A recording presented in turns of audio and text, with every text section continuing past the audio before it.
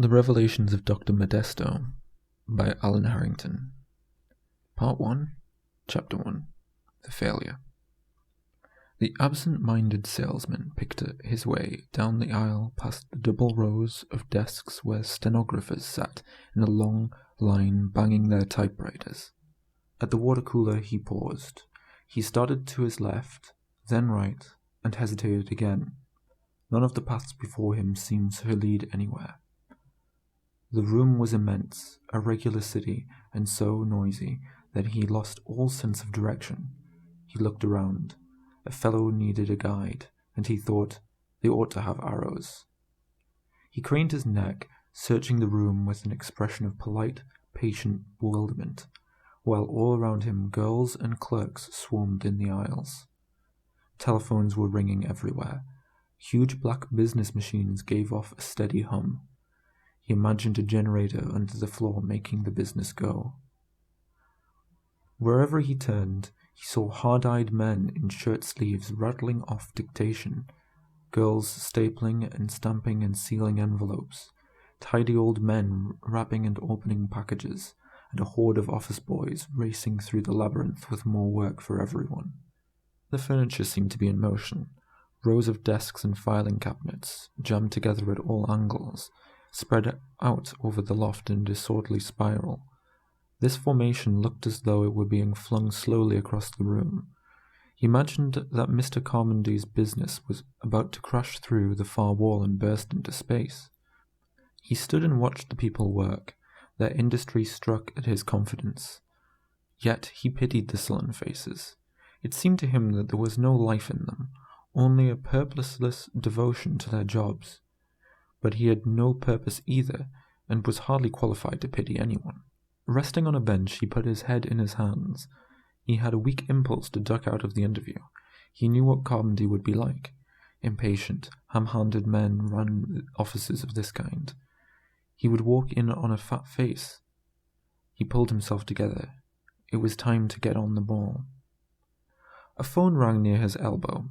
It was snatched up by a leathery little man who had torn his collar open, who raked his fingers through his wild hair and shouted, "No, I won't! Your deadline is Tuesday!" He hadn't meant to stare, but before he knew it, the bright, exasperated eyes were fixed on him, and the question was apparently directed at him. "Well, then, what are you waiting for?" "Who?" He moved away quickly. He gripped his briefcase and stepped back from the maze, streaked now by ladders of sunlight slanting through the Venetian blinds. The blaze on the frosted glass cubicles made him rub his eyes. When he opened them, the entire office was illuminated by a dusty glow shot through with sunbeams, and he was surprised to find that a bright, vaguely electric fog lay between him and the job he had to do. "Who do you want?" demanded an angry voice. A truculent little bulldog face, fierce lipsticked, glared back at him under a fringe of bangs. "Mr. Carmondy." "Keep right." "But where?" There, she pointed to an aisle broader than the others that soon disappeared in the jungle of furniture. "Thank you very much, But she simply brushed past him. He turned to watch her go. She had treated him as though he were carrying packages to the stockroom. He wandered on down the broad aisle. He walked through slatted sunlight, stripes danced on his grey gabardine, and touched up the watery shine on his shoes. He was bumped and cried out, "Excuse me."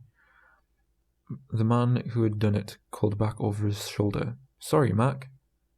The contact spun him around. He nearly backed into a machine that was throwing a stream of papers into a trough. There was a pretty girl with sun in her hair. She would direct him. He started towards her, but she shut the file drawer, clasped a big folder to her breast, and ran away. It wasn't intentional. She hadn't seen him. Yet he knew there were some people she would have seen. Any of Arcadia's top agents would have captured her eye without effort. Clerks, waitresses, and shop girls responded to their most casual gestures. They seemed to radiate a worthwhileness that communicated itself instantly to others. He had often tried to imitate their stances and tones of voice, but strangers still walked away from him. His prospect still looked out of the window. He crossed a small clearing and passed some clerks nosing over a field of ledgers. They lifted their heads dazedly. One squinted at him through lenses as thick as eye cups. In spite of his nervousness, the throbbing had already begun in the pit of his stomach. Their tired scrutiny made him feel stronger. At least his life wasn't trapped in columns of figures. He quickened his steps and showed them a slim, fairly good-looking boy about 28. He had a nice, rather round face weakened by an over-friendly smile. He was of medium height and seemed acceptable at first glance, but he soon gave himself away. An early habit of fear had left a mark on him. He moved cautiously with an instinctive awkwardness, as though aware that his fraud would be discovered at any moment. He winced every now and then in response to some hidden worry.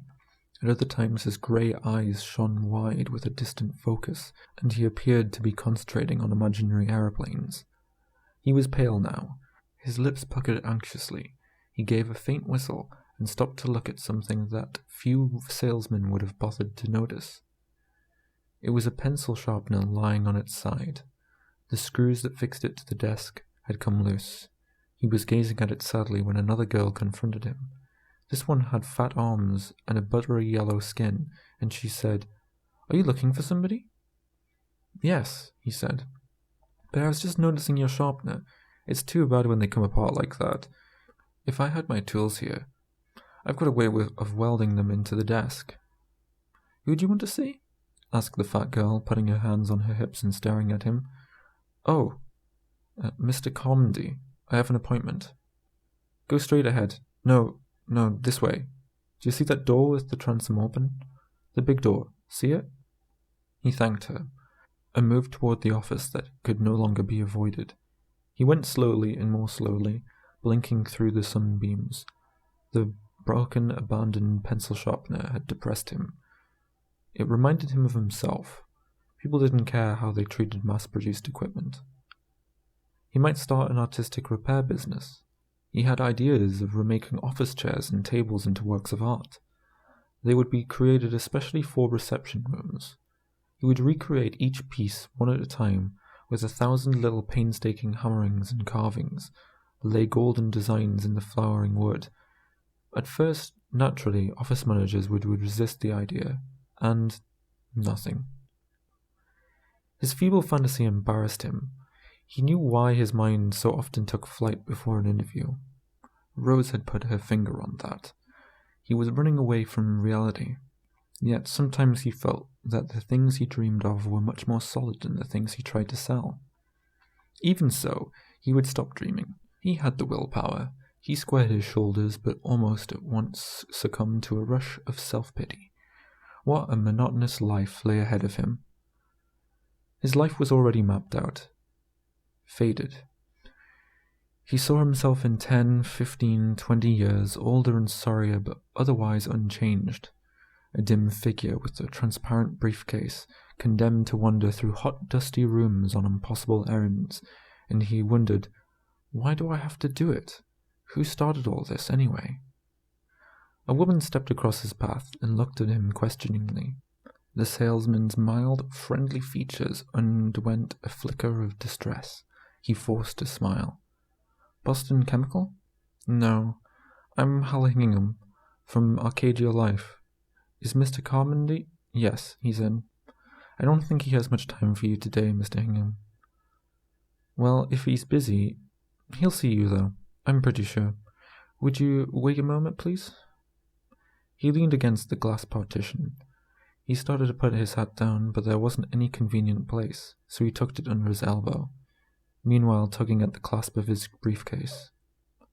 A breeze rattled the blinds in the long windows, blowing in the clean, sweet smell of the spring afternoon.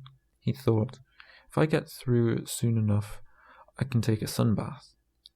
The door opened. He heard the secretary answer, "Yes, sir." It came on, and he almost welcomed it, the familiar sinking feeling, not so much of fear as detachment from the ceremony he was about to go through. He knew simultaneously that he couldn't make good and that he must. Then the whole business became remote. He prepared for a brief dislocation from real life, a prelude to lying in the sun. He took the booklets out of his briefcase and glanced at them humorously. Sliding his back along the partition, facing with a one-game smile the banging, bell-ringing typewriters and the purposeful shoutings and comings and goings of everyone in the office city but himself. He wondered, if it's all in the booklets, why do I have to sell it? Before he could think any more about that, the secretary nodded to him and said, Mr. Carmody will see you now. Chapter 2. The Old Story. Hal found himself in a dark room, green-curtained against the noise and sunlight. The carpet he was crossing almost on tiptoe absorbed his footsteps soundlessly. He passed shiny leather chairs and approached the desk at the far corner of the office. Under the desk lamp he saw, as he had feared, the fat, weary face of a man whose only wish was to be left in peace and quiet. Mr. Carmody? Just a minute, said the man behind the desk. He was pawing through an upheaval of papers. After a while he gave up and stared at Hal. It was an angry look, but also a cringing one, as if he expected to be reproved for his defiance. His face was heavy and limp. It seemed enormous because his eyebrows and sparse frazzle of red hair blended to the point of invisibility into his skin. There was something oddly pathetic in his brutal appearance. Sir, I'm Hal Hingham. Arcadia Life. All right, sit down. I don't have much time, Carmody said hoarsely. As you see, I'm completely messed up here. I can't seem to do anything right. Why, do you suppose? He demanded, turning to Hal. Do you think I'm sick of this work? Is that what this means? I wouldn't know about that, Hal laughed. He wasn't going to be sidetracked. I do know that a lot of our worries are brought on by the concern over the future, and a feeling that we haven't done quite enough. Carmody wasn't listening. I don't have any feelings anymore. I'm just tired, he said. He began massaging his eyes, and his free hand twitched in his lap. Hal noticed how laboured his breathing was. These signs of distress encouraged him. According to the sales manual, one was supposed to create a sense of dissatisfaction in the prospect. Carmody was already unhappy. His anxiety needed to be only directed, for his own benefit, into specific fears of disease, accident, or death. Hal went on.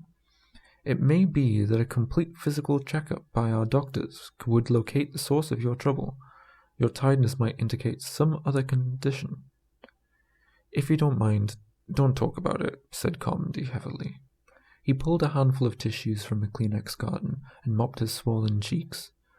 I'm not very well, but that doesn't concern me at the moment. I want to know, I wish somebody could tell me, what it's all about. What do you mean, sir? I don't care for anything I do. Nothing makes any difference anymore, and I deliberately mismanage. You see, Carmody shuffled a pile of papers in front of him, and one went spinning to the floor. I let things go, because I feel that these papers are pushing me into the corner of a dark room. For what? Can you give me one reason why I shouldn't quit? As a matter of fact, Mr. Carmody, we feel that retirement is an advisable goal. Arcadia has a number of policies especially suited. He stopped, because the great aggravated countenance was regarding him with hostility. I'm sorry, sir. Carmody was a brute, wanting to talk philosophy. Life had caught up with him, and he now struggled anxiously to express himself. What a contrast there was between the bustling outer office and the boss cowering within. Yet, after all, it was Carmody's own problem. Hal would have liked to talk philosophy with this unexpectedly decent man, but it was impossible. Time would go by, and he would lose the chance to do any selling. Incidentally, I'm insured up to my neck, said Carmody. Hal looked down at his notes. You belong to the Wumpatuck Club, don't you, sir? The prospect nodded. I guess you know Ken Herbert. Yes. And Bob Arlington? Yes, I do. They took out Arcadia annuities for their kids recently. Fine. But what's that got to do with me? Well, they were in a similar situation. They thought they had lived up to their obligations, but they found out that they hadn't completely covered their kids. How about your two boys, Mr. Carmody? Look, Carmody said. His sad, bloodshot eyes blinked under the light. There may be something in what you say. I might even consider it sometime. But don't you understand? There are certain days. You don't care whether school keeps or not. Wife, child, obligations can all go to hell. Didn't you ever have that feeling? No, Hal said. I don't believe I ever did, Mr. Carmody. Certainly not with regard to my obligations. Carmody looked at him. Hal knew this look. He experienced it so many times, and now again. The big man was pitying him. There was no more selling to be done, and he stood up. I'm sorry to have taken your time, he said, and walked to the door. He heard the hoarse voice calling his name. Carmody had come out from behind his desk. He made Hal a kind of signal. Next time, be human. Don't you have any life in you, boy? Yes, sir. Sell it, then. Sell life, repeated Carmody, and with a heap of distraught grimace, he went back behind his heap of papers. Chapter 3. Swan Boats at Twilight. He idled by the esplanade and watched some little boys playing with toy sailboats. A boat tipped over, and its owner uttered a series of sad, raucous little cries until his nurse pulled it out for him. Even though 5 o'clock had struck, he felt guilty for stopping to look at the children. It was true that no more business would be done. Competition, the pitiless law of life, was suspended until Monday morning. Strong men could go home and relax. They had earned it. He, having earned nothing, ought to be hustling through the emptying office buildings in search of the dollar he hadn't been able to make in regulation time. The falling sun threw a golden-brown haze over the esplanade. Pink and gold streamers lay on the river. Along the Cambridge side, windows flashed blinding gold in the apartment houses where the MIT students lived. A gigantic mayonnaise sign had already glittered against the smoky northern horizon. He loafed along for a while, trying not to think of Carmody's contemptuous face. He turned toward the common. The cars were jammed together and honking on Charles Street. He jaywalked between bumpers. Somebody shouted at him. In the public garden, home-going crowds strolled among the banked islands of flowers.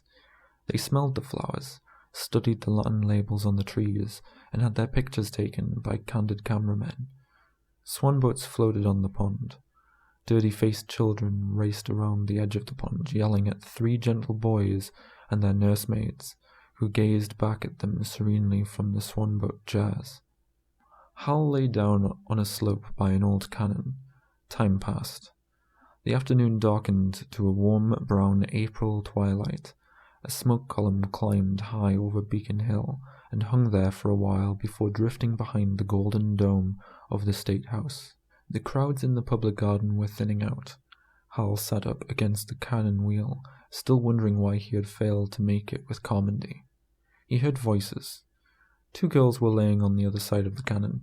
2 sailors bent over them with their hands on their knees, each with his hat pushed down over one eye and cocky, sarcastic smiles sitting on their faces. You're fresh, one of the girls was saying. I don't like fresh guys like you. Oh no, she says she doesn't like French guys like us, the more aggressive sailor said to his partner. That's a coincidence. My mother told me to keep away from bait like you, so how about that? But we're easy to get along with. We don't mind if you don't, his friend added. The girl who hadn't objected to anything giggled and hid her face. What's so funny? You. Me? Squealed the second sailor, screwing up his face in an outlandish agony, and they all burst out laughing.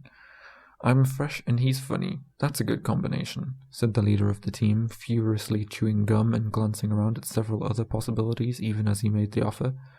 How about going to the Playmore? The girls looked at one another. Art Christian's there. All right. Well, what are we waiting for? Let's go, howled the funny sailor. So early? Don't worry about that, Josephine. My name isn't Josephine. The brutal confidence of the sailors was a mystery to him. He had never dared approach a strange girl, unless Rose counted, and she had really picked him up. He ambled along the path, letting everyone pass him. This was one of his habits that infuriated Rose. Hal, she said, you don't even look as if you were going anywhere. Nagged by the sound of her own voice, she tore into him. Why do you have to wear your hat perched on top of your head like that? Once she almost hit him with her handbag. Oh please, can't you stop looking around and sideways and up in the air everywhere but at somebody? Hal! If they were married, she probably would be a lot worse. He stopped on the bridge to watch the swan boats. A slanting cloud of pigeons whirred down on the bank, where an old lady was passing out breadcrumbs. She had a little boy with her, who squealed and hid his head as the pigeons beat the air around him. Lights were coming on in the office buildings and hotels. Trinity chimes rang 6:15. In 15 minutes he would be justified in going to supper. He leaned uneasily against the parapet. His eyes were drowsy and gentle. The movement of his lips described the endless conversation he was having with himself. He was dreaming of a country where people walked around happily, never doubting one another. This was possible because there had been an invention, like the lie detector. It was the character detector. Everybody carried one. When a decent person touched it, it turned blue. "Pardon me, buddy, I served in the last one." "No," he said, "I haven't any money." He moved away from the ramshackle old man. Soon it was dark on the bridge. The pigeons on the bank flew off again because the lady had no more bread. The grannies and the little boys abandoned the swan boats. A few people hung around, but when the 6 o'clock chimes began, they drifted off to supper. Chapter 4. A Glimmer of Hope. At 10 o'clock, in accordance with the landlady's orders, Hal got up from his workbench and began putting away his tools. This was Mrs. Doyle's bedtime, and she refused to let him fool around in her cellar after she was under the covers. Actually, he wasn't fooling around at all. He was making things. He liked to make things with tools. It didn't matter a great deal what kind of object he made, as long as he could turn it on his lathe, and hammer and saw and screw, chisel, bore, grind, plane, and sandpaper it. That was the fun of the thing. He spent most of his free evenings in this damp, rubble-strewn basement of Mrs. Doyle's rooming house. His workbench stood in a clean-swept corner behind the furnace. Light from the bulb above his head outlined a geometry of small shadows on the back wall. These were formed by his works of art: ashtrays, cigarette boxes, bookends. Tonight he had been making funny animals. He wanted one more crack at the top-hatted little duck to smooth out its tail feathers. His lathe whined softly and stopped, whined again and stopped as a sudden thumping shook the boards of the ceiling. She never gave him an extra minute. He sighed and covered his lathe. The forms silhouetted on the back wall were joined by the shadow of a duck, and he went upstairs. He had just turned off the light at the head of the stairs when he heard her say, "Good evening, Mr. Hingham." "Oh, hello, Mrs. Doyle." Her bulk blocked the dark hallway. "Scraping away on a nice night like this?" "Yes, I've been working." He didn't like her tone. "The way you waste these beautiful nights, Mr. Hingham. It's not healthy for a boy your age. Why aren't you out with some nice girl?" "Well, I enjoy—" "Instead of scraping away on that machine down there in my cellar." This put him on his guard. "I don't see why you should object, Mrs. Doyle. After all, I pay for using the light. I'm very quiet." "Oh, I'm not talking about your noise. It is a disturbance, but I mean the shavings." "Shavings," he said. It wasn't fair. He always swept them up. She was trying to put something over. He wished he dared mutter an excuse and edge by her. He took a step. If she weren't so fat and inviting with her body, how she pandered! He drew back, for she was breathing in his face, and the smell of the kitchen on her made him queasy. "I didn't say anything until now, out of consideration for you. You always seemed like a very nice boy to me, but that business of yours in the cellar is a violation of the fire laws, Mr. Hingham. If you dropped a cigarette—" "I don't smoke!" he cried. "You know I don't. You were hesitating just then, trying to make up reasons," he told her angrily. "I keep my wood and tools in an iron box." "Didn't you ever hear of spontaneous combustion?" she whispered, and then was seized by a convulsion of the throat. While she coughed and heaved, he turned his face to the wall. She resumed with a deep intake of breath.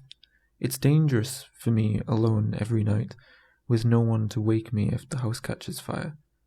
"There isn't going to be any fire, at least not because of me." "Oh, you can't tell, Mr. Hingham." "Well," he said, "I think so long as you're a fire hazard, I'll have to ask you for $5 a week more, unless," she added softly, "you can find a better way to spend some of your evenings around here." He became aware of a great mammal waiting for him. in the dark. She made a loose motion. He sensed the tremendous flesh lurking behind her bathrobe. "A boy your age," she said. She was trying to cheat him. He had a notion to push her fat face in. There was enough to complain about, if he wanted to. No lights on the top floor landing. Cockroaches. $5 a week more. He thought of the lukewarm, dribbling shower, the lousy little light bulbs in his room, and the times she had forgotten to change the sheets. He looked at her. Now his eyes were used to the dark, and the sensual grin he discovered on her face horrified him.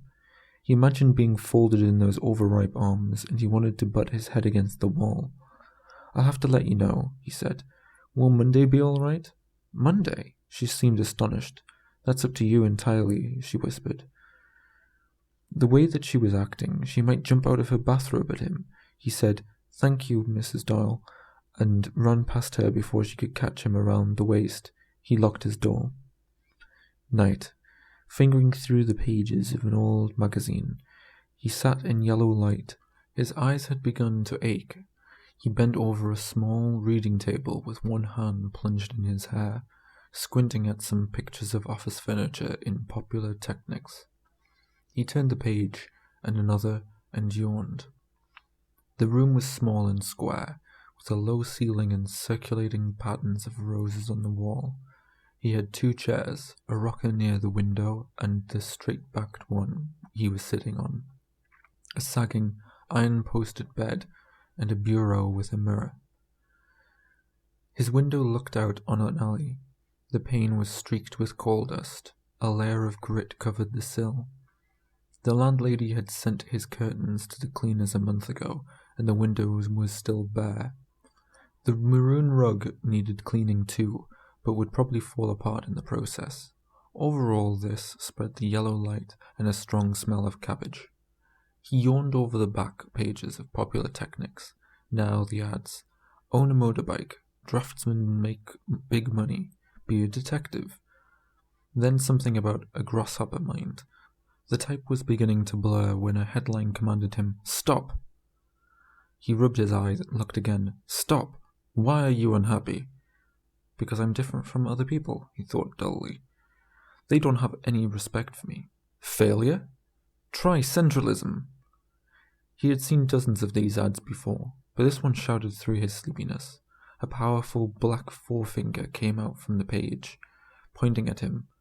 Beneath it was this flat assurance, "Centralism is for you." He read, "You're unhappy, uncomfortable, and on edge all the time. The chances are 10 to 1 that you're a failure. How do I know? Because you have read down this far." That's true, he thought. You're right, you've got me there. Let me reconstruct your situation at this moment. I suspect you are alone, you spend a lot of time by yourself. You are poor, both in finances and in spirit. You're afraid of people, aren't you? Yes, his fear was at the bottom of everything. He read on. I'm talking to you, mister. You in that lonely room, you wish you could land a date with a pretty girl. You whose palms start perspiring when you are called in for a session with the boss. Every detail was true. His palms did sweat. How does he know? He marveled. He had a strange feeling of someone imprisoned, waving the key to his life, almost hysterically trying to get through to him and help him. How do I know these things? Because I discovered Centralism. I was just like you. I was probably even more miserable, more inferior than you are today. Yet practically overnight, Centralism brought me to total happiness and success. What's the secret? Here's a hint. They cast me out, but I found a way to get back. I didn't fight them. I joined them with a vengeance. This is no romance. I positively guarantee that after you have followed a few simple instructions, Centralism will make you successful and happy beyond any dream you have permitted yourself. Unfortunately, space limitations prevent me from disclosing to you the dynamics of Centralism here and now. I will only reveal that my system erases the qualities that make you different from other people. It makes you absolutely normal, in a matter of hours. And you will find that this amazing new state of being gives you a strange power over others, for no one can help loving you. It was all he ever wanted, to break out of the awful unattractiveness that made others avoid him. He dreamed of walking down an endless main street and being saluted by Tom, Dick, and Harry from the gas stations, haberdasheries, and drugstores. He wanted the girls to giggle and gossip with him. He wanted the fellows to take him into their confidence, and when the time came for risky stories, he wanted to be in on the laugh. He longed to have someone remark, "Hal Hingham was there," as if it mattered. "This is a promise, mister. I offer you double your money back in cash if after 5 short weeks of conscientiously centralizing yourself, you don't find it literally impossible to feel unhappy." Hal stood up. Common sense told him it would be a waste of money. He tried to forget the wild promise, but, as before, he had the sensation of being shouted at from thousands of miles away. "Failure? Try Centralism." The forefinger seems to rise out of the page and poke at him, insisting, "Failure? Failure? Centralism is for you. Enclose $7 in cash or money order to cover postage and service charge, and I will send you complete instructions in Centralism by return mail. But hurry, mail your application today. Don't keep your own happiness waiting." The message was signed in towering capitals, Dr. Modesto. A feathered arrow drew Hal's attention to the coupon below. It came from box 4508, Broadview, Nebraska. He began filling in the dotted lines. Chapter 5. Fred Purdy and the Misfit. Fred Purdy looked at the scared face across the desk and wished that he had not summoned the boy. Death was the only way out for Hingham, or crime. Why try to convince this lump of anxiety that he could sell anything? Because, and only because, it was part of the game, the lifelong as if. Since all commercial life was a pretense and a fraud, loyalty to the fraud compelled him to reassure Hingham. "You'll get there yet." An amiable expression concealed these black thoughts. He was small and dumpy, with a bulbous nose. When he took off his steel-framed spectacles, he couldn't see anything. He walked fast on little black shoes, and delighted in his ordinary appearance. Sometimes he observed himself, and listened to himself lecturing a group of salesmen, and had the ecstatic feeling of being a criminal or a spy in a world full of simple folk. Up the honest bourgeois, who would suspect his savage disbelief in all the things he lived by? He pretended to look for something in the drawer. Meanwhile, he gave the boy a kindly smile and felt it seized upon like a bone or a hand to a kiss. "I'm glad you called me up here, sir. I've been wanting to get some advice from you." Any misfits annoyed him, because he couldn't have any fun with them. They doubted the same things he did, but instead of laughing at the futility, they cringed. He both scorned and pitied the anxious souls, and the ones who trembled and swore to make good.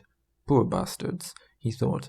He despised them for their pathetic attempts to conform, yet he was touched by their humiliations. He spoke to them gently, like a father, he chuckled in savage amusement, and did his best to convince each one that God had meant him to operate successfully in this lousy world. "Mr. Purdy, I was hoping you could help me." "All right, Hingham," he said, "just a minute." He pretended to study the contract he had just discovered in the inn basket, and then laughed at his aimless chicanery. His blotter was always as neat and barren as a pudding green. He had practically nothing to do but sell a little and give pep talks to his underlings. Purdy put down the contract and observed for the first time that the boy was desperate. "Sir, I want to make a clean breast." "Be right with you, Hingham. First, if you don't mind." Purdy excused himself and went off to the men's room. Hal wanted to make a clean breast of everything. That was the way. Confess. Then everybody made allowances and helped you. He would tell Mr. Purdy about his early life, how he was under his dad's thumb and never had a chance to develop. He would insist that he wanted to make good under his own power. "I'll just throw myself on everybody's mercy," he decided. This would do at least until I've heard from Dr. Modesto, if he ever did. 2 weeks had passed without a word from Nebraska. In the men's room, the agency director of Arcadia Life's Commonwealth branch sat in the middle booth, picking sardonically at his own life. He was imagining that he was in jail. He had been put in a cell in this ridiculous position, and in the cells next to him were his business neighbors in similar travail, everybody under questioning. "What do you do, Purdy? What do you really do?" "I write life insurance. Apart from the financial gain involved, do you care whether anybody purchases?" life insurance? No, I don't care. Who do you really love, Purdy? Your wife and children? I have no children, and I do not love my wife. Ooh. Then what do you really care about, Purdy? I like sports, baseball, the Red Sox. Then came the question he feared. Suppose today all the players on the Red Sox were traded to the Yankees, and all the Yankees players came to Boston in exchange. Which team would you be for? And he didn't know the answer. But I live as if I care, as if I love, he called after them, laughing in his own imagination. Give me some credit for that, won't you, boys? Returning to practical matters, he made up the song and dance he would give to poor Hingham. I guess you know your record. You haven't got one, he said. You haven't sold anything since I can remember. If it wasn't that your father had been with the company, we'd have thrown you out. I know it. Lack of confidence, Mr. Purdy. Incompetent selling reflects on us. Yes, that's just what I wanted to talk to you about. Purdy saw in Hingham's earnest young face the lust to confess. Tell me about it, son, he said. Well, my father died 5 years ago. He was good to me, in a way. He even left me a little income. But I think I've got a complex about him. I've got to get away from it if I'm ever going to make a success. Mr. Purdy, I've thought about it a long time, Hal went on, encouraged by his boss's nod of sympathy. I've been leaning on the reputation my dad made here at Arcadia, and it's bad for me. It's a real handicap, because I'm always comparing myself with him, and so does everybody else. You see, he was a fine man, all right, but not much of a father to me. I mean, he never paid much attention. My mother died when I was born, Mr. Purdy. I was brought up by my Aunt Mary. She's my dad's sister. I never had much chance. He told Mr. Purdy how it was with his gloomy boyhood in Hampton, how his dad stayed away for months at a time. He, frightened by the other boys, would, for example, vainly challenge Aunt Mary to play baseball. He played alone with dolls and trains in the hot attic. His father appeared one day only long enough to drag him kicking and screaming to the Boy Scouts. Yes, said Purdy to himself, you are an unfortunate weakling. As Hingham confided and confessed and pleaded, flinging open all the doors and windows of his childhood. The boy had a father complex as big as a house. Samuel Hingham was supposed to have been a stuffy and dominating individual. Even so, that was no excuse. You had to choose the right parents, or else. I've got to stand on my own feet, declared young Hingham. Of course, his boss agreed. You've got the right idea, son. I've thought of changing my name. Well, that might help you. Perhaps it would be better, though, if you could learn to live with your name and use it. He was bored and disgusted with his own counsel, especially since he knew that Hingham was not really listening to it. Like all weaklings, this one was tyrannical, and also dishonest. Whining, they challenged the great as if that was necessary to keep things going. Hypocrisy was not good enough for them. Listen, he said angrily, what do you come to me for? You don't believe in your job. Why should you? It's utterly unimportant, so don't believe in it. I'll tell you something, Hingham. Unbelief is a wonderful thing. It frees a man for action. What, sir? Said Hingham, shaken. I say, getting ahead isn't important. Nothing's important. I'll make it good, Mr. Purdy, Hal promised. He wanted to get out. And now that you've heard my opinion, disbelieve it. Do you follow me? Purdy's smile followed him. I pretend to believe, or you'll fail. As Hingham stumbled out, the phone rang. No, dearest, Purdy said. I'm going to be very late tonight. This time, for some reason, the lie distressed him. No, dear, you can't phone me where I'm going to be. The faded, serene face he couldn't see. The gentle disappointment in her voice made him wince. Sure, I'll call you. How many nights he left her alone. Don't wait up now. You need your beauty sleep. Goodbye, darling, he said miserably, as if lying were a sin. Chapter 6. A Message from Nebraska. After eating grey hamburgers at VIII's cafeteria, Hal hurried along under the lamps of Marlborough Street, half walking, half running to get home to bed. The interview with Purdy had exhausted him. He imagined running on until he fell or disappeared in the darkness. Small worries raced through his mind. He had no prospects lined up. He was nearly broke for the week, and he had no idea how he was going to pay the extra rent Mrs. Doyle wanted. This painful question reminded him that she might be listening for him in the hallway. He would have to step softly. Miserable years extended before him, and he saw no escape from his cringing existence. An old despair took hold of him. He had first suffered from it in Hampton. The fear that he was the wrong combination of his ancestors, a runt whom no amount of training would help. He remembered another fragment of his childhood, swinging vainly at a great furry ball, and the grief-stricken tennis instructor his father had hired splintering his racket across his own flannelled knees, roaring at him, "You're uncoordinated." Yet eventually he had learned to play a fair game of tennis. His uncoordinated personality could be trained too, as the man from Nebraska had promised. But where was Dr. Modesto's guaranteed answer to life? Either lost in the mail or a fraud. He walked unsteadily into a soft wind. The street lamps flung his silhouette away from him.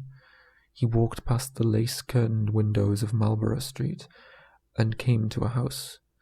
There they were again, every night, 3 ladies under enormous fringed lamps playing cards with an old man.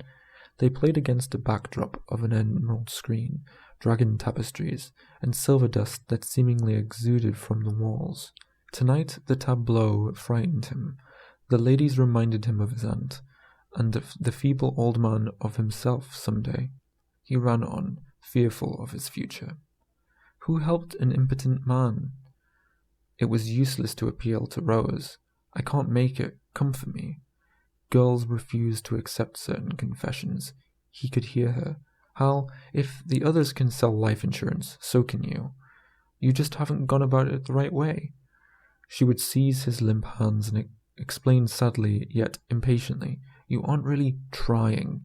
You don't put your mind to it." He saw her bright eyes, the thin, angled arms, and her tense body line of bones and tendons and energy. There was no refuge in her lap. She was metallic and penetrating, he thought, like the X-ray machines she handled. He closed the front door softly behind him. There was a big white envelope on the hall table, lettered "Centralism is for you." It was like getting ready for his bride. First he turned his bed down and laid the envelope across the pillow. He took a fresh white handkerchief from the bureau drawer and began dusting things. Soon his luxuriously slow movements excited him. He undressed and crossed the hall to the bathroom. Several minutes later, still moist from his fast, cool shower, he jumped into bed. He opened the envelope. The pamphlet that fell out was titled "The Revelations of Dr. Modesto." The Confessions of Dr. Modesto, 1. I was born more than 50 years ago in the state of M. My father was the minister of a mild faith. Although our denomination was not strong in numbers, it happened that a large percentage of the national membership was concentrated in the southwest corner of M. This allowed my father to boast, something he never did, of more parishioners than attended the Roman Catholic and Protestant churches in the vicinity. But, as I say, he would never have dreamed of boasting about anything. He was proud of his meekness and cherished it, happily knuckling under to anyone who challenged him. My mother was, if possible, an even less vigorous person than he.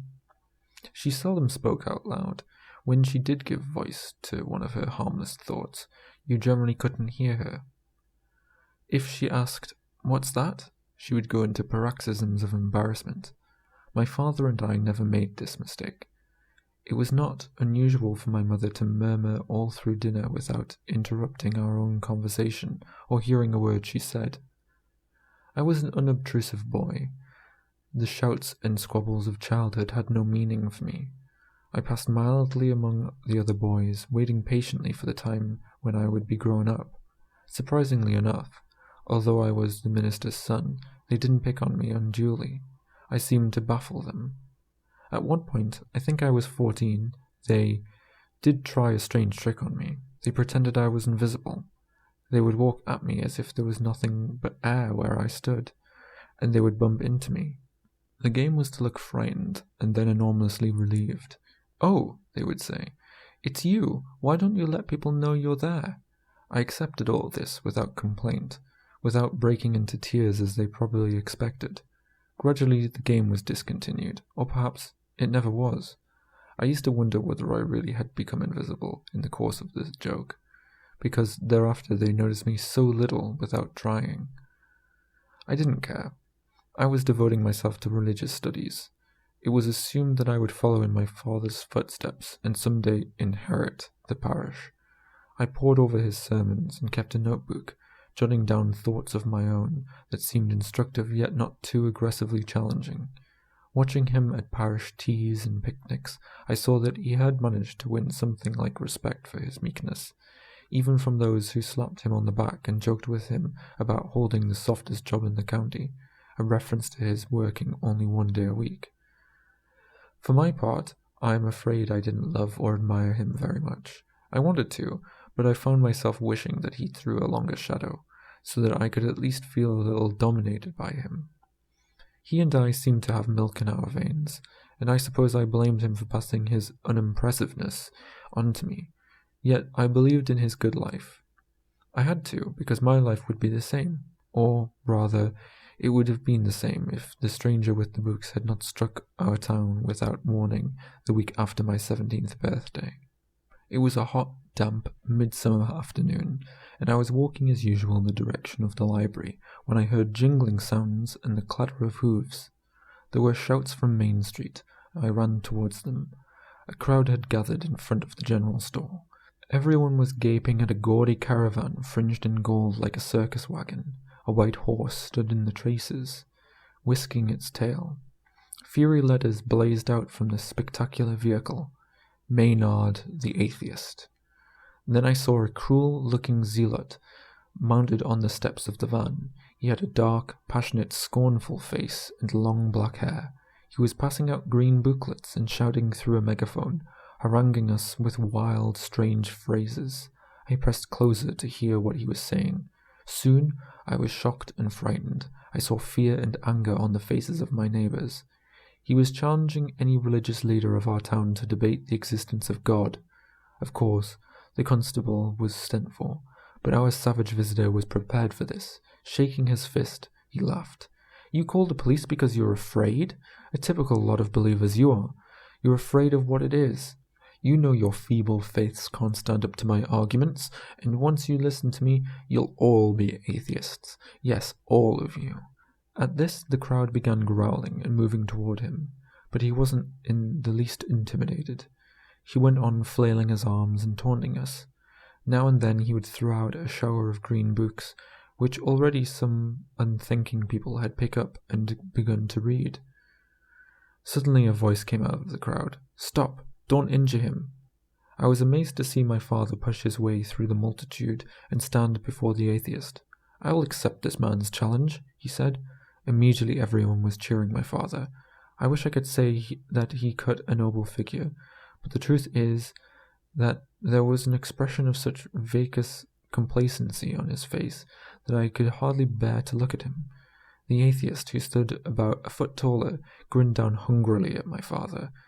As the townspeople cheered, I prayed to God, for his own sake, to produce another champion, someone, almost anyone else, to combat the fierce unbeliever who had so abruptly burst into our lives.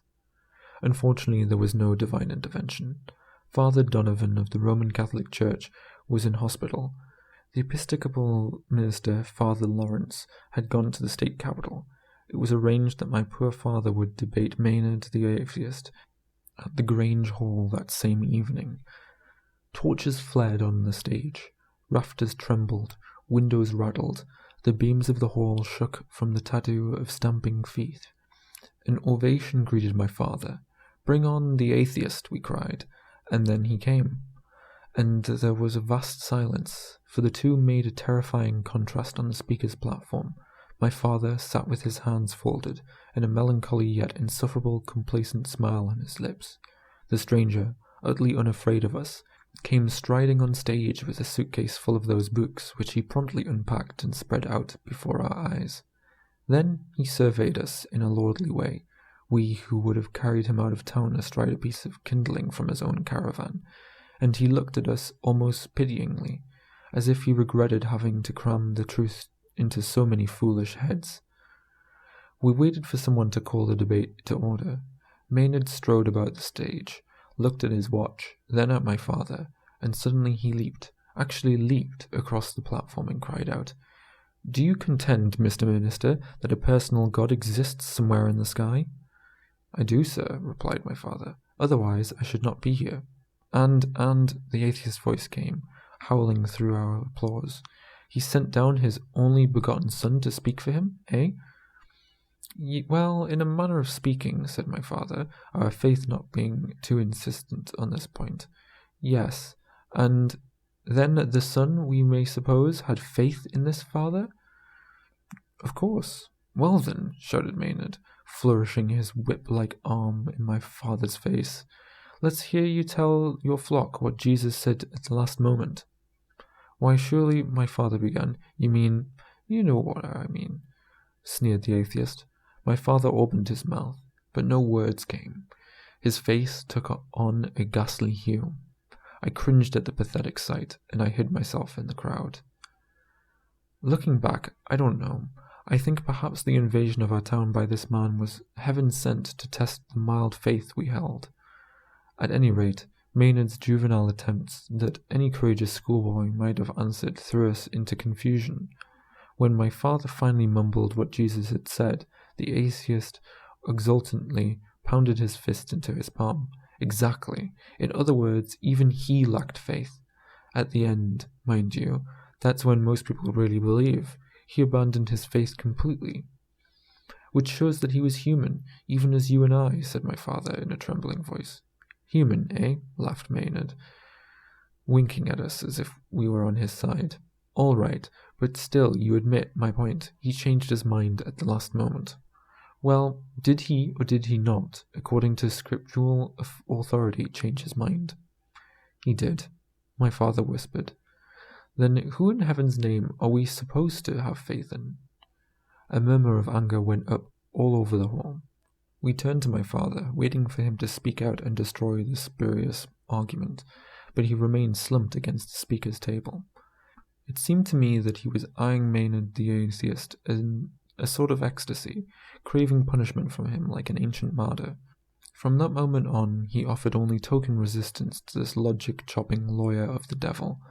What objections he did make were like offerings to the brutality of Maynard's assault on all that he held dear. How do you explain the soul in light of recent developments in quantum mechanics? What was that? Quantum mechanics? I presume you know what they are.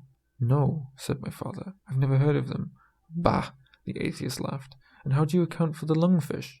I beg your pardon. We know that inbreeding produces idiocy. Why are not all Noah's descendants, presumably including ourselves, congenital idiots if, sometimes I think we are, said my father ruefully. This frail joke gave us something to cheer about, but not for long. Maynard shot his finger at my father's nose and demanded, Could God make a mountain so big that even he couldn't move it? And my father couldn't answer him. I don't want to think about that evening anymore. It is enough to say that he was humiliated many times over. We heard him yield up his beliefs, one after another. The difference was, I could have sworn, that while we suffered, he was enjoying it. His eyes were closed, an agonized smile played on his lips. At times his body would jerk ecstatically, as some especially humiliating admission was forced from him. Finally Maynard gave a great roar of laughter. He flung my father one last scornful glance, picked up his suitcase, and pivoting like a discus thrower, hurled armloads of booklets at us. As we scrambled for them, he kissed us off with an arrogant gesture of farewell and swaggered out of our lives. A few minutes later, my father was left alone in the hall, a broken and ridiculous figure. I am told that only 5 people came to church the following Sunday. They found no minister on duty. My father had simply disappeared. He was gone for a month. The strain, I know, hastened my mother's death. My father finally did return from the slums of the state capital, we discovered later, He had become unrecognizable. He smoked and drank a great deal. He walked about the house with a dreamy smile, talking to himself. The night my mother died and the neighbours came, he could not stop chuckling. Then he was sent away. The Confessions of Dr Modesto, too. How they picked on me, I mean the people of the town, as if I were responsible for my father's fiasco. Children were instructed to laugh at me on the street. On Halloween they piled tin cans on my front walk. At night I could hear their angry laughter outside my window. To imagine what an effect these events had on me, remember that I was a shy and inhibited boy under the best of circumstances. I never doubted that I had been placed on the earth to continue my father's work. I had fitted myself for a career in the pulpit rather than the marketplace, enduring invisibility games and such in order to achieve the meekness I needed. Then, all at once, my future was destroyed by the scandal. Maynard had not only ruined my father, he had contaminated me. I believed in nothing. I was prepared for nothing. Who was I? I am Jesus, little lamb. Jesus Christ, how glad I am. That's what the children shouted after me, under the instructions of their parents. I know. The conspiracy almost dehumanized me. I began to feel like a queer and inadequate fish, sick of water and unfit for land, a mutation, a specimen of humanity somehow gone wrong. Yet I had to make my own way. For the first time I realized that the outside world was a place of mysterious brutality. I sold the little house where I had expected always to live and travelled to the state capital.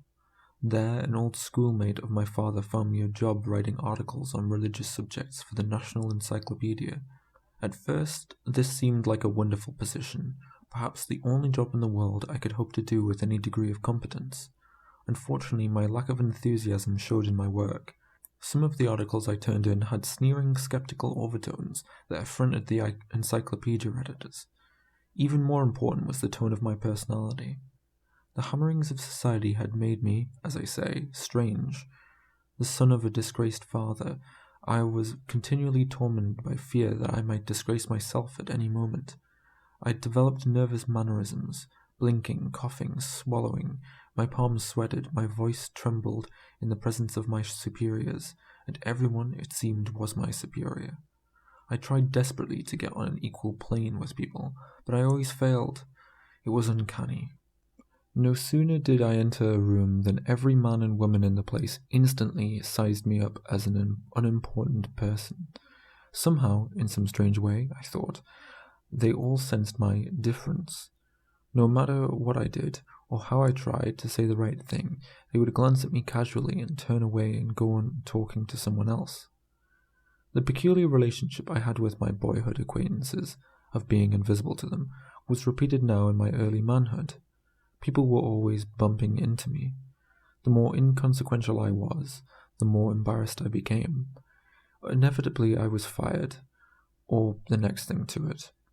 Out of respect for my father, his old friend let me try selling encyclopedias from door to door. This was the beginning of a miserable life for me. I walked from one end of the city to the other, staggering under the weight of all those books, dropping them, picking them up, wet and dirty, having to pay for the damaged volumes, lugging them to a door, and then, as the housewife peering out, dropping them. I was repulsed always. Day after day, with all the world's knowledge in my arms, I couldn't sell a single volume.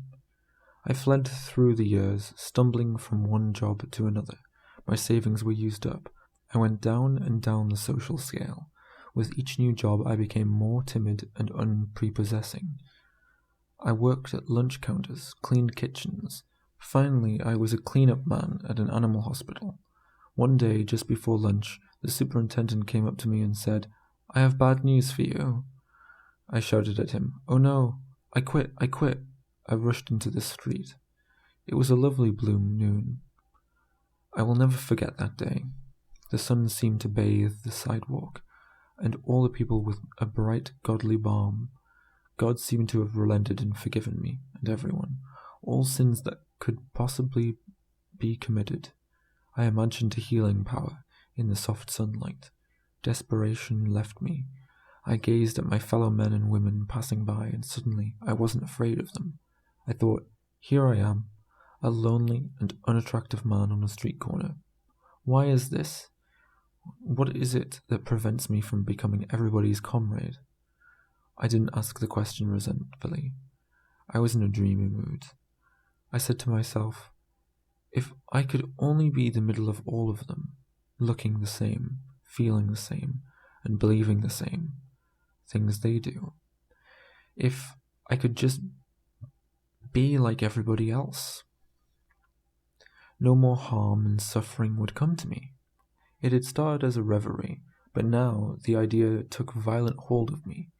I longed somehow to be able, by an act of will, to disappear into that crowd and emerge after a while with an absolutely common face, a new presence, a new soul, even to be not myself anymore, but somebody else, or everybody else, the average person.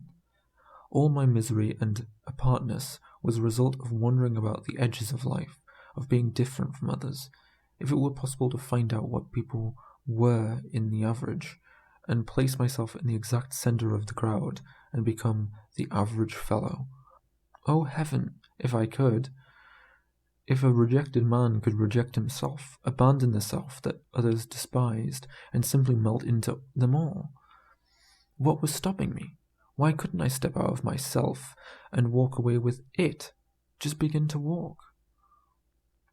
I heard a rushing sound like wings, and I thought I was swooning away. I remember. I was in the exact centre of town. I was staring at a brick wall, particularly at the central brick on my eye level. This brick, it blocked up the corners of my mind, 6 inches from my eyes.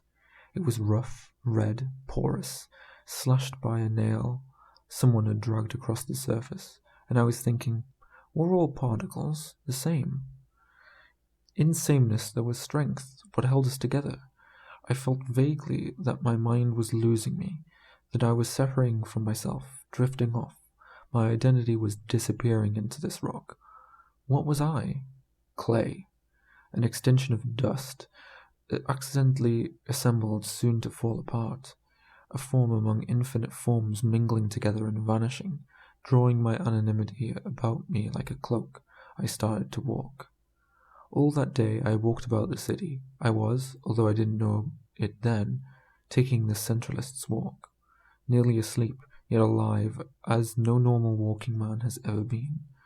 I was not exactly directing myself. Better say I gravitated here and there, overhearing voices, spying gestures, turning my look on the faces of everybody else. I loitered in cafeterias, idled through the parks, in office buildings and hotel lobbies. I stalked the poor and rich sections.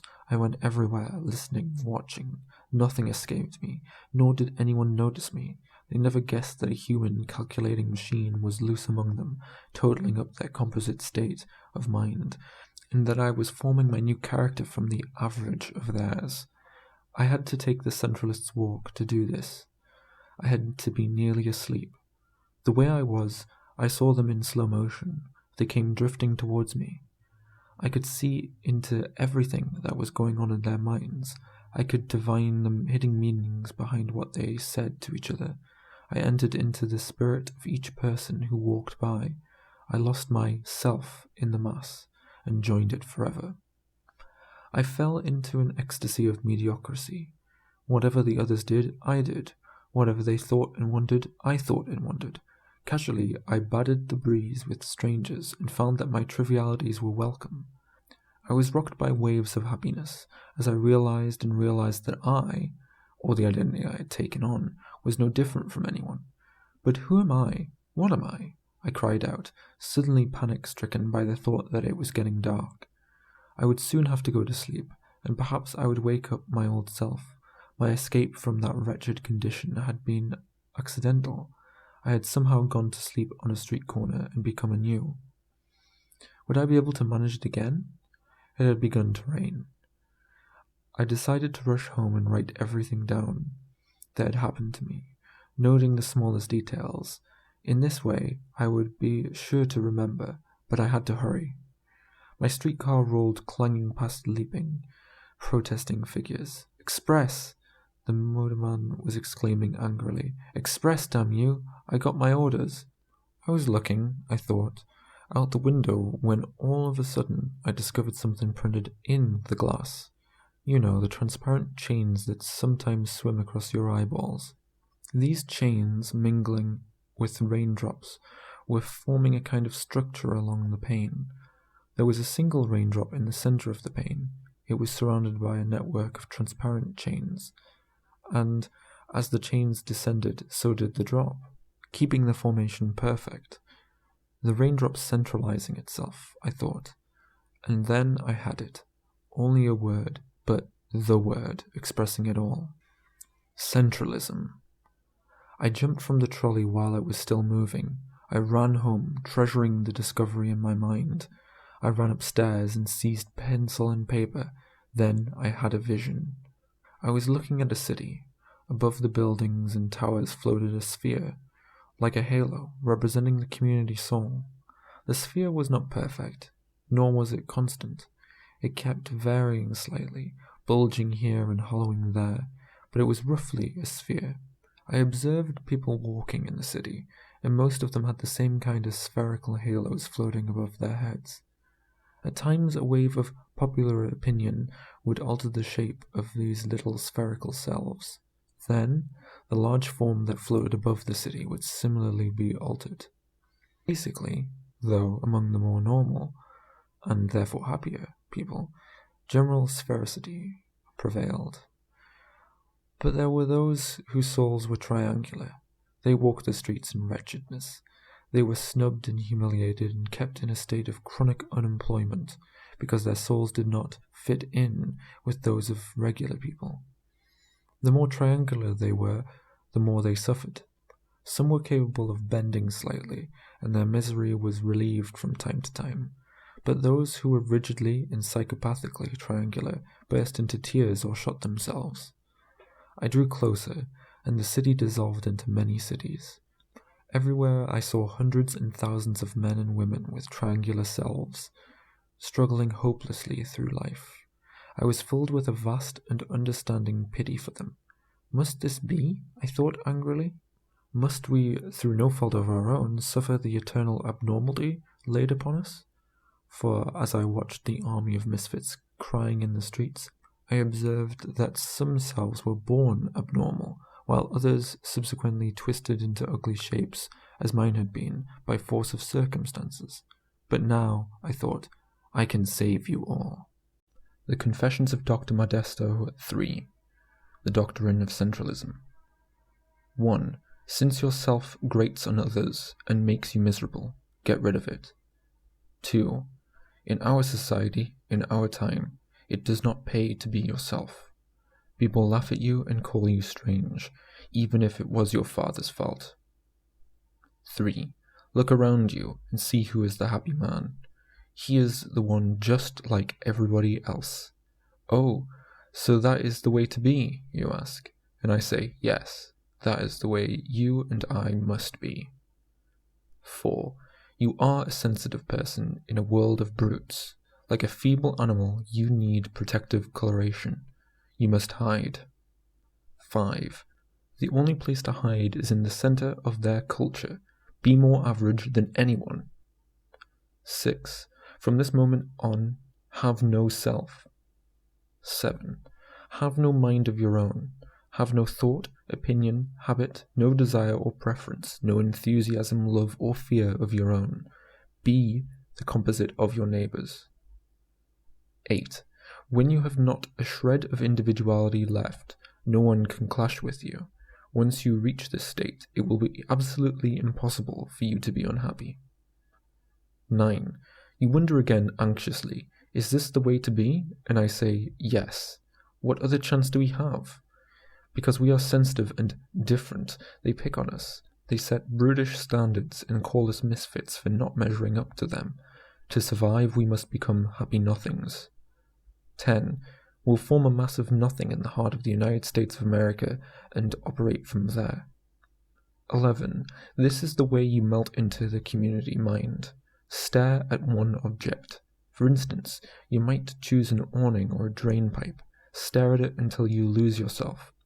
Then begin the Centralist's walk through the streets. 12. It is an unusual sensation. There will be a hush all around you. Hear the people. All the faces have bright eyes. Their voices come through the uproarious silence and whisper in your ear.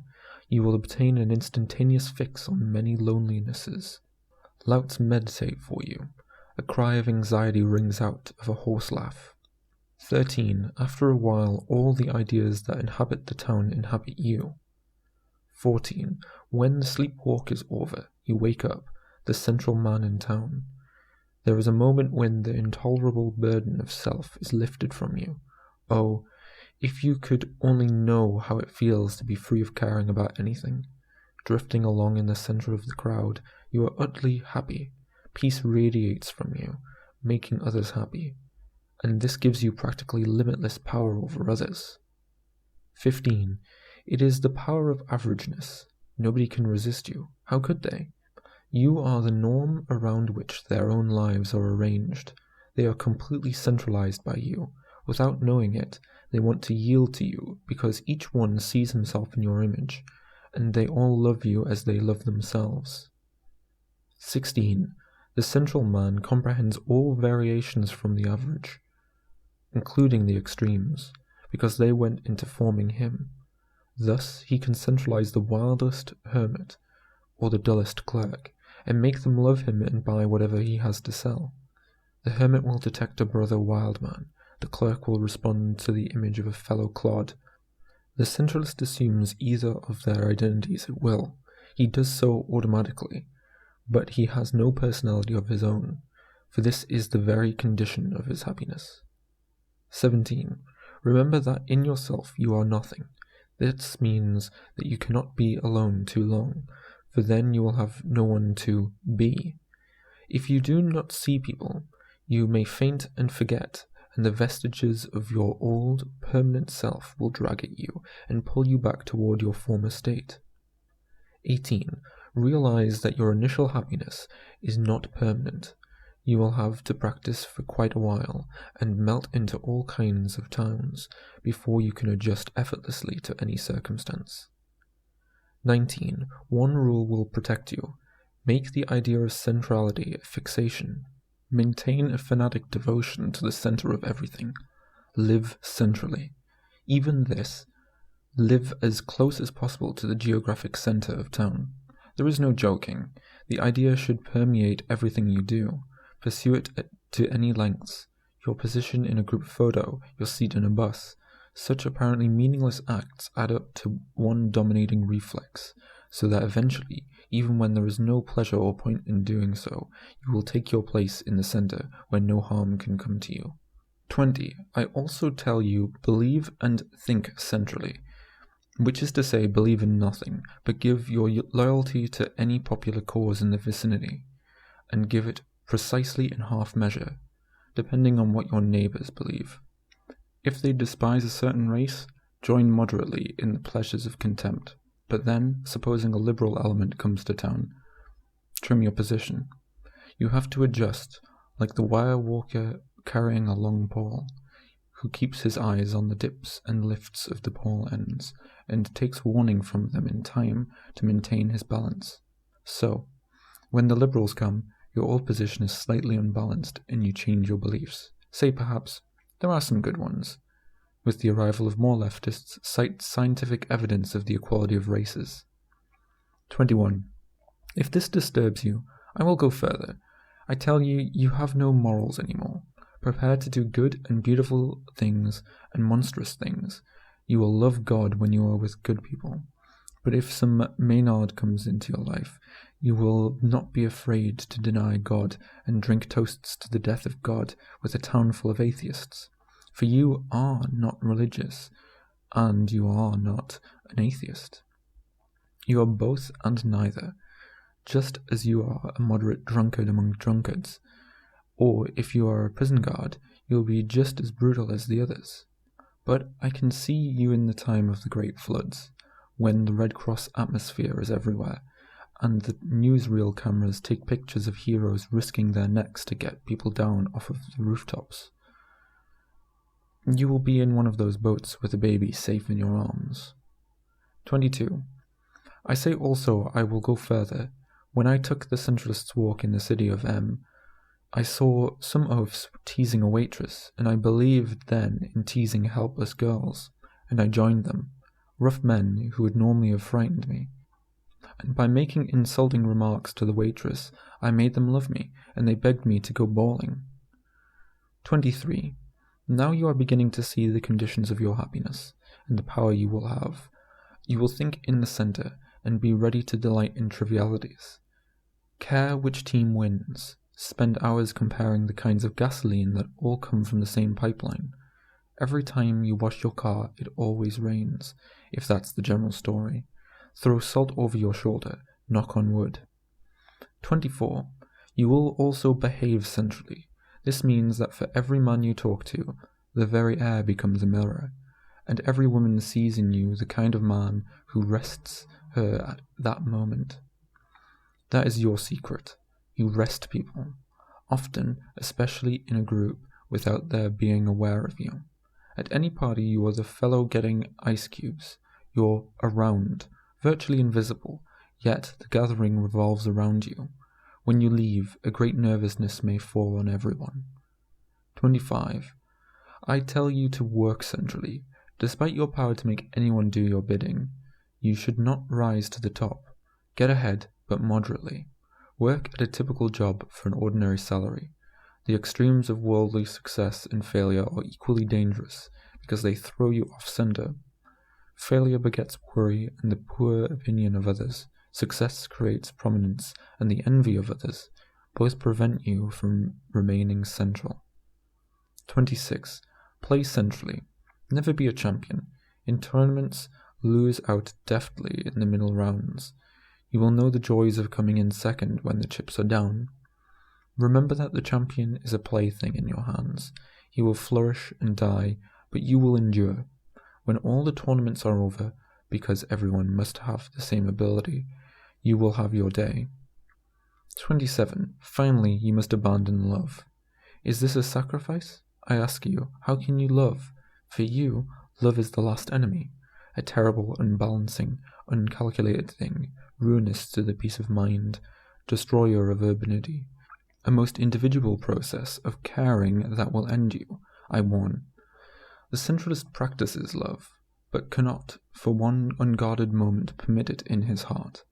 He is the virtuoso of love, who can produce greater, shall I say, amounts of love of the highest quality, greater than the sickliest-hearted worshipper, yet, for his survival, feel none of it.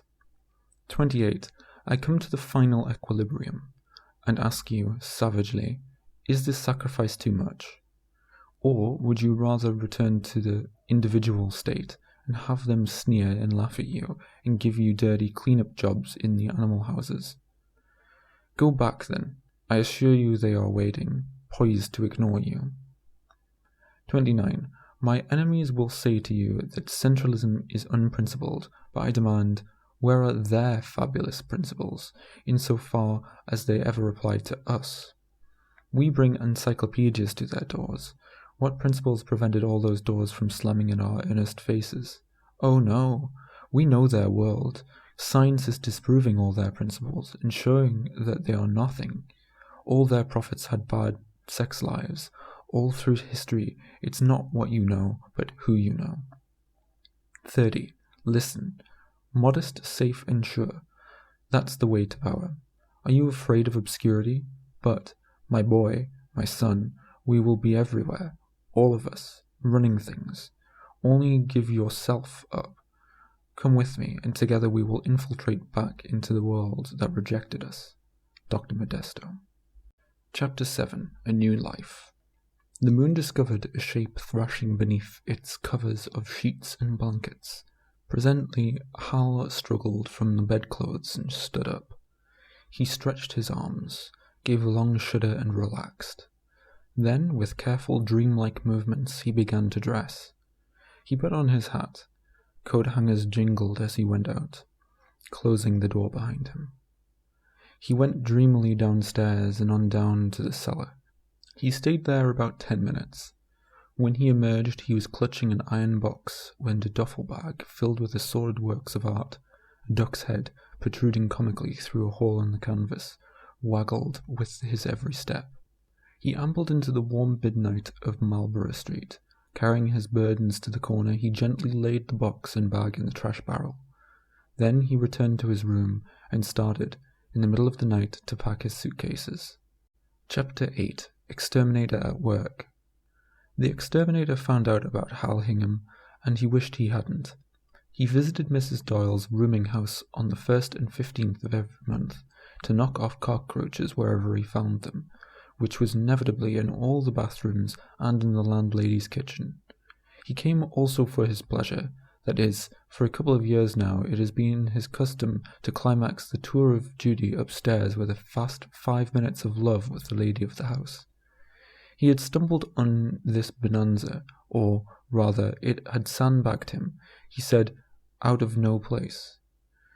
He looked as though he had been heaped out of yellow-brown clay, massive above the waist in the mould of a hero, with an outcropping of biceps and triceps that kept his arms perpetually bowed out from his sides.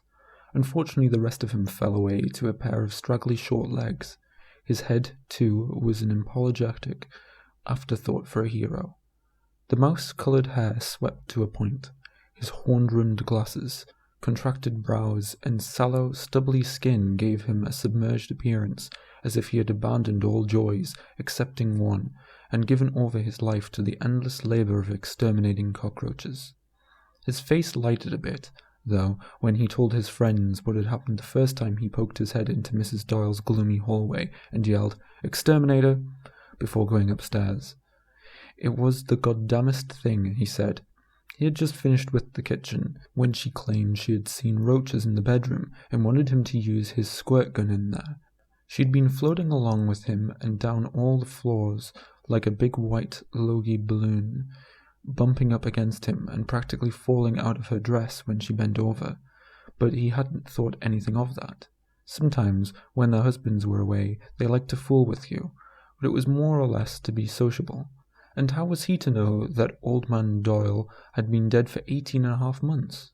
Anyway, he was kneeling and firing under the bed at nothing he could see but dust, when all of a sudden he felt a tremendous soft weight bearing down on him, and she was kissing him behind the ears and saying she just had to. Before he knew it, he was sprawled on the bed, still holding his cockroach gun, and rolling around with a 2-ton earthquake, and trying to breathe through explosions of kisses, like, well, he had never known or dreamed of anything like it.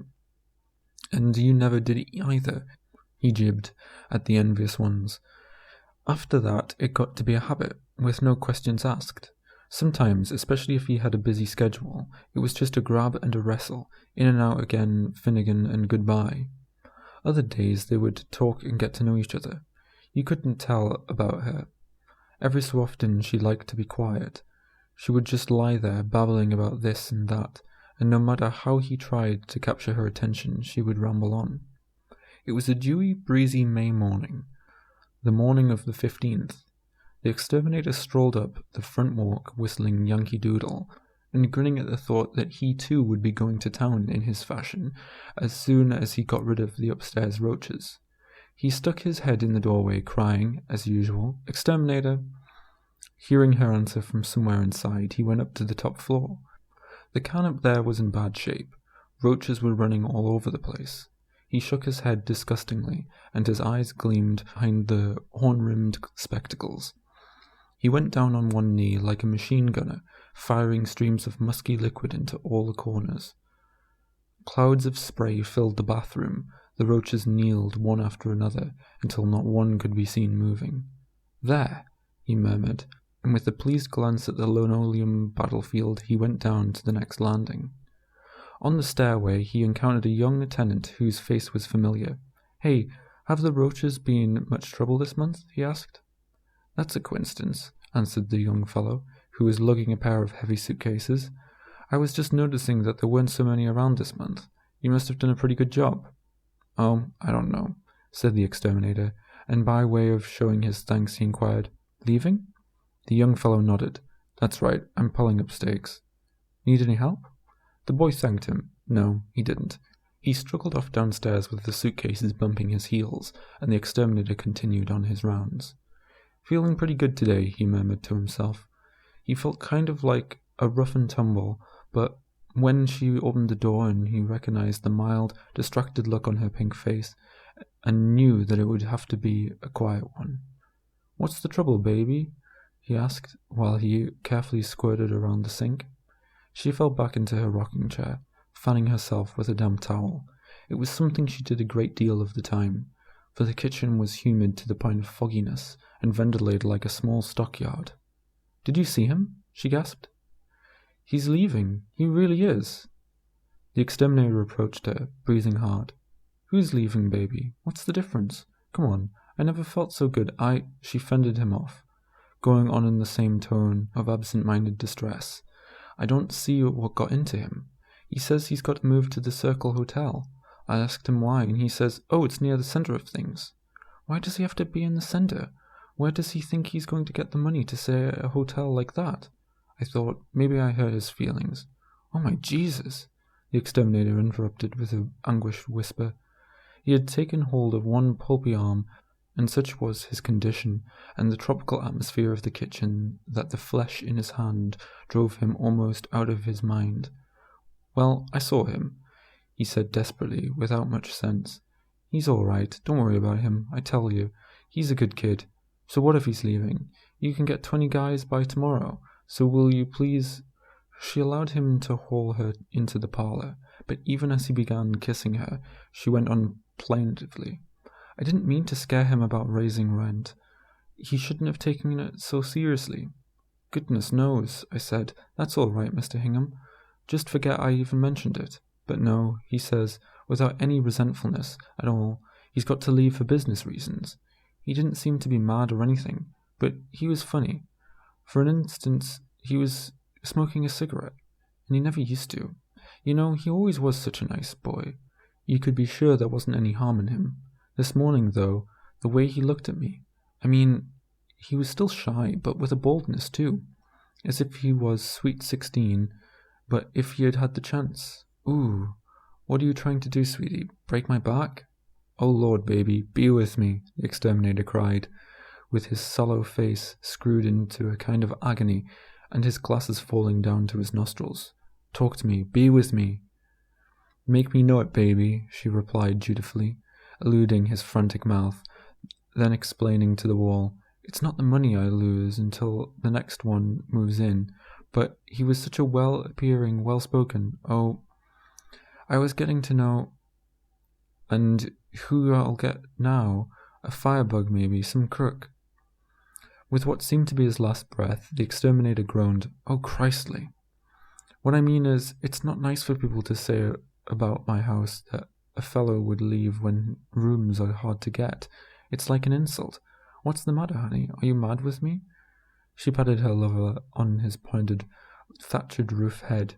She searched the length of him with motherly concern, and would have closed him in her arms, but he pushed her rudely on the chin, stood up, and began straightening his clothes. "Oh, lovely. I'm sorry. It's just I was worrying." The Exterminator continued sullenly, to avoid her eyes. "Just like a woman," he snarled. Reaching for his cockroach gun, he started for the door. She rose from the couch and rolled toward him, her arms outflung in a massive uncorseted disorder. "You'll be coming back, won't you?" she begged. "Well, I don't know," said the Exterminator in an injured tone. "I don't know as I'm welcome." At this she fell on his shoulders, beseeching his forgiveness. The next time things would be different. All right. The Exterminator agreed after a while. He had to be getting on, and her embraces were already having an effect on him. Outside he heaved a long sigh. He felt sort of small and foolish. That was the trouble after being with her. He climbed into his truck and raced the motor. Well, he thought, not for the first time. You can't be fussy. Then, pounding a triumphant honk on his horn, he drove away.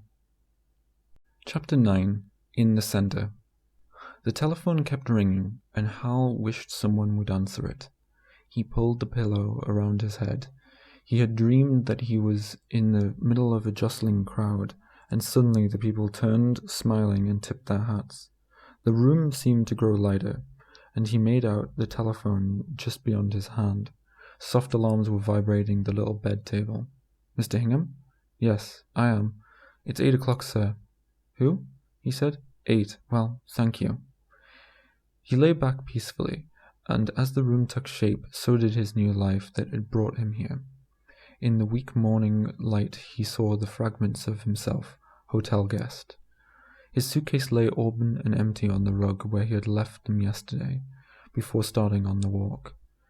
His suit seemed a row of Hal Hinghams in the closet, primly right-faced, as if waiting to reach for a necktie and march away in the shiny shoes arranged below them. The morning was grey. Gusts smote the wet window panes. He felt the shaking of the wind, and something clanked outside his window. He didn't mind. He liked it here at the Circle Hotel. His muscles ached from yesterday's exercise. He could remember hardly anything of the walk.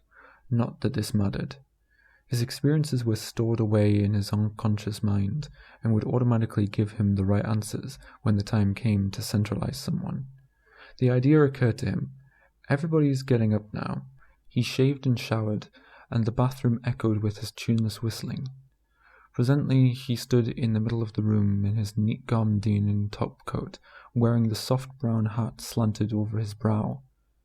He had a vague feeling of having lost something, and searched his pockets. It couldn't be important, he decided, and went downstairs. The desk clerk with the nervous stomach beamed at him. "How did it go last night, sir?" "Fine," Hal called back, still not knowing what he was going to say until, marvellously, it was on his tongue. "That hot milk idea of yours did the trick." He crossed the lobby. In a succession of long mirrors, he saw the clerk bemused in admiration of himself. Outside, in the raw weather, he started for his office. As he walked up Boylston Street, the wind lessened. In the distance, the towers of Arcadia Life Building reminded him of his safe and modest place in the scheme of things. He was on his way to ask Fred Purdy's permission to take a business trip. On this trip he would make good. But before leaving town, at his age, he would get engaged tonight to the sweetest girl in the world. How easy it is when you just do what you're supposed to do, he thought happily. He told Fred Purdy that he wanted to try his luck in Bradford and Riverton, the territory where his dad had got started. "Outdo the old man?" he laughed. "No, I'm only going to make a little splash. Your fellows down there won't notice me." "Why the sudden ambition?" asked the agency director. He was thinking that it would be a relief not to see Hingham's wounded personality every morning. "It's your doing, Mr. Purdy. The last time we talked, you made me realize that life is a complete waste of time. But I might as well waste it profitably, don't you think?" "All right, go ahead," said Mr. Purdy, absently. "It's wonderful not to believe in anything," said Hingham, getting up. "As you say, unbelief frees a man for action. I want to thank you." "What?" "I'll be gone for a couple of weeks. I hope the company will have faith in me, for laughs, of course." "Hey, what's happened to you?" Fred Purdy cried in delight. He always wanted a son to join him in making fun of the world, but Hingham was already on his way. After lunch, Hal went back to his hotel room with 3 boxes containing blank insurance policies. He put these in one suitcase and packed the other with his nylon traveling clothes. Then, having nothing until his date with Rose, he sat down with the revelations. One passage had been bothering him, the work centrally commandment. He read, "Despite your power to make anyone do your bidding, you should not rise to the top. Get ahead, but moderately. Work at a typical job for an ordinary salary." It didn't seem right. A centralist had no way of ensuring his future. Somewhere along the line, Dr. Modesto didn't mention this. It was perfectly possible that he might wake up one morning to find that he had lost his centralistic powers. Without his protective magic, he would once again be helpless before the contempt and indifference of the world. But if he had money, this couldn't happen. All he asked was a bit of security. It was wrong to doubt Dr. Modesto. He drove the destructive little thoughts out of his mind and forced his attention on something else, his evening with Rose. He was dressing for the most important date of his life. This time, for once, he wouldn't be afraid of running into her roommate and the football player. He actually hoped that Gladys and Heffernan would be there. He would amaze them. In the past he had been paralyzed by their heavy humor. He had cowered in the corner and desperately read magazines while they horsed around in the living room. But tonight he would know how to horse and banter with Gladys and win Heffernan's respect with uncouth remarks. Chapter 10. Spring Practice. The golden-haired girl moved along the sideline. They had just turned the floodlights on. The lamps glared through the drizzle, giving the ground a frosty look, although it was far too warm for football on the last day of spring practice. "Run it again, just easy now," a voice roared from somewhere out of the floodlights. The command echoed around the empty stadium. The speaker was resting on one knee under an umbrella. His coat sleeve brushed the hand microphone and the atmosphere crackled. He was surrounded by several other umbrellas, under which his assistants and a half-dozen sports writers huddled and made notes. The girl looked 9 foot tall as she walked away from them. Her transparent raincoat blazed as if it lighted from within. She seemed a hardy apparition stalking the field, impatient for the best player to come and claim her. "Run it!" The quarterback bent over behind the center, calling signals.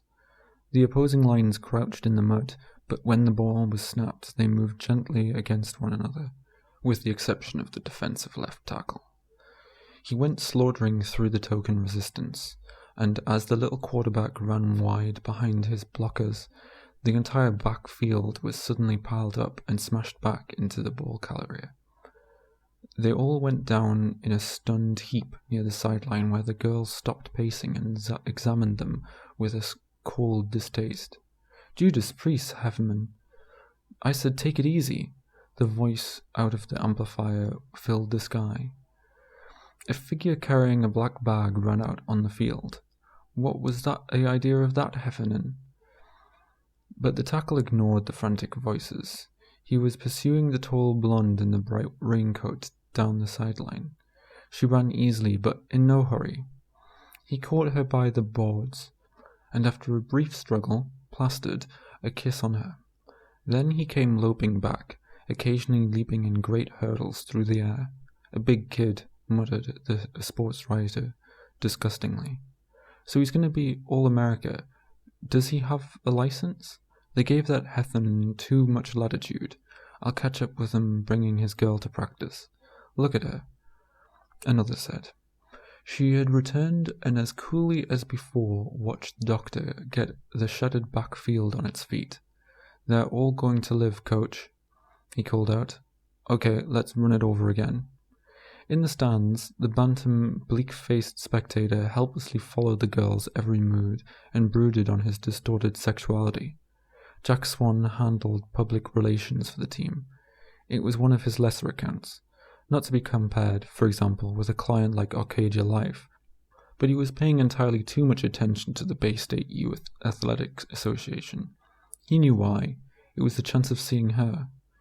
He crouched under his dripping hat and thought about himself. 35 and married. He was infatuated with this great creature who belonged to a football player. He hadn't so much as kissed her, yet he couldn't get Gladys out of his mind. He hung about in the wings, sick with lust. She was ruining him. He concentrated more on her than his job. Worse, when he did see her, she made him act like a fool. His chance came during the uproar over Heffernan. He quickly went down to the sideline and approached her in an obsequious manner he was helpless to control. "How that guy of yours can hit!" "Yes," she replied, unmoved, looking down on him as she always did, making a point of it. "Are you ready for tonight, like we agreed?" He wondered whether she had any idea what he really thought of Heffernan. "Sure, Gladys. You want me to really pitch, as if I want to get Rose away from this Hingham creep. We'll take her to the party and introduce her around. You just show her a good time, but no passes," she reminded him sternly. "I know, beautiful." He dared to pat her.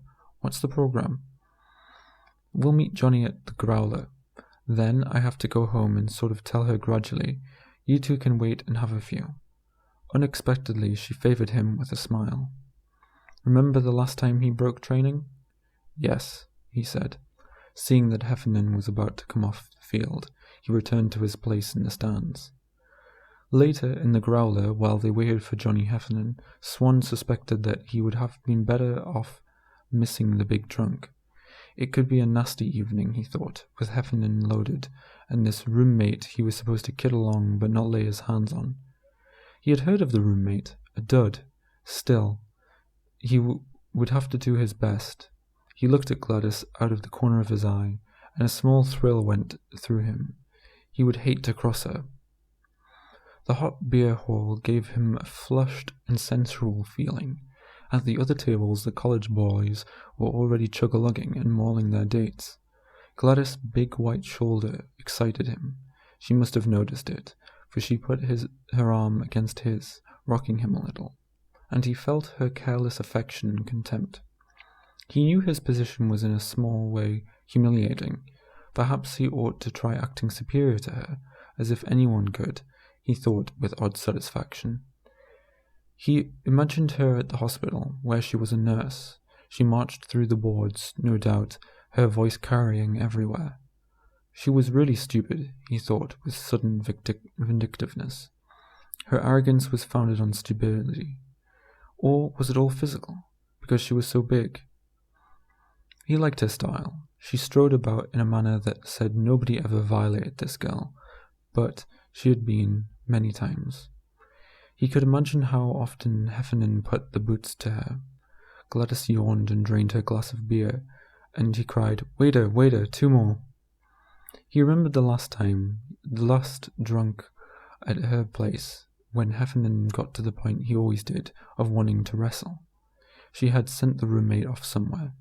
His stunt was to wrestle 3 men at once, and he did, and he threw everybody all over the couches. He suddenly had turned to her, saying, "I'm ready, baby," when everyone saw the way they looked at each other. The whole crowd ran for the door. For a moment, in the corridor, he had been sneaking desire to go back and watch, or at least listen, but he was never even to glimpse her. He knew, except the way he did now. "Here he comes," she was saying, "move over," and her command was his wish. Heffernan came in, and a few cheers went up. The college boys reached out to shake hands, or just touch him. He was picking his nose and looked at nobody. He had a placid, almost sleepy mind, unless he was playing football or drunk. He sat down without saying anything. Swan twisted around avidly, watching Gladys regard her man with glowing pleasure. "You're already out of shape, you big tank," she said. The tackle chewed gum steadily. "You think so?" he said. He rolled up his shirt. "Go ahead." The girl laughed and struck him hard near the belt line, causing him to wince. "Wise apple," he said. "You hit low." Swan laughed meanly. Some punch, and he wished he hadn't, because Heffernan immediately got red. He laughed hurriedly as the football player grabbed his glass of beer. "Take it, Johnny. I've got a head start on you." The football player pushed his thumb in Swan's direction. "What's Shrimpo here for?" he asked Gladys. "I brought him for Rose, honey." "It's all right with you, isn't it?" He's just the right size for her, too," she added, nudging Swan with her shoulder. He sat there meekly, after having his hair tousled, but his pride was hurt at last, and he asked himself, "What am I doing here with this pair of animals? I am their superior in every way except physical." At moments he hated her. She was bald and yet bovine, as Heffernan was placid and bovine. They were bull and cow to his what? Rabbit? But I'm a man, thought Swan, an educated man. I should be able to rise above my perversions. "You don't mind if he and Rose come along, do you, honey?" asked Gladys, clasping the football player's hand. Heffernan popped his gum. "I don't mind anybody," he said finally, "so as long as they don't get wise." He stood up and announced, "I'm going to get a couple of bottles." Conceit gave his face a peaceful look. Swan glanced enviously at the apish arms that Gladys adored. "He gets all his liquor from his father's store," Gladys said admiringly, after the football player had gone. She turned to her undersized companion. "Now listen," she said. The idea is you give Rose a good time, but no funny business. Remember, she's an innocent kid. Well, so am I, began Swan facetiously, until he saw that she was serious. At such moments, her eyes bulged, and she pondered loudly over the most trivial matters. Why does her stupidity excite me? He asked himself. He was always searching for clues to himself, and this seemed a promising lead. But it was too easy. It's because I want her to misunderstand and hurt me. Now listen, she repeated, unaware of his small start of devotion. Rose is a funny little kid. The trouble is, she's not confident of herself. She's scared of everybody, except this creep she goes with. But she's worth a lot better, if she'd only get out of herself. So that's what you've got to do. Make her feel like a woman, in a nice way. A nice way? What's that? He knew his laughter was foolish. You know what I mean. Oh yes, he agreed quickly. He was grateful to her. In an animal way, she understood him. She's really kind, he thought, as she warned him. You be good. Chapter 11. Waiting for an Undistinguished Lover. A pale, shadowless evening was falling on the streets outside her window. Rose wondered whether it was going to rain. There was a smell of salt in the air. The street lights were misty.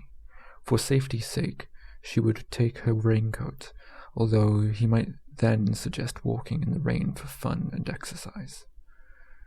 She moved closer to the window and watched couples strolling in the dusk. She waited without interest for his coming. She didn't mind the waiting. It was when he arrived, seeing him, talking to him, that she felt lonely. She felt isolated when she walked with him. The timid boy friend who took her away from the rest of the world did not even want her for himself. She was nearly 26. It was time, as Gladys said, to give him an ultimatum. The certain outcome of this crisis made Rose clench her hands and long to slap the meek, stubborn smile she knew would appear on Hal's face at the mention of marriage. But she couldn't slap away his weakness. Whatever drastic threat she made, he would accept as one more misfortune, shrug his shoulders hopelessly, and disappear from her life as quietly and as timidly as he had ended it. The door slammed and Gladys burst into the bedroom. Rose, come on, we're going out on a date. What? Rose said. What date? I've got a fellow who wants to meet you. He's coming over with Johnny. Who? Oh no, I can't. Coming over here? In half an hour. So you hurry. Gladys, I can't. Hal's going to be... Him? Gladys laughed. What difference does he make? She'd already undressed and flung herself on the bed. Encountering her severe blue eyes, Rose turned away and caught a glimpse of herself in the mirror. She had never been more unattractive. The little red boiler was still askew. It would not sit properly. It perched on the very top of her head, tilted, or slid too far to one side. No matter how she fixed it, the hat looked as if she had dropped it on at the last moment. I'm not going out with you, she said in a shrill voice. Why not? Didn't you say last night you ought to get rid of him? It was true. Well, this is the way to do it, all at once. Tell him you're sorry, but something else has come up. Please, Rose began. All she could think of was that they would soon be at the door, then sitting in the living room, and Hal might walk in on them. It isn't right, without any warning, say I'll come with you next week, she pleaded. No, Gladys said. She was performing a languid exercise, arching her back. I know you. You'd have another excuse. She got up and gave Rose a hug. Don't worry, this fellow is very nice, and I'll be watching over you. As she went into the bathroom, she called back over her shoulder. You'll thank me, honey. The water plunged in the bathtub. Gladys was singing. Rose crouched forward with her elbows on the dressing table, peering desperately into the mirror. She pulled the hat this way and that. It seemed to come alive as though animated by a jealous witch, clawing her hair and catching on the point of a loose hairpin. I'm making it worse, she thought, which was true. The hat wasn't the only thing wrong now. Her struggle with it had set a progressive ugliness in motion, beginning with her mouth. Her lips pressed into a thin line, Tendons stood out in her neck, deepening the hollows there, bringing out the collarbones, accentuating the impression of meagerness that she needed, above all else, to conceal. It was too bad. Her complexion appeared to have taken on a hue of tin. She squinted and frowned, deteriorating further. The sight of her sharp elbows emerging from the short-sleeved green blouse drove away the last remnants of her self-confidence. "How ugly am I?" she cried to herself, and the doorbell rang. "Gladys?" There was no answer but a thrashing in the tub. "They're here." "Well, let them in, Rose." "No, I can't. I don't want to see them." She opened the bathroom door and was hardly able to breathe for the steam. "You got to tell them to go away." "Answer the door. What's the matter?" demanded Gladys. The bell rang over and over again under the pressure of a heavy thumb. "They might see him," said Rose in a panic. "God!" exclaimed Gladys. She threw on a bathrobe and ran dripping to the front door. There was a stamping and a commotion in the hallway. "That football player," thought Rose in despair. When Gladys came back, she clasped her imploringly. "Please get them out of here, just for a little while, until after I leave with Hal. You see, that shows you what you think of him. You're ashamed of him. I'm afraid I wouldn't think of going with a man my friends didn't respect." Sounds of coarse hilarity came from the living room, and Rose knew that Johnny Heffernan must be getting drunk. A mean little laugh followed by his guffaw. Her date! She ran to the bed and threw herself down in tears. Gladys was talking to her soothingly, but she wouldn't answer. She kept whispering, "Please tell them," until Gladys went away. She heard her go into the other room and say something. There were more commotions, protests, and swearing, but presently all was quiet. Rose rested with her head in her arms, exhausted. Gladys went back into the bathroom. After a while she came out, and Rose lifted her head. "Gladys, thank you." Gladys bent over and kissed her. "She thinks I'm sick." Rose thought, "Maybe I am." "Did they go?" she asked timidly. "They sure did, honey." Rose sat up. "I'm sorry." Tears had brightened her green eyes, and as she struggled to smile, she became rather charming. "You see, I was afraid your friends wouldn't like me very much." She didn't add that she never had liked the kind of men Gladys went with. Her roommate travelled with a loud bunch. They were good-looking, as a rule, and well-dressed and had money, but they were bold and rough. They talked in a brutal manner, which changed to a silly, bantering tone when they spoke to females. They were also free with their hands. She couldn't stand this. Her elbows would fly up. She shivered at the idea of being married to one of these. Yet, all men she had ever been with had acted much in the same way, except Hal, who refused to be a man.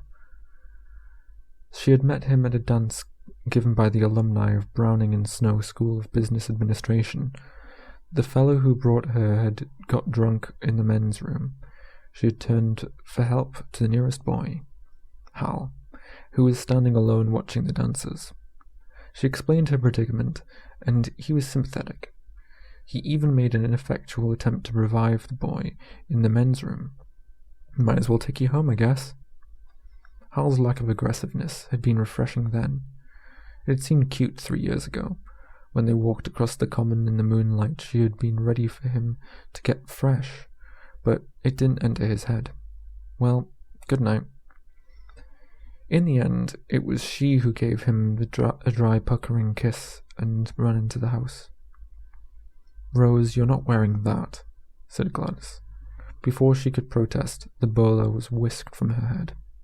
"Honey, it's not your style." Gladys took Rose's brush and comb and commanded, "You sit still now." In a minute she had all the pins out. Gladys brushed her hair in long, smooth strokes, each one ending in a comforting tug, as if to signify, "Now that's done, and that one, and that one." The rhythmic stroking made Rose sleepy. "I wish we could stay home by ourselves," she thought. "Rose, you've got to hold your head up." She changed her position, but in doing so put herself in a bad light.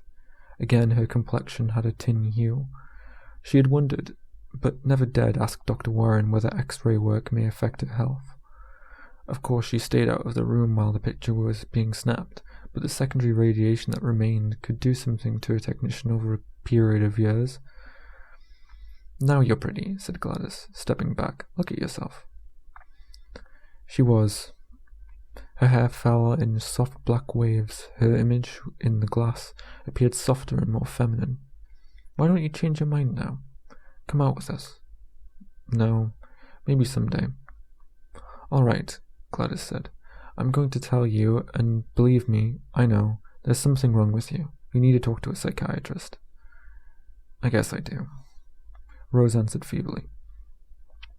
"Otherwise you wouldn't be hanging on to a fellow that doesn't satisfy you in any way. He doesn't even want to marry you. Look, honey, you're getting older. I know it. But you're afraid of men. You're sticking with this one because he never makes a pass, because he doesn't treat you like a woman. Something in your past makes you... Look, I'm serious. I can get you one of those psychiatrists at the hospital." "Yes, it's probably a good idea," said Rose in a small, choked voice. The doorbell sounded, and she ran with teetering little steps to answer it. Gladys admired herself in black slacks and a black and white striped blouse. She reminded herself of a lion tamer, but she had to admit, exultantly, that her guy was the one who could not be tamed. On this night of the big drunk, when the big guy would break training, she felt the approaching climax of the season. They had saved up for it. The only problem was to get the football player home in shape. For this, Swan would be along to help. She paced about the room with growing excitement. She thought of Hefferman's slab of a torso, and wild plans began to develop in her mind. They were interrupted by a scream from the living room and Rose's frightened cry. "Hal, what are you doing?" Gladys bounded to the door. She heard Hal laugh. "That's right, they're for you." There was Rose, standing in a bad light, an astonished little creature whose neck tendons quivered and showed too plainly, holding a long box in which 3 orchids nestled in green tissue paper. "Get your coat on," said her boyfriend, chuckling. "We're going to Child's Old France." Chapter 12. The Love Date. "Child's Old France," Hal told the taxi driver. "Make it snappy." He completely dominated the taxi driver. Once he warned him. "Watch out, got valuable property in here," he said. "The girl I'm going to marry." "Marry?" said the taxi driver. "So that's the story." "Yes," he said. "So watch out, watch out. This is my girl." Hal took her in his arms and kissed her. Girls like spontaneity. It makes them think that they have driven a fellow out of his pattern. With careful spontaneity, he kissed her again. They were caught in traffic, and held hands in the gloomy, vibrating cab. The meter ticked, the numbers jumped. They only had eyes for each other. He observed her luminous little face in the light of a cute-rate drugstore. What he saw in her eyes astonished him. He tightened his grasp on her hands, as if to protect himself from the hungry little animal he had created. In order to centralize himself to her, he gazed at the drugstore window and went momentarily to sleep among the hoses, home permanents, and syringes. He filled his mind with enormous price tags. As the cab began to move, he found the mood he wanted and turned to her knowingly. And they were at each other's throats, nuzzling and kissing. Before fixing his lips on hers, he said, "You don't know how I love you." At Child's, he argued with the waiters. He was a smooth loudmouth. "Not that table on the aisle," he told them. "In the corner, that's for us. That's all we want. That's all we'll take." They took the reserved sign off in a hurry. When she came back from powdering her nose, he had already ordered a very dry martini. She watched him order, as if he were a habitué of Child's. 2 old fashions for him, 2 martinis for her, shrimp cocktails, soup de jour, lobsters with drawn butter, and finger balls and coffee. The drinks made her dizzy, and all at once she collapsed before his charm. She swayed and groped towards him. His face had a strange bland beauty that destroyed all her inhibitions. She kept reaching for him, and she knew she was mouthing confessions and confidences to his smiling face. After a while she was laughing hysterically because she couldn't eat any of the lovely things that he had ordered. Her hunger was only for him. He smiled wisely and ordered coffee, repeating at intervals with a tenderness she could not possibly deserve from any man. "You don't know, Rose. You just don't know." The band played. They did a wobbly dance. He requested a rumba and they played it. He held himself hard against her as they moved from the hips, somehow knowingly how to do it, hugging one another, swaying and falling. Two drunken children in love. The dancing and coffee sobered her, but before she could get her bearings they were off again. They went to one spot after another, in more taxis. In the Sphinx Club it happened. A delicate boy was playing negligently on the little piano. She realized that he was getting really serious. "I've got big ambitions now," he whispered, as the piano player came down hard on some blues chords. "I'd like to ask a certain somebody if she'd share them with me." She almost fainted. His dry hands clutched her shoulders. She threw her arms around his neck and hung on to him. "I love you, Hal." "You know what?" he said. "I love you also. Let's go to your house. I can lick any lousy Harvard bastard in this place." "I'm sure you can, old man. Now would you mind leaving us alone?"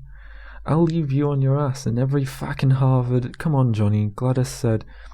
"I can whip everybody's ass." "Sure you can, but who is this meatball?" "Johnny, she's waiting in the car. Remember, she warned you." "What'd he call me?" "Who? I don't know. Never mind. That wise apple over there. I'm gonna belt him." "But Gladys told you." "Fuck." Gladys heard the familiar tinkle and crash of glass, and Swan came running out of the bar across the street. She honked the horn, and he ran to her. "Johnny's in trouble," he panted. "I told him what you said, but he wouldn't listen. The police are coming." "Get in," she said, moving behind the wheel. Swan jumped in beside her. He was shivering. "Shouldn't we help him?" he said. "I mean," he appealed to her, "shouldn't a man try?" "He doesn't need any help," she said. She noticed for the first time that Swan had eyes like a little bug. He was cute. "What's the use of trying to help a big moron? He's going to drink and fight until he passes out," she said bitterly. A chair flew out of the bright doorway across the street, followed by a man who collapsed on the sidewalk. The din increased, and they heard yells and Johnny Heffernan's bellow from within. Swan suddenly felt himself seized about the waist. A great determined mouth descended on his, and his senses reeled. "You've waited a long time, Buster," he heard her say. "Let's go do it." He stared at her in terror. It was all very well to dream, but— "No!" he cried, breaking out of her arms. "I'm going back there to help my friend." He leaped out of the car. She saw him run madly for the doorway and disappear into the melee, just as the police car pulled up to the curb. It was nearly daylight before she and Swan managed to bail out the football player and lug him home. They arrived at the door of the frat house, and she could go no farther. "I'll get him upstairs, somehow," Swan gasped. "Got to patch him up." This was obviously a lie, because Heffernan's fists were only bruised part of him, and the blood spattered over his clothes was that of other people. But he was a sodden drunk. "Got to see bones broken," Swan insisted. He resembled a desperate rabbit in the dawn light. He hadn't dared look at her since the fiasco in the car. "Take him," she said. "I'm sure you boys will get to know each other better."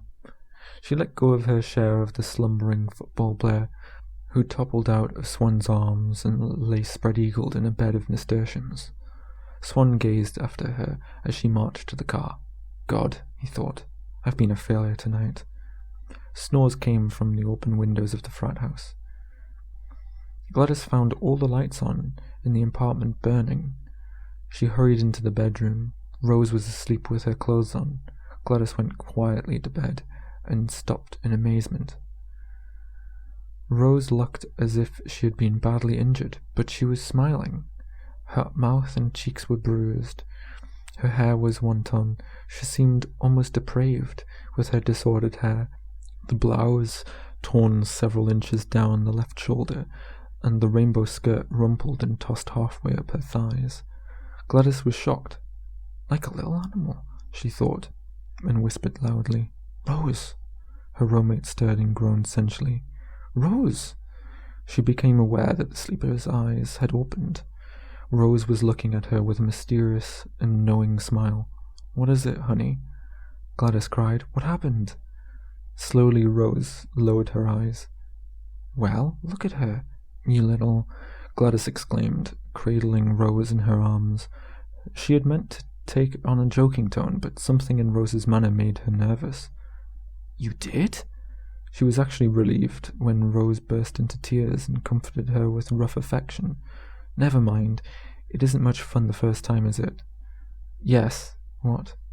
said Gladys, drawing back. "Then what are you crying for?" "I don't know." "Tell me." "Hal wanted to come back here," Rose said. "And, you know—" "Here?" said Gladys. "In this room?" Rose nodded. "Suppose we might have come in."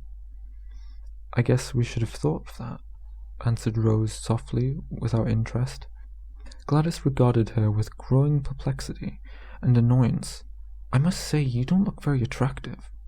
"I know," said Rose, sitting up. "I'm an awful mess, and my head aches. Do we have any aspirin?" "Yes," Gladys said. She watched Rose limp into the bathroom. As she waited slumped on the bed, she felt big and ugly. She noticed specks of some Harvard man's blood on her blouse. "I suppose you'll be seeing each other all the time now?" "Not for a while. He's going away to Bradford and then to Riverton, and then he'll come back and we'll get married." A gentle gargling came from the bathroom. Grey morning light invaded the ravaged bedroom. Gladys got up heavily and looked for a cigarette. She could find only butts. Chapter 13. It was 9 o'clock in the morning in Bradford, Massachusetts, now a manufacturing city, once the world's greatest whaling port. A businesslike young man wearing a slanted hat trotted down the steps of Hotel VIII. Hal Hingham walked briskly down Prospect Street. His eyes were clear and bright and glassy. So was his mind. His face was emptied of all expression. He would have resembled an amnesia victim, except that when people approached him from the other direction, he seemed to waken, as if in response to an electric beam, and he gave back the same signs of life they showed him. He exchanged friendly glances with two members of the Bradford Junior Chamber of Commerce. One, J.C., asked, "Isn't he one of our bunch? I could have sworn." Meanwhile, the object of their attention had become an entirely different person.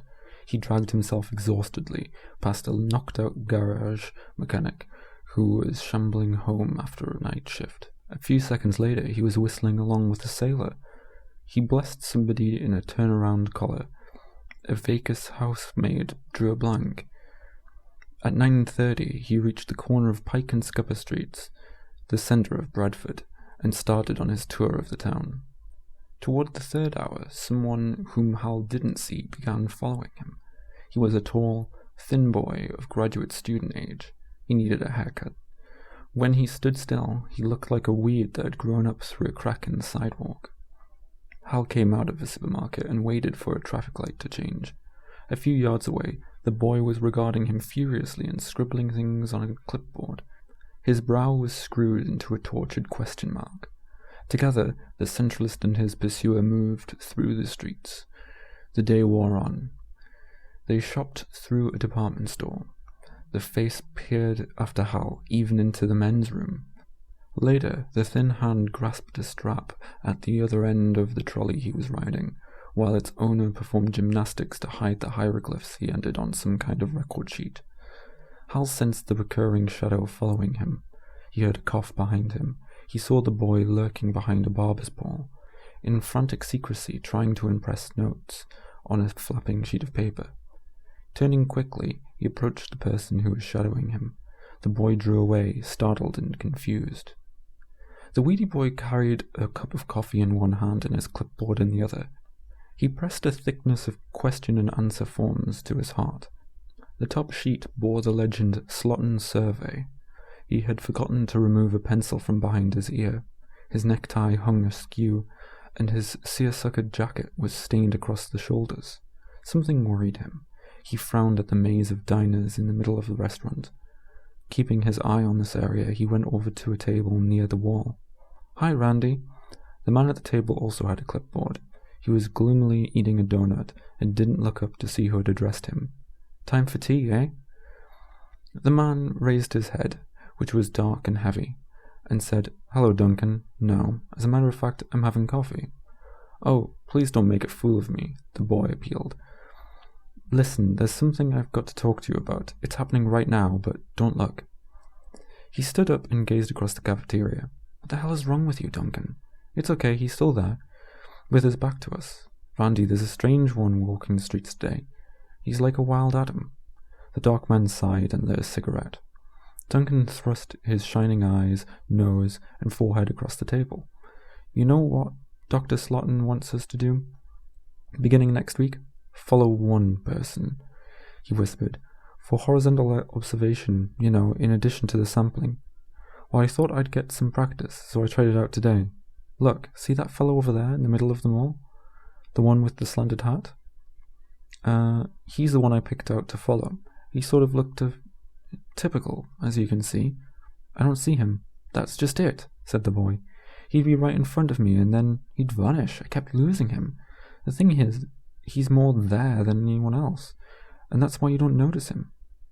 His colleague cursed as he accidentally dropped his cigarette into his coffee cup. "What the hell are you talking about?" he said in a disgusted tone. "I'm worried about this fellow. I logged his routine, but he doesn't have any routine. That's his affair, I would think." "Sure, of course, but it's ours too. If the Slotin Survey is following him, but this guy, who doesn't seem to be going anywhere, sort of imitates the other people on the street, secretly, one by one, as they come along. Nobody notices it. He just... a nut, obviously. No, he isn't. For instance, he pleases everybody, but they don't know it. They unconsciously smile and hang around him in patterns as he walks. Randy, I think he's from some rival outfit." "Could be." "The reason I think so," the boy shivered, "he finally caught me. He turned around and asked me my occupation." His gloomy listener was amused. "Well, what did you tell him?" "I didn't. I couldn't." Duncan blushed.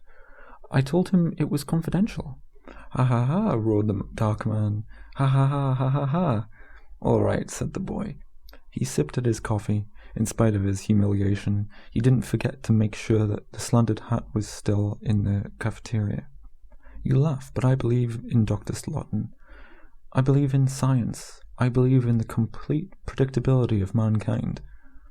What's a human being? From birth to death, he's a constantly changing set of statistics with arms and legs." "Bull, Duncan. You can never escape being a statistic, even in the most private moments. Even, we know, in the act of love.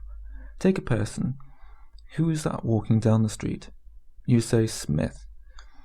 I say he's rural to urban, occasional glass of beer, believes in vitamins, women's places in the home, and so on, until after we've crisscrossed him enough, Smith, as such, vanishes. Everybody's vanishing on you today." Laugh. Duncan waved his arms at the ponderous face opposite him. "That's the only way we'll ever get to understand humanity." He brooded. "I can't get this fellow with the slanted hat out of my mind. If Dr. Slotin knows what he's doing, this fellow has got to be using the wrong methods. The way he walks around with those imitations nobody can see. Everywhere, for hours, in and out of buildings, in the stores, through the park. All he does is walk, and they don't notice him, especially, but they form patterns around him just the same. Walk, walk, walk, but no sampling at anything. This is science? He's like the Pied Piper or something. He's figured out this town." "I know he has, but I haven't got valid proof unless I ask him." "That's it. I've got to ask him. Sample him." Duncan said weakly, "If I can get up the nerve." "It's your worry," the other said. "But you better take my—" "There!" exclaimed Duncan, pointing across the restaurant. "He's getting up to go, and look at them all. They're all up, and he's in the middle, of course. I don't see anybody. I'm going to follow him some more, and when I get the chance, Duncan ran for the change counter. Long shadows were falling on the waterfront. Hal would end his walk here, where the city had its beginnings in the old whaling days. He passed between two warehouses, and felt the boards of a pier springing under his feet. Small boats, dinghies, and a number of fish trawlers were slopping in the water. He woke slowly and mistily as he had gone under, concentrating on bright lights and sharp little sounds, the debris of life. Seagulls darted through the air. The water was rainbowed with oil and filled with orange peel, chips, crates, inner tubes, bottles, and hunks of cork. There was a rhythmic groaning of stretched and relaxed rope. The wind blew, and the whips of spray flew over the pier. "Hi, hi," a voice hailed him down, and the boy went and bent over like a question mark galloping out of the mists, with the pages of his clipboard all tattered and flying like pennants. The pitiful and fanatic face confronted him, the scientific face, in which naivete and knowledge struggled to prove something, peered at him. "Pardon me." "Shoot," he said. "I've got to ask you the questions." "Sure," Hal said. "No, I don't mind. Got a job? Go to church? Oh, I'd say 0.5 times a week. Coffee. What? 4 or 5 cups a day? Yes, I do. No, I don't. 1 pack. King-sized. Light. Long playing. Rural to urban. The mare? Moderately. Read fewer books. Like to stay home? TV, I guess. Everybody has a right to their opinion, if they don't abuse it. Guilty. Yes. Yes.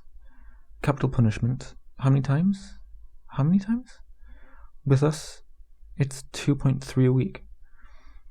Hal moved off. A shout followed him. My God! With desperate flourishes, the young scientist was totaling up the score. I knew it. You gave me all the mean answers, right down the line. Please tell me who you work for. He called in vain after the one in the slanted hat.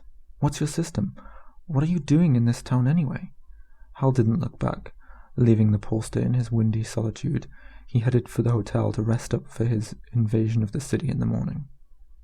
Chapter 14. The Rape of Bradford. Hal moved along with the crowds on Scupper Street.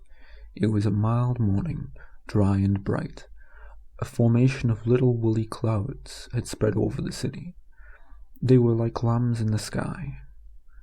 All the people, too, reminded him of lambs, jostling and baaing in their own concrete pasture. Strange that he had always thought of people as wild animals. Now he smiled at their helplessness. He already had 2 signed contracts in his pocket. George Mack, the coal dealer, had suddenly felt the need for a $20,000 annuity. Mack was talkative. He had insisted on telling Hal all about a crazy friend of his in Riverton, and made him promise to visit this man. But then he became aware of the wide-mouthed personality, the replica of himself being offered across the desk, and went limp with satisfaction. Similarly, the druggist with the long name wanted to apologize for being unable to take out more than 10,000 straight life. When business gets better, I'll call you, Hal, he promised. Actual selling time for both of these prospects had been less than 20 minutes. In Boston, he had wondered whether Centralism might pay off only in happiness, but not in money. The possibility had worried him so that he had hardly dared think about it. Now it was clear that there was no limits to his power. Old Modesto's magic formula also worked in terms of cash. He stepped back into a doorway, appraising the passers-by. At the rate I'm going, he thought, in one day I could make a fortune in commissions. The idea filled him with uneasy excitement. It was a deliberate violation of the work centrally commandment, but he could do it. He had the power to make enough money today so that he would never have to worry again. Lie around, go to Florida. He put it away from him. Ambition was the enemy. He went back into the crowd and resumed his walk. But now, among all the round eyes, his were like slits. One easy mark after another passed by. He felt his selling potential rise with each prospect. Some day he might lose this magic. Why not go after them now? He looked at the people on the sidewalk. They had become his brothers and sisters, but they might change without warning. These gentle faces used to sneer at me, he remembered. People were treacherous. If a man lost his strength, they turned on him and laughed at him, unless he had a reserve of honor in the bank. Before he knew it, he walked up to a carpenter in front of a cigar store and backed him into a corner. Was his life built on a solid foundation? In seconds he piled a house full of arguments around this one so that he couldn't escape. His hands shaped cases and stories of the sale. He hammered his points home, soared with his arms, and framed the little truths in their proper places until the bewildered man stood looking at the four walls of his life saying, "Gee, I never thought about it that way," and slowly drew out his fountain pen. He looked around for another prospect, and another. He wanted to insure them all against everything, seize his chance, in a few hours make up a lifetime of failure. First he decided to go back to the hotel and fill his suitcase with policies. He hurried there. His pale, amiable face attracted no attention. They didn't know him, or what he could do. At first he made appointments, after a fashion. He went to offices at random and asked to see the boss. No receptionist turned him away. Nor did the surprised, irritated men who reluctantly granted him what they supposed would be a minute or two. He sold them whatever policies he liked, regardless of their needs, and got up smiling and left while the ink was drying on their signatures. They followed him out of their offices, asking to see him again. The receptionist gazed after him as he disappeared into the elevators. But it was too slow. Each success was taking him 4 or 5 minutes. He began to call on ground-floor storekeepers. He sold his policies with such speed that their faces became a blur.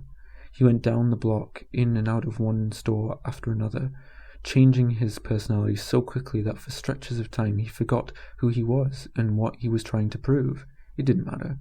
He was free at last. He had the wild and curious sensation of being in flight, of having cut loose from humanity. He had become a process in the shape of a man, and this was the marvelously logical conclusion of his kind of life. Soon, even more logically, he was buttonholing his prospects on the street. His tempo increased. His personality changes came faster and faster until it seemed that he was pushing on a street charade of all humanity. At the corner of Pike and Bond Streets, he started running from one person to another. He no longer bothered with persuasion. He was hawking his policies like football programs. He was obtaining a signature every 90 seconds.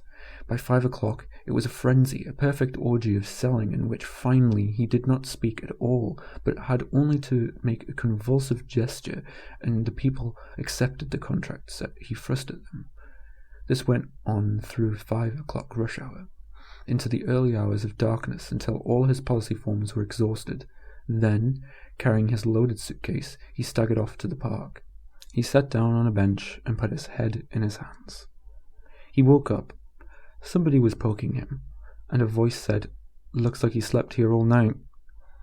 The soft weight in his ribs was a broom. He saw a little white cart, the street cleaner, and then the policeman. The 2 men were gazing down at him sympathetically. "Move over, laddie. All I want is that paper under you there," the street cleaner said. He was lying on an old newspaper in the park. He jumped to his feet. It was still rather dark, and the early morning haze was like a veil before his eyes. The policeman's soft, red Irish face seemed kind, as did the peaked countenance of the White Wing. "Thank you, my boy," said the street cleaner, flourishing a sort of pike, and he speared the paper and dropped it in his portable trash can. "What am I doing here?" Hal asked. In the distance, beyond the gurgling fountain, he saw the Leviathan Hotel, where he should have spent the night. "Don't ask us," said the policeman. "Suppose you tell us." And the street cleaner nodded. As it grew lighter, furtive shapes darted from the park in all directions. "I don't know. I had a suitcase." "Behind you, lad." "Yes, here." He knelt down and showed them. "Life insurance policies. I'm a salesman." "And a very good one, too," remarked the policeman, flashing his light on the papers and pushing them with his nightstick. "Every blasted one is filled out." A bell crashed 6 times, and the park was quiet again, except for the rushing of water in the fountain. He remained on his knees by the suitcase, staring at its contents. The two public servants stood against the wet black grass and streaked sky and watched him. They wanted to help him, but there was no help. The dawn made a negative of his life and showed him what he had done. The signed policies seemed to him a heap of ashes in the suitcase. He thought, "For that, I've exchanged my life." He didn't even feel sorry or afraid. Everything was hopeless, and he felt remote from his crime. "I broke the law," he said. "What's this now?" laughed the policeman. "The city wouldn't enforce the statute against a nice fellow like you." He thanked them. They were nice little men who had nothing to do with him. They were talking about him as if he weren't there. "The boy's a little sick in the head," the street cleaner was whispering. "You better take him into the psycho ward, but use tact on him, Jimmy. Don't hurt his feelings. I can see that you are no ordinary bum, but my friend thinks you might need to see a doctor. Will you come along?" He would be glad to. He walked beside the policeman in the White Wing, who carried the suitcase on his cart. "I'll tell you what," said the policeman. "Give me a few dollars and I'll send this bag of yours to your company by parcel post. In your condition at present, you might lose it all." "All right," he said. A transparent wall separated him from the world. He could reach and speak through it, but he could not get through it, nor care about anyone on the other side. Did they care for him? "Sure they do," the doctor smiled. "Look, physically you're in fine shape. You've had a bit of a breakdown from overwork, that's all. It's nothing to be afraid of. The veil or wall you keep mentioning is absolutely in your imagination. Just don't think about it. The mind controls the body. You know that, don't you?" "Yes, sir." He sensed a game, and that this man was off somewhere playing it with himself. "Now, what is this so-called crime that worries you?" "I broke the law." "Nonsense, forget that now. You're the kind of guy who needs to be with people. Be more with people. Don't stay alone and brood. When you get this feeling again, go out and talk to somebody. Your problem is to stay happy." "But I am fine. You'll be all right." He wrote to Dr Modesto without a heading. "I have violated work centrally," and put down his return address as the Circle Hotel in Boston. He then dashed off another message. It was a love letter to his fiancée. "Dear Rose." Rose, one's fiancée, was a thin little girl standing beside an X-ray machine waiting for him. "I have not written before because I have been so busy making a go." At any rate, he wasn't suffering any pain. He would try to go along as if nothing had happened in Bradford. Of things here, but why didn't he care about anyone? "How are you, dear?" He got along with people effortlessly, but they didn't count. "I've missed you." His pen scratched across the hotel stationery as he wrote the words of love. "I think of you a lot, and wish you could be here. However, I will not be so long, so don't worry. I've made a success in Bradford, and I am going on to Riverton as planned. Sometimes I dream of the cottage, and imagine you behind a picket fence. I mean, it could happen." He inserted much in front of love. Chapter 15. Rewards of Faith. "Isn't there a song called Rose in Bloom?" said Mr. Brewster. "I'm positive I've heard of it." "What?" said Rose, eyeing the instrument panel. "Now, will you please not move?" "You are very unresponsive, young lady," sighed the patient, turning his melancholy eyes on her. He laid naked on the X-ray table except for a loincloth which appeared to fit his round body like a diaper. "I don't mean to be, Mr. Brewster, but... And must it still be Mr. Brewster? You couldn't call me Jack?" "No, I don't think so. After all, you're a patient, and you're a college teacher. I'm not your type anyway." "Good Lord, Rose, can you honestly believe after we've chatted here so many times that I'm in some way different? Particularly from one who's a specialist in her own right." "Even if you weren't different, you're married," she told him, feeling ashamed and angry. "Please don't talk to me. I'm going to take the picture." "Happily married. What a child you are," the patient whispered. She had heard him. "I'm sorry, Mr. Brewster." He smiled weakly as her fingertips brushed his shoulder. She lowered the crane over his abdomen. Once more at the panel, she called out, "Don't breathe." There was a long hum and a click. "Good. That was just right. You can get dressed now." He lay still for a moment before getting up. He walked slowly to the chair where his clothes were folded. His deliberation annoyed Rose. Why couldn't he rush for his trousers like the others? Worse, he reached for his pipe instead of his trousers.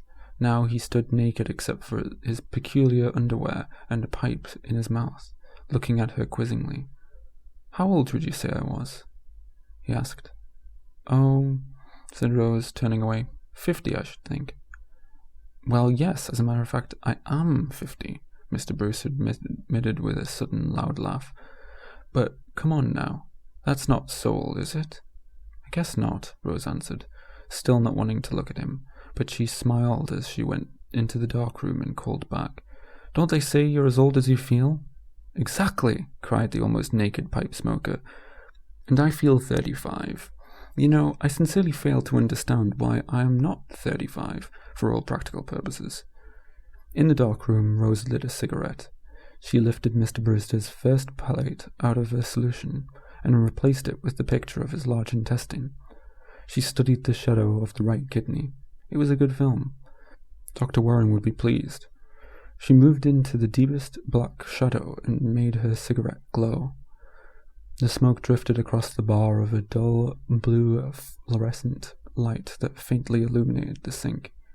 On the other side of the partition, Mr. Brewster said, "I seem to remember that you have a boyfriend." "Yes," she answered miserably. "He's been away." She had a boyfriend who had not thought enough of her to send a postcard. "Well, that's fine. You should, but I wonder if he would object to you having another acquaintance for cocktails and dinner occasionally, say at the Copley Plaza, and then an evening at Symphony Hall? Or if you prefer lighter things," Mr. Brewster's laughter penetrated her dark closet, "some kind of vaudeville show." She crushed out her cigarette. His soft voice depressed her. Yet, undoubtedly, he would be kind. She recalled his saying that mature men appreciated you more. He was waiting for her with his hat in his hand, a plump, not-so-old figure in seersucker. "Well, goodbye until next time," he smiled. "Mr. Brewster?" Rose seized his hand. "I wish I could. The thing is, even if he hasn't written, he will any day. And I wouldn't feel right. I guess I'm the old-fashioned type." He clutched her cheek. "Rose, your kind is always in fashion. Thank God. Now, you say you've received no word from him lately? Never mind. His letter will come. Young men can be thoughtless. You have to expect that. As the years go by, they gradually learn tenderness. Meanwhile, until things are all right again, may I not offer you," Mr. Brewster bowed good-humouredly, "the dubious pleasure of having dinner with me tonight?" "No," thought Rose, "I can't. It's the first step down." She found herself reacting to the pressure of his fingers. "Don't answer now if you don't want to," he said. "I have it. You go home and think about the idea. I'll phone you at 7. Let's make it good.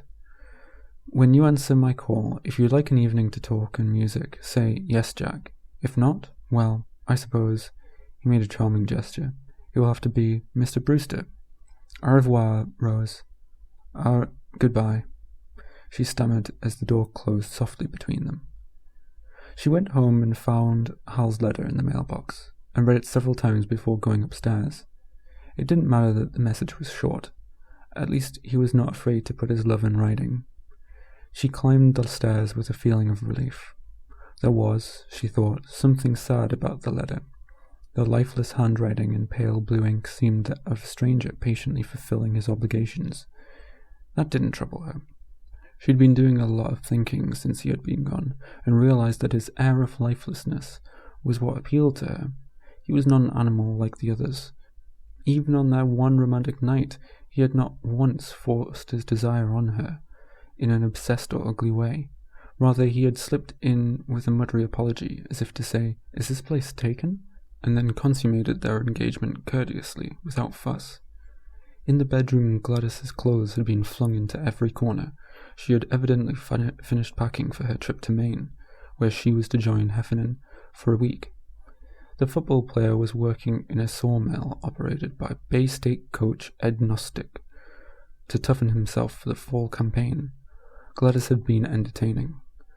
The sink was filled with coffee cups and glasses containing wet cigarette butts. Rose sighed and began to clean up. While rinsing the dishes, she considered again the strange race of males that women had to deal with. They were all operators, all, sooner or later, after one thing. Some, like Johnny Heffernan, came after you stamping and knocking things over. Soft little brutes, Mr. Brewster's kind, sneaked in with sympathy. Whatever kind they were, they remained the privileged characters to be placated, cajoled, somehow held off. The downstairs door slammed in a way that announced Gladys's arrival. There was a good deal of scraping on the staircase, and the front door flew open, admitting Gladys. Behind her came a wobbling tower of football equipment, carried by a small, disappointed man with a sharp face. "Put it here, Swan," said Gladys. "No, wait, in the other room." It was too late. The tower swayed and fell over. Cleats, shoulder pads, and a helmet, and a nose guard tumbled into the floor. "You might have waited." "How could I help it? You changed your mind at the last moment."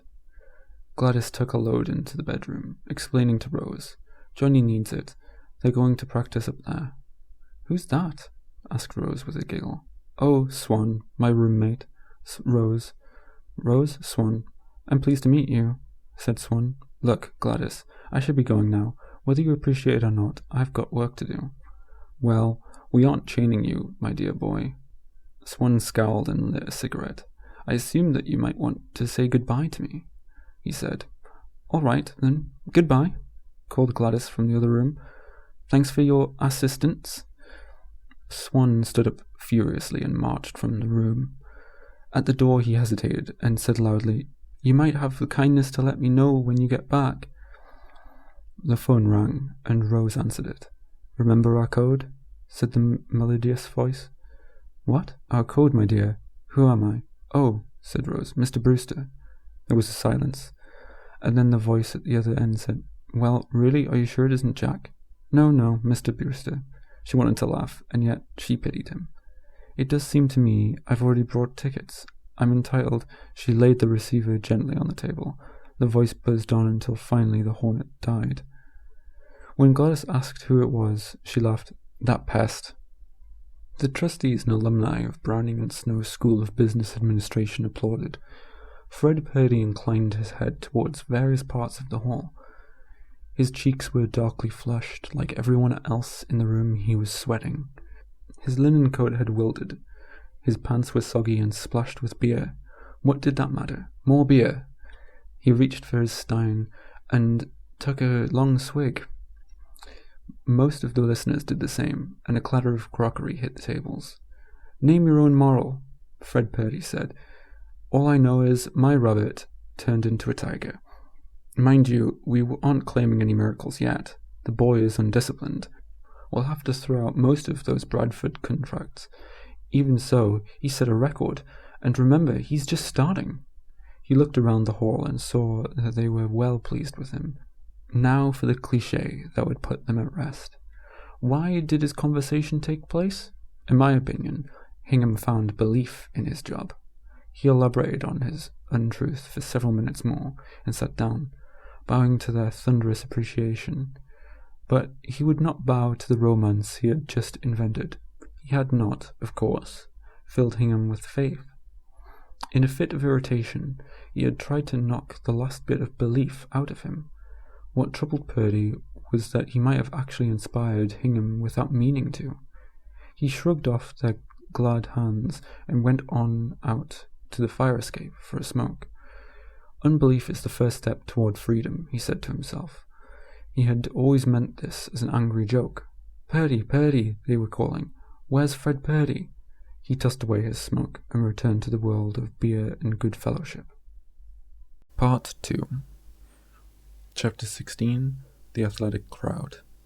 It was a cool, blue 4th of July morning in Riverton. People were hurrying through the streets in sports costumes, carrying picnic lunches, tennis rackets, beach umbrellas, and guitars. On every street, one heard firecrackers. A fife and drum corps was marching somewhere. Through this atmosphere of aggressive gaiety and good health rang the dogged young athlete Hal Hingham. He was dressed in flannels and white sports shirt, and he wore white sneakers. In one hand he carried a tennis racket, in the other a canvas bag. The bag contained a white sweater, some tennis balls, gauze, tape, and iodine. He ran as fast as he could, occasionally looking back over his shoulder, as if he hoped to run out from under his sin. In this healthy town he would be an athlete. If he hid among the clean young people of Riverton, perhaps what he had done in Bradford would not catch up with him. This was his plan. Yet he didn't really care whether it worked, only if he could get back to life. He felt as if he were closed away from everybody. The air around him was like glass, and he felt like knocking on it, to let himself out, so that he could be with other people.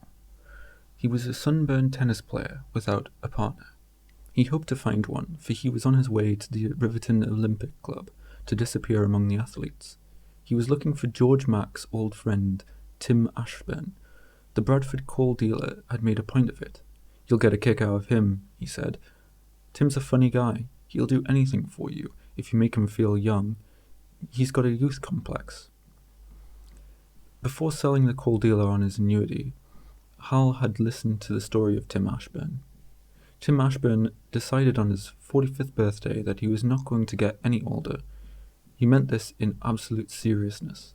By regular feats of prowess, like the boy who lifted the calf every day, he, Tim Ashburn, would prove to others and to his own body that he was, de facto, no older than he had been the week before. Systematically, he went about remaining young. First, he surrounded himself with young people. Secondly, he made it his mission to beat young men and young women at their own games. "He's had 4 wives," Mac grinned. "Wore 'em all out. Every girl he marries is younger than the last one." Tim learned all the crazy new dances. He got himself on supervisory committees of high school proms, then showed up at the dances and out-jitterbugged everybody. He refused to let his wives have children for fear of aging unconsciously as the kids grew up around him, and he always competed with young men. As president of the Whetstone Mill, where most of them worked, he had them at his genial mercy. He was able to force them into competition, beat them year after year, and so prove once more and again that Tim Ashburn had made time stand still. He made his eternal youth a matter of record. He did this by founding the Riverton Olympic Club. Twice a year, the club held an Olympic Games, and every year, winter and summer, Tim Ashburn somehow whipped the younger generation. "The 4th of July is when they have their summer games," Max said. "If you want to do business with Tim, get in one of those events and lose to him." After Bradford, business was the last thing he wanted to do. It would be months before he could try to sell any more insurance, perhaps never, he thought. Hal trotted onto the grounds of the Riverton Olympic Club. Young men and girl athletes were rambling across the turf, high jumping, throwing discus, putting the shot, and racing down the cinder track. 10 boys of violent beauty lifted barbells. Others climbed into pyramids. Across the field, bronzed figures could be seen plying canoes on a small lake. Hal went into the clubhouse. He arrived in time to hear a worried-looking boy shout over the loudspeaker, "Winner of the raft paddle is Mr. Ashburn." This announcement resounded from all amplifiers all over the field. A man walked past Hal and flung himself, panting, into a deck chair.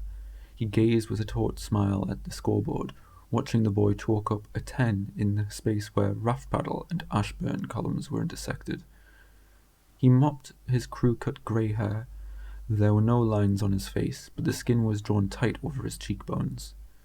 He appeared masked and ageless, with only the bright and rather unpleasant eyes alive, ironically with the desperation of age. He nodded to Hal, who introduced himself. "A friend of George's, eh? I see you've dressed up to exercise," Tim Ashburn said. Hal fell under pressure, and he understood what this man wanted. Tim Ashburn had to put him down, because he was young and he held a tennis racket in his hand. It was nothing personal, but a matter of his host's survival.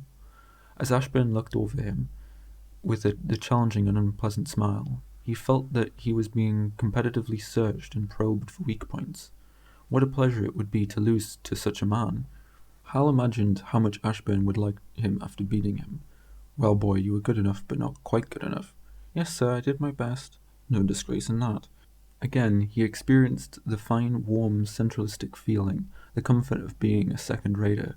He could hardly wait to fling himself in happy defeat before his obsessed opponent. "So tennis is your game. Are you any good?" Tim Ashburn asked. "Well, I can give you a good game, I think." "Winner of the discus throw, Big Dick Trent," cried the scoreboard boy in a frightened tone, as Tim Ashburn glanced darkly at the late results. "Of course, the entries are closed," he said to Hal. "And you can't be a member unless I make you one. Besides, only one man has dared to challenge me in tennis. Do you really think you have a chance, Hingham?" "I believe I could give you a close battle, Mr. Ashburn." The scoreboard boy turned his back and announced that Big Dick Trent had won the shot put and the hammer throw. Tim Ashburn got slowly to his feet. "Maybe we can get you in," he said. "Come on, boy, I'll show you around. I've still got time before my next event." As they went out the door, he laughed and pushed Hal roughly on the shoulder. They strolled among the athletes, and Hal noticed that everywhere they went, a way was parted for them, and they were alone. The young people bowed with uneasy friendliness to the savagely smiling man who kept young by beating them and retreated from him. They seemed cowed by his presence, but behind his back some of the young men regarded Tim Ashburn sullenly, and the girls laughed at him. The founder of the Riverton Olympic Club knew nothing of this. He continued to walk proudly in the bright light of noon, with his head held high, so that no one could say that his neck was wrinkled. Winner of the girls' 100-yard dash, Joan Vigouroux. Time, 12 seconds flat. "That's a good time," said Hal. "Too good. Look at her." Tim Ashburn nodded towards a tall, limber girl with a darkly attractive and unhappy face. She was being clapped on the back by enthusiastic muscular boys who immediately turned away from her and gave their attention to the girls who had lost the race. Hal felt sorry for her, although, of course, he agreed with the fellows that a girl athlete shouldn't expect any attention. Joan Vigouroux picked up her sweater. She went off by herself and sat disconsolately on a pile of boards. "She's too good for a girl. 12 seconds flat," said Tim Ashburn. "I only run the 100 in 11 flat. Now take my wife. Her best time is 12.8. Hal nodded. "That's more like it. Everybody out for the rope skipping?" "Well, palm me now. I'm going to win my specialty," said Tim Ashburn. "Why don't you run over and talk to Joan? She needs a good man." "So long, Hal." He winked, and the raillery of his enforced youth seemed even more horribly unnatural as he hustled off to join the boys. "Miss Vigouroux," said Hal. "Congratulations." And he didn't know what to say when she blushed and smiled at him. The show of gratitude made her prettier. Hal thought how popular she might become if only she would not run so fast. But in a moment she was the lonely and unwanted girl again. Lack of confidence made her awkward. As she stood before him, hot and dishevelled from her victory, she couldn't think of anything feminine to do, and coughed with adolescent gruffness, and looked away, twirling her sweater. "Why are you so sad? Why do you stay by yourself?" he asked. Joan looked at him. "'Cause I do my best," she exclaimed bitterly. "That's why they leave me alone. I don't care. I'll run as fast as I can, whatever they think. It's the only way I can be myself." She was, of course, making a terrible mistake. "Oh yes," Joan went on, "the fellows like to play games with me, but they go home with the other girls. Why? Is there some sort of law of nature that I can't be myself with a man?" Hal tried to explain. "You could take a little easy. Am I attractive? Yes, but a lot of fellows, they like to relax with a girl and not—" "You're just like the others," cried Joan Vigouroux. "There must be a man somewhere who, when I run, I run. When I jump as high as I can. All the fellows can beat me anyway. Why don't they let me practice with them and them take me out? I want a man like Big Dick. I hope he beats the old man today.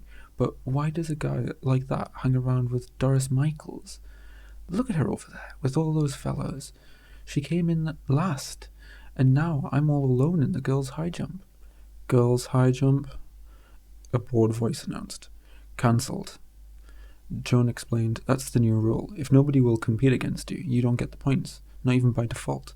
The old man fixed it so winner of the rope skipping is Mr. Ashburn." "I don't care anymore," said Joan. and Hal realized that she was crying. "I'm going to shame them all. Do you know how? I'll shame myself. I've already fixed it." A small, brown, knot-headed youth approached Hal. "I'm Fred Watt," he said. "The old Mr. Ashburn wants to see you." "Please," Hal said to Joan. "Take it easy now. I'll see you later." "I'll tell you at the party," she promised. "I'll tell them all." "I'm not very strong yet, not like Big Dick," said Fred Watt, "but I can bend a coke cap between my thumb and forefinger. Can you?" He produced one. Hal said that he had to save his strength for tennis. Watt glanced at him curiously. "That's funny. I thought Hank Watson—" He stopped and breathed. "Look at him." He was gazing rapturously at a lazy, blonde giant poised for a javelin throw. "Big Dick Trent?" Hal inquired. "Yeah." Pythons seemed to coil and uncoil beneath Big Dick's polished skin. He threw the javelin, and it disappeared, amid a murmur from the girl athletes. Hal heard a familiar voice, and saw Tim Ashburn horseshoe pinching. He was talking what at first seemed to be nonsense to a comely girl spectator, making complicated wind-ups and tossing a shoe, shouting back over his shoulder, pinching another. "See that, honey?" he shouted. "That's the one. Oop, just missed. Almost Alina. But look at me now. I'm going to ring the next one for sure." Hal learned that the girl was Tim's new wife, and the reason for the uproar he was creating became clear. Tim was watching her watch Big Dick Trent, and consequently missing his shots.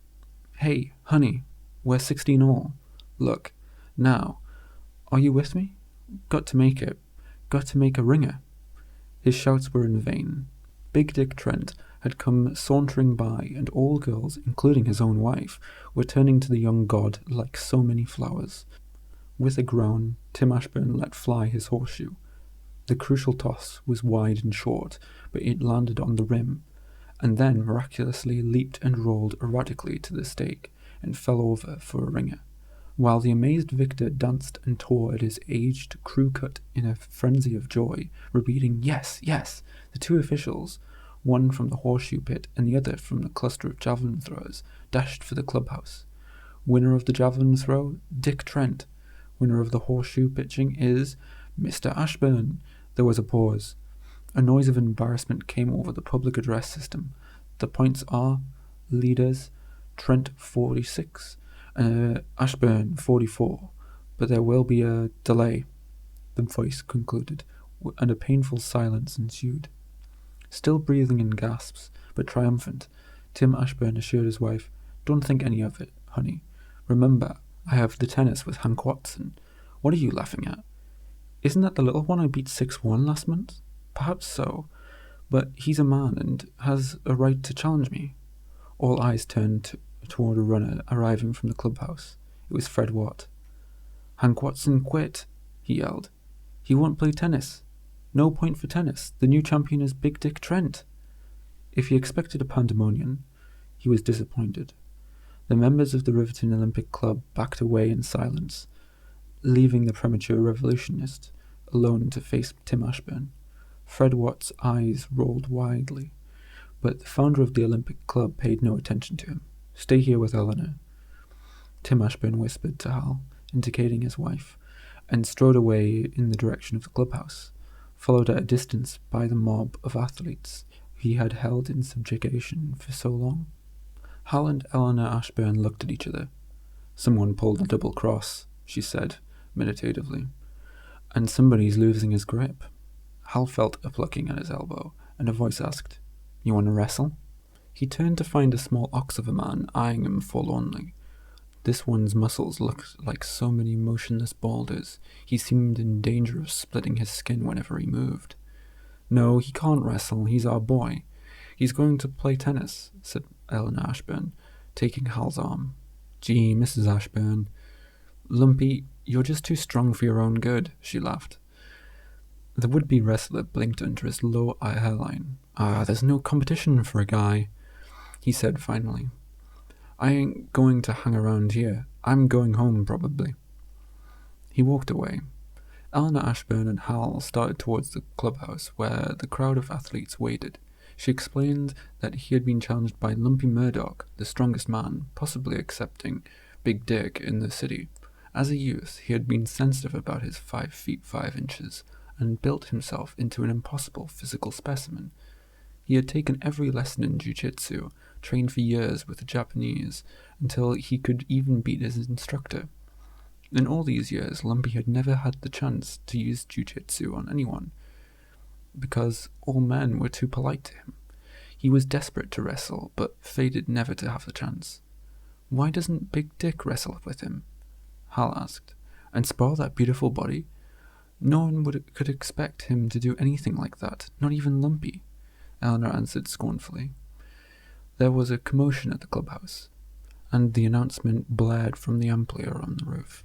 "Final event of the day, tennis, 2 sets out of 3, guest member Hal Hingham of Boston versus Mr. Ashburn." As Hal and Tim Ashburn rallied for service, the stands were packed with members of the Olympic Club. They were silent, and Hal felt the weight of their despair. He drove to Tim Ashburn's forehand and backhand, and found them steady. Lobs did not bother him, nor volleys touch his smiling equanimity. He tested him with a drop shot, and this worked. His opponent flubbed it into the net. He chopped, and Tim Ashburn lunged ineffectually at another short back-spinning ball. This was the secret to Tim Ashburn's weakness. Now, he could most carefully lose to the aging dictator by feeding him gentle deep drives to his strength. But even as he did so, and Tim Ashburn passed him with shot after shot, Hal's conscience began to bother him. He sensed an enormous hostility in the stands directed toward the old man. Shouldn't he then change his point of view, thrash Ashburn, and free the Olympic Club from the old domination of the man who refused to grow old? Somehow he knew this was wrong, for along with their hatred of Tim Ashburn, the members still expected him to win and lead them. They griped at his legend, yet needed it. They would be shocked if he were toppled, even though they resented him, because he and his brand of physical culture had corrupted them. If Tim Ashburn were to lose, life would undergo a drastic and frightening change. The Olympic Club might be abolished, and the freed slaves wouldn't know what to do with their bodies.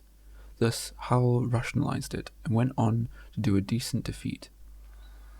He knew the joys of the John the Baptist complex, the eternal number 2 man's cry, "I am good, but oh, I am not fit to tie the winner's shoelaces."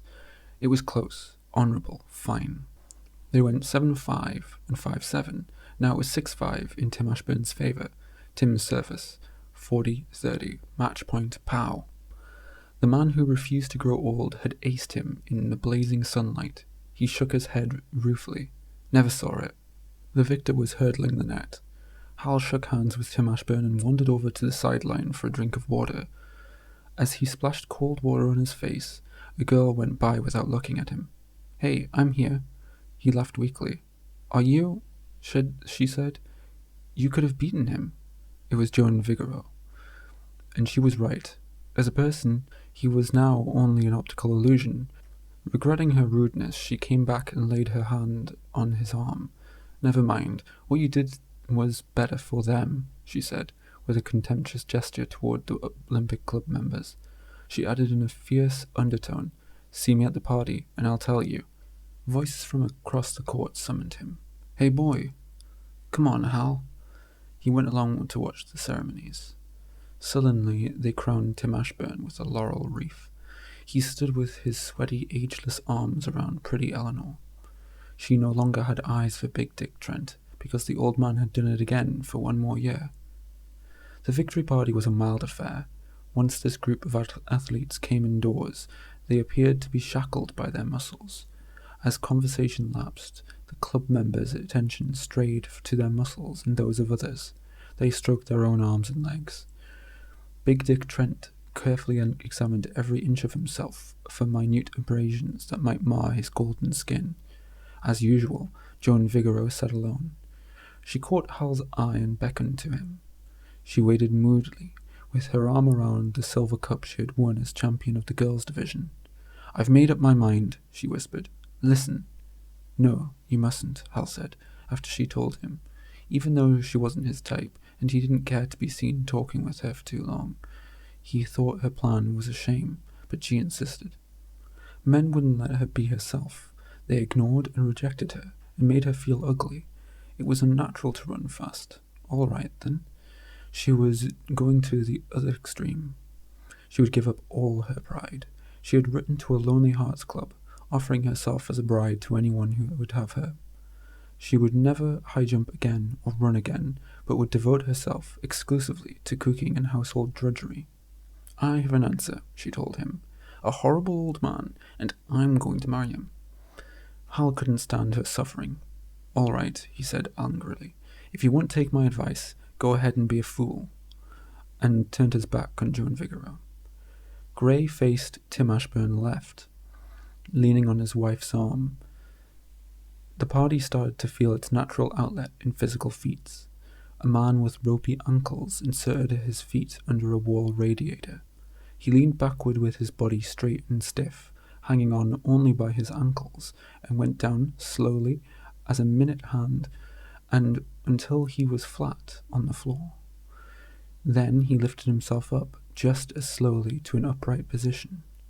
The applause was interrupted by a crew-cut boy who had appeared at the door and shouted, "Lumpy Murdoch has found somebody who wants to fight. A guy outside challenged him." Everybody rushed into the street. Chapter 17. The Death of Jiujitsu. What happened? Hal asked Fred Watt, who had seen it all. They bumped on the sidewalk. This guy.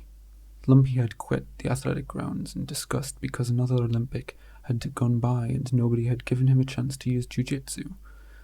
What's the use of learning it if everybody's scared? He complained. Just the same, he was only 5 feet 5 inches tall. He stayed that way, and they could still look down on him. Girls, too. He could lift them with one hand, but they were taller. Nobody to practice holds with since the Jap quit, he grumbled. It was so bad sometimes he actually wrestled with himself, although there was little satisfaction in that. As he trudged away from the clubhouse, waving his arms and complaining, the astonishing thing happened. "This guy," said Fred Watt, pointing to him excitedly, "he just elbowed Lumpy in the ribs, and he says, 'Watch out where you're going, you ape.'" Hal saw Lumpy shoulder to shoulder with a small, angry man. This fellow stood about 5 feet 6. He didn't look very strong. His face was weathered and knobbed like a fist. Bright black eyes considered Lumpy with unendurable contempt. He was dressed in blue jeans, white sash and red shirt, but this was his only concession to the holiday spirit. He was mean and asking for it. He spat in the gutter and said, "Why don't you get back in your cage?" The athletic crowd surrounded them, talking it up, and Hal was the first to call out, "Go get him, Lump!" "Put up your fists," said Lumpy Modoc, trembling with joy. The little man came at him. Lumpy picked him up and threw him over his shoulder. He seized him by the leg and sent him cartwheeling against a brick wall. The little man dropped, and Lumpy methodically shattered his head on the pavement, propped him up against the wall, cuffed his neck and battered his Adam's apple. He released him. Absurdly, this adversary remained upright. Then Lumpy blinked from the right to the jaw, and stopped for a couple of seconds to consider this punch. "Go get him!" Lumpy corkscrewed the little man's wrist and waved him like a flag. He threw him he knew not where or how far, and there was a screech of automobile brakes. The athlete swung around in amazement to see the little man crawl from underneath the car and come shambling back for more. Lumpy glanced distrustfully at his biceps, and had a small suspicion appeared in his mind. Forgetting his science, he rushed at the little man and knocked him down 4 times. In between the second and third knockdown, he received a cruel kick to the shins. There were fists in his eyes. He took a tremendous enraged breath and, too late, realized that the indestructible head was diving at him. He couldn't harden his solar plexus in time. A cannonball quaked in his stomach. He drifted along the sidewalk, his legs ambling in various directions. He approached the lamp post slowly and gave up. He hit gently and collapsed. In silence, the crowd made way for the little red, white, and blue turkey cock of a man who strutted off toward the center of town. Lumpy Murdoc's sobbing filled the locker room. "The first time," he moaned. Hal wound the gaze around his bloody head. He could give no sympathy to the humiliated strong boy. After noticing the contempt with which the other athletes turned their backs on him, he shrugged his shoulders and made a disparaging gesture to indicate that somebody had to care for the discredited one. "Don't leave me," begged Lumpy. He leaned his discoloured head on Hal's shoulder. The bloody towels and bandages gave him the look of a broken swami. The others had gone, and now Hal soothed him. It could happen to anybody. From far away he heard band music. "Let's go watch the parade," he suggested. It was better out there with the fife and drum corps. Lumpy's spirits picked up. "Gee, I'd like to play the drum," he said. They followed a peculiar, magnificent bass drum to the courthouse square. Here they came upon thousands of people gazing skyward. They followed the community gaze, searching for parachutes or rockets, but saw nothing. "Look at that crazy guy." "Where?" Hal demanded. "There he is," cried Lumpy, and Hal caught sight of a tiny figure walking up the side of the courthouse, without a rope to help him, without anything. His body was rigid, at right angles to the side of the building, yet he walked up and up, defying gravity itself, a human fly. The incredible climber reached the golden spike on top of the courthouse dome, wrapped his leg around it, whirled and waved his hat as the applause went roaring up to him. Then he descended slowly, in measured steps, the same way, only this time facing down, and it could be observed that he was grinning, leaping finally into a shower of coins from the populace. They pressed close, and then Hal heard Lumpy shout in terror, "That's him! That's the guy!" and saw him run away. The crowd swept him toward a new experience, and he joined the people who were flinging dimes and quarters and even 50-cent pieces into a large canvas trough. A placard fixed to this receptacle proclaimed, "Merko, the human fly." Chapter 18. The Human Fly. While the coins were still flying around him, Merko the human fly walked scowling to the canvas trough. He unwound a long leather cord, walked around the other side of the receptacle, and with a mighty yank zipped the trough shut. Then, ignoring the spectators' gasps of admiration and the money thrown too late that pattered against the closed canvas, he heaved the great burden of coin onto his shoulders and marched out of the square. The crowd followed him, and Hal followed the crowd. His heart was pumping, and he was violently excited. He noticed how all the people did not press close to Merko. They milled in a wide circle around the little man, who refused to stagger under his huge sack. Merko strode on, his face contorting into a tighter and tighter knot of determination to make it wherever he was going, whatever for. Hal found that, like all the others, he had to run to keep up with Merko, who darted now into a side street, then into a dead-end alley, and marched up to a 7-foot fence. The crowd backed up. Embarrassment seized everybody, because the little man, for no reason except curiosity on their part, had been forced into this corner. But then he turned on them with a fierce look, shouting a wordless oath. He swung the gigantic zippered trough as though a hammer thrower would, over the fence, and still hanging on to it, disappeared, flung out of sight by his own feet. Hal ran to the fence and tried vainly to climb it. He had to find Merko the human fly, catch him before he got away. He ran around the corner, searching every doorway, frightened at what kind of demon the miraculous climber must be to possess him. A little man like nobody else he had ever seen. Yes, like nobody else, he thought. I've got to talk to him. But there was no such person, Dr Modesto said. Merko had to be like somebody. Every man was a product of his town pattern, even a human fly. He tried to put himself in Merko's frame of mind in order to guess what direction he would have taken. It was no good. Just as he had defied gravity, Merko seemed to escape centralistic law. He might have gone to the bank with all those coins, but it was a holiday. Then Hal noticed a fellow with an amazed expression and rushed up to him. Did you see a little guy with a sack full of coins on his back? See him? There he is, down that block, getting on a motorcycle. Timid and excited, he approached the motorcycle. It had a sidecar, into which Merko was stuffing the canvas trough. He glanced up at Hal and went on with his task. "Excuse me." The human fly didn't answer. He continued with furious, gloomy concentration to pound the sack deeper into the sidecar. Hal knew he would have to pour everything into centralizing this little man, to project his likeness in such a way that for Merko the very air would become a mirror. He watched him force the canvas into a space that nature had intended to be too small. Then Merko straddled the motorcycle. He kicked, and the engine roared and died. Hal stepped up, expressionlessly, indomitably. He handed the little man his card and said, "I want to talk to you." The other scrutinized the card and put it in his pocket. He kicked the motor again, and over the roar shouted something to Hal. "What?" Hal yelled. He couldn't read a yes or a no on the fist of a face vibrating before him. With a wild feeling, he climbed onto the load of canvas. He waited with his eyes shut for a push in the face, but was jolted instead by a roaring start of the motorcycle. He grasped what he thought was an iron bar, but which, moving, proved to be his companion's arm. They spun around a corner. Hal found the zipper cord on the canvas sack and hung on. After a number of violent swerves, the motorcycle reached the main road, and with one gunning acceleration they were out of town. Hal relaxed as the steady roar became sort of quiet.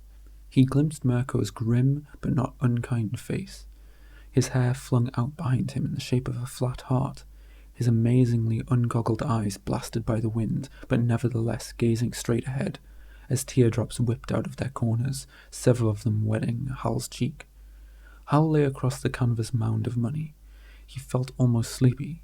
He imagined that they were in a roaring flight toward a new world that would somehow be better for him. Only 2 or 3 minutes had gone by when he felt Merko's hand gripping his shoulder. The motorcycle swerved into a road full of rocks that jarred him to the eyeballs. They came to a stop in a clearing on the slope of a small hill. The grass was dry and dusty, and the heat of the afternoon beat down on them. Hal waited for Merko to unload his money, but the little man only shook himself with a dog-like motion and set off down a path circling the hill. Hal stayed with him. He offered Merko a cigarette. "I'm not smoking." "You don't smoke?" "I smoke when I want to, when I choose to want to," said Merko in a harsh, flat voice. What can I say to him? Hal wondered. "They're bad for your wind, I guess," he said. "They would be," returned his companion, "if I let them." Merko suddenly began to walk faster. "Oh, I see." "No, you don't," Merko declared in the same rigid tone that made Hal increasingly uneasy, because he felt some terrible emotion behind it. "I could smoke too much, and still not let it get my wind." They walked on in silence.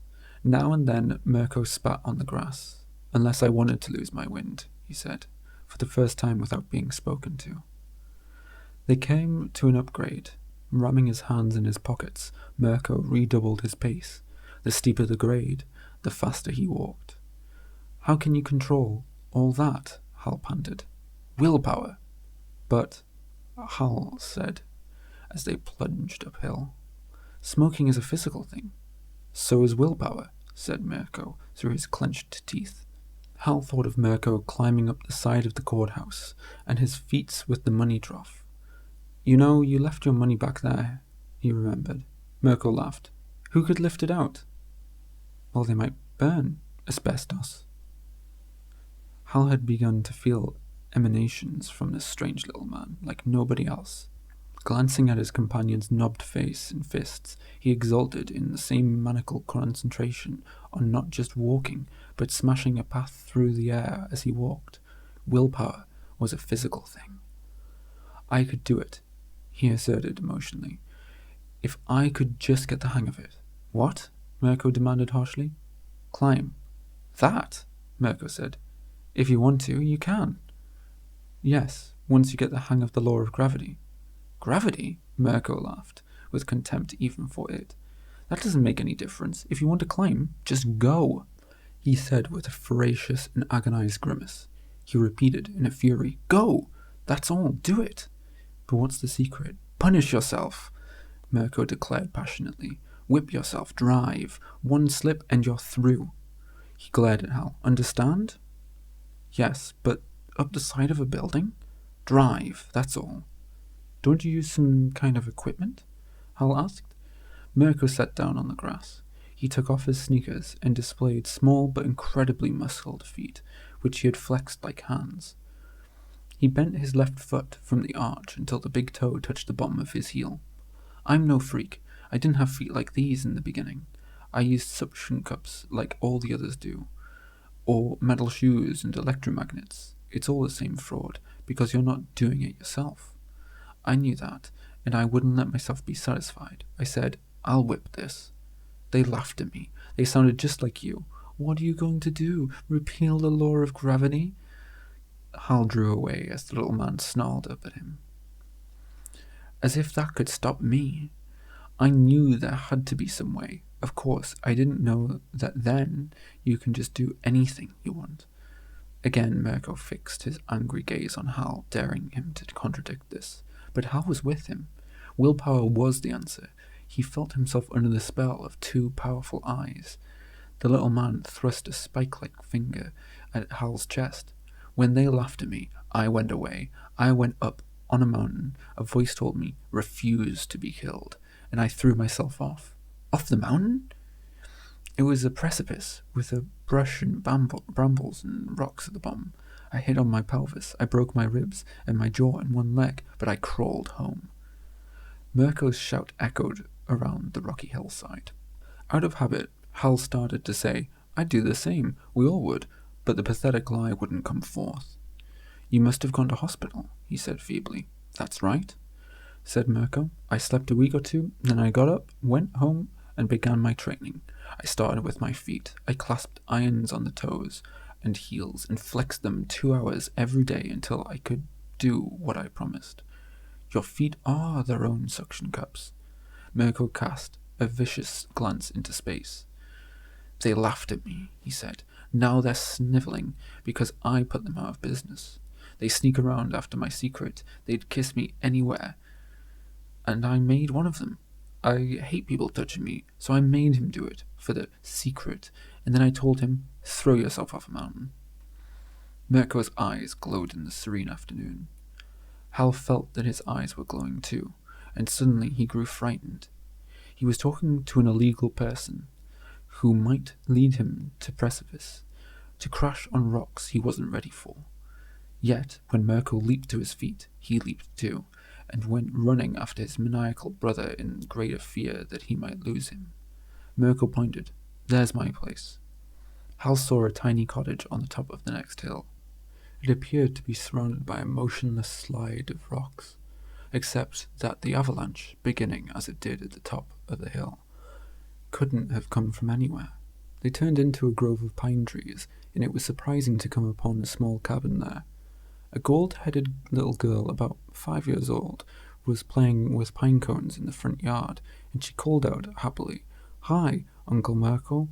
"Hello, youngster," Merko responded gruffly without looking at her. "I like little girls," said Hal. "They're better than the grown-up kind." Hal realized that he hadn't connected Merko with a girl or a wife or anyone. Merko spat. "Women are no good in my business," he muttered, and quickly ran ahead. Hal was used to the maneuver now. He could tell when he had embarrassed Merko, for it was at these times he abruptly changed his pace or tone. Wherever he spat, it marked the punctuation of his mood. "Women drag you down. Well, I don't need them. I don't like effeminate people hanging around me anyway. They can't climb. What can they do? Trap you. Make sure you keep your rubbers on," Merko emphasized with a revolting leer. They tramped through more pine cones, and he kicked at them. "Who lives back there?" Hal asked as they started up the hill.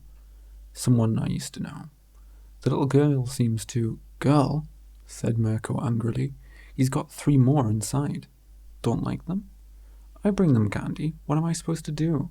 They can't help all but ruin their cause." Hal gasped as he came up against Merko's pointed elbow.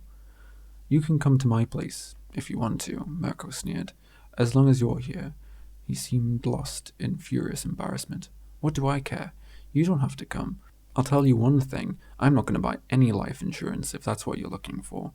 You think you can agree me into doing anything you want, but it won't work. Do you know something? I don't even like you.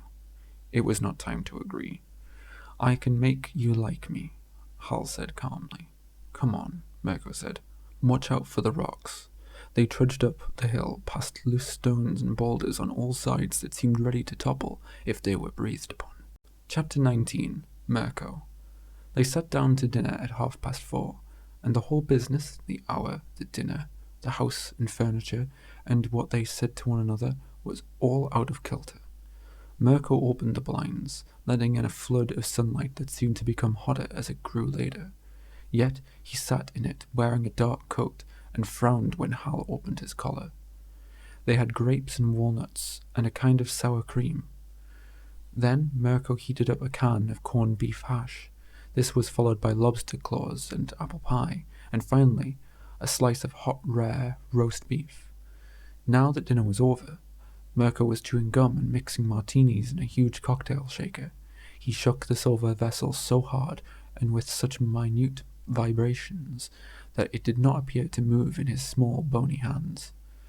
It was the second round. Merko was already quite drunk. He shouted, "We're having what is known as a good time." He roared with laughter at the slightest provocation. Thrusting the cocktail shaker under Hal's nose, still vibrating it, he chuckled. "Here's what'll make us friendly. That's the idea, isn't it?" Hal's stomach was in turmoil. He had been afraid to refuse the melange of courses, but he needed willpower, like Merko's, to keep them down.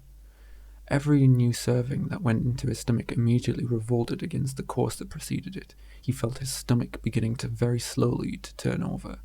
On the phonograph, Merko was playing what sounded like Arabian music. And it was not only what was going on inside him, but what he looked at. Every object in Merko's house and in his life was systematically placed to violate every other object. Anyone taking inventory when the owner was not around would have found it impossible to tell what kind of person lived here. There was a set of barbells and some half-finished embroidery on a lace napkin. On one table, copies of Vogue and boxing and wrestling magazines. Around the walls hung reproductions of a Seville Madonna, a calendar girl on a tiger-skin rug, Degas dancers, a canvas crowded with red canvas huntsmen drinking beer, another girl, February, crouched naked on skis, an actual American flag crossed with a flag of the British Honduras, a map of Nantucket, and above the front door, where a tuxedo hung down the length of peeling logs, the head and shoulders of someone with a small, indistinct face being crucified. Again, in the bookcase, a chaos of titles and authors had obviously been arranged to destroy one another. A Laugh a Day Keeps the Doctor Away, The Divine Comedy, Stover at Yale, Apologia pro vida sua, You Are What You Eat, plays of Lope de Vega, Art of the Pole Vault, Black Beauty, Macbeth, Away to the Gatsby, Woodford, Browning, Jonathan Edwards, Baudelaire, Louisa May Alcott, and after the startling homogeneity of three idlers, Walton, Pepys, and Omar Khayyam, 2 books in the right corner of the bottom shelf, bound in black, heavy tape, Prometheus Unbound, and The World as Will and Idea. Yet, perversely, on the table adjacent to these 2 god-challenging volumes were the remains of a game of solitaire swept away. Some of it had fallen onto the floor. All about the room were there similar signs of idleness, doodles on odd pieces of paper, completed crossword puzzles, a page of chess problems, and on one sheet an infinity of tic-tac-toes going off the edge of the paper, as if the player had gone mad trying to beat himself. But among these remnants of fanatic time-wasting could be seen the evidence of desperate stretches of labour, of mind and conscience. The proposition typed out: Achilles pursues the tortoise. During the split second he draws exactly even. The tortoise moves a little bit ahead, since at one instant of evenness the tortoise will always be moving forward. No matter how fast Achilles runs, he is unable logically to pass the crawling animal. And below, hammered out in black capitals, disprove this. Piles of crushed paper surrounded the typewriter. Elsewhere, amid the more crumpled sheets, Hal glimpsed the fragment, blasted by bright agonies of the mind. "O neighbours, neighbours, think me not unkind." Nearby lay a little prayer book with a knotted ribbon smeared in mud. Merko was walking around, brandishing the shaker and shouting to Hal, "Drink up! Come on! You want to make friends with me, don't you?"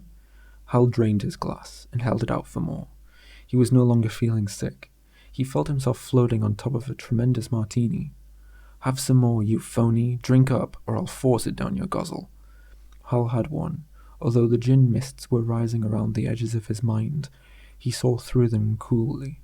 He knew that Merko was disturbed, that he hadn't been able to frighten him, and now he was putting on a more wild behavior to drive him away.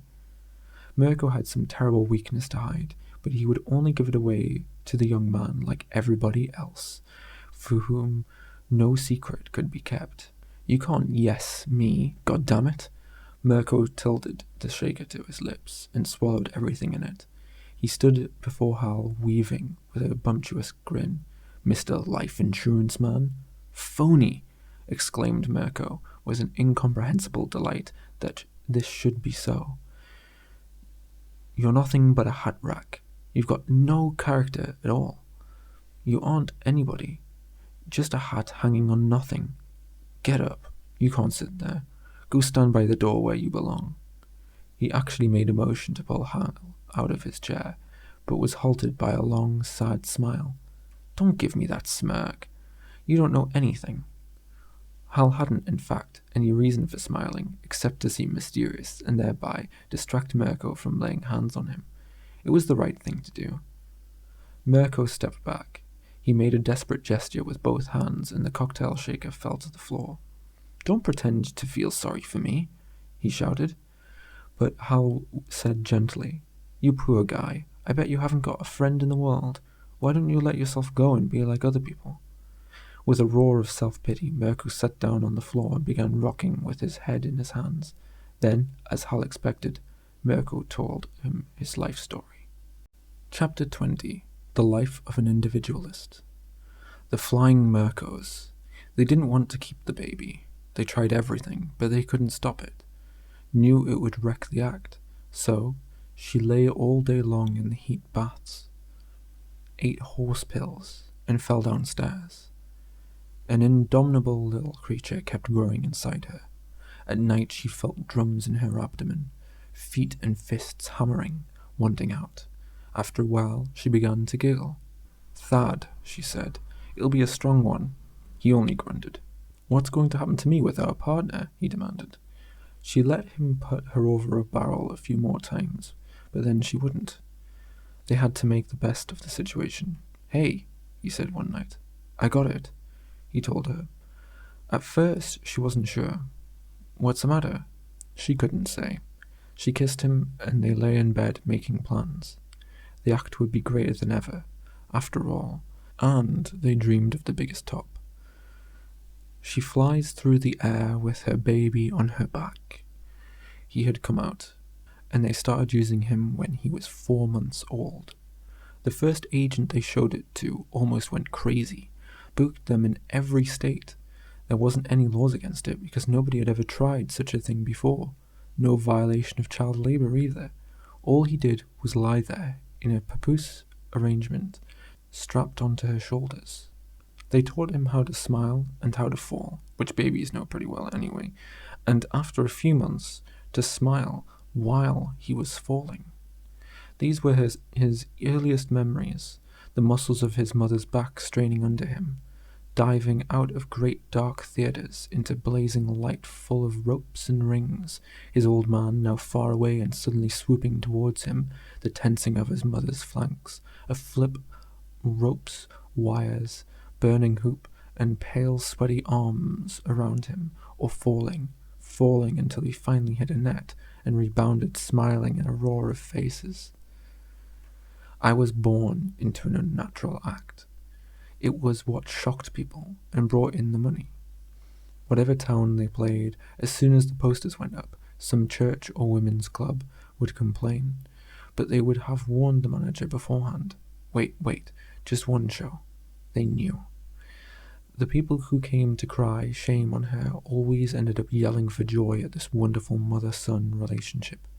He grew older. The posters had to be changed. She flies through the air with her boy on her back. He began to get embarrassed by the blown-up photos in the lobby. The old man was getting moody. I couldn't help it. He was sore because he didn't count anymore. With the crowds, with her, nobody wanted to watch him do nip-ups. The kid was the thing. The woman and the kid. And they were getting pretty close lately, too, leaving him out of the conversation. Soon, he was sulking all the time. Up on the trapeze with his sweaty face gazed at them mournfully. A couple of performances he didn't show up, and it made no difference. The agent told him he might as well stay out of the act altogether. He hung around. What was I supposed to do? One night, mother and son missed the rings and fell into the net together. There was a long, agonized shout as they went down, but to show they weren't hurt, the mother lifted up the boy in her arms and kissed him, and presented him, arms outstretched to the audience. He smiling, of course, out of habit or rather necessity. His mouth automatically opened and drew into a curve when they were mid-air, and the crowd cried and blew kisses at them. After that, she insisted on using the fake fall and kiss as a Socko finale. He was sick of it. Never had a chance to be alone, to be himself. They were always following him around. The old lady with love, the old man with advice. The old man kept whining and complaining. It's time you went out on your own. Stand on your own feet. You're getting to be a burden on your old mother. The two things he hated most in the world, love and advice. If they had left him alone long enough, he could have got set and orphaned his mind, but he had no self to operate from. He tried to look himself up in libraries, in the eyes of his schoolmates. He changed schools at least 3 times a year. In what his school teachers said, no answer had been created to fit him. The schoolboys thought he was strange for riding on his mother's back. The teacher'd consider him strange for asking if he couldn't come live with them. The library books, all of which had seemed to have just been written for parents, told him only that he was maladjusted. Bastards. One time, he skipped his gym workout and ran into a church. "Honor thy father and mother," said the man in charge, looking at him strangely. He was a thankless son. He didn't appreciate all the pain and hard strain she was going through on his account. The old man kept beating on him. "You ought to be ashamed. It's time you worked up an act of your own." She flared up. "What kind of father are you? What are you wishing on the little boy?"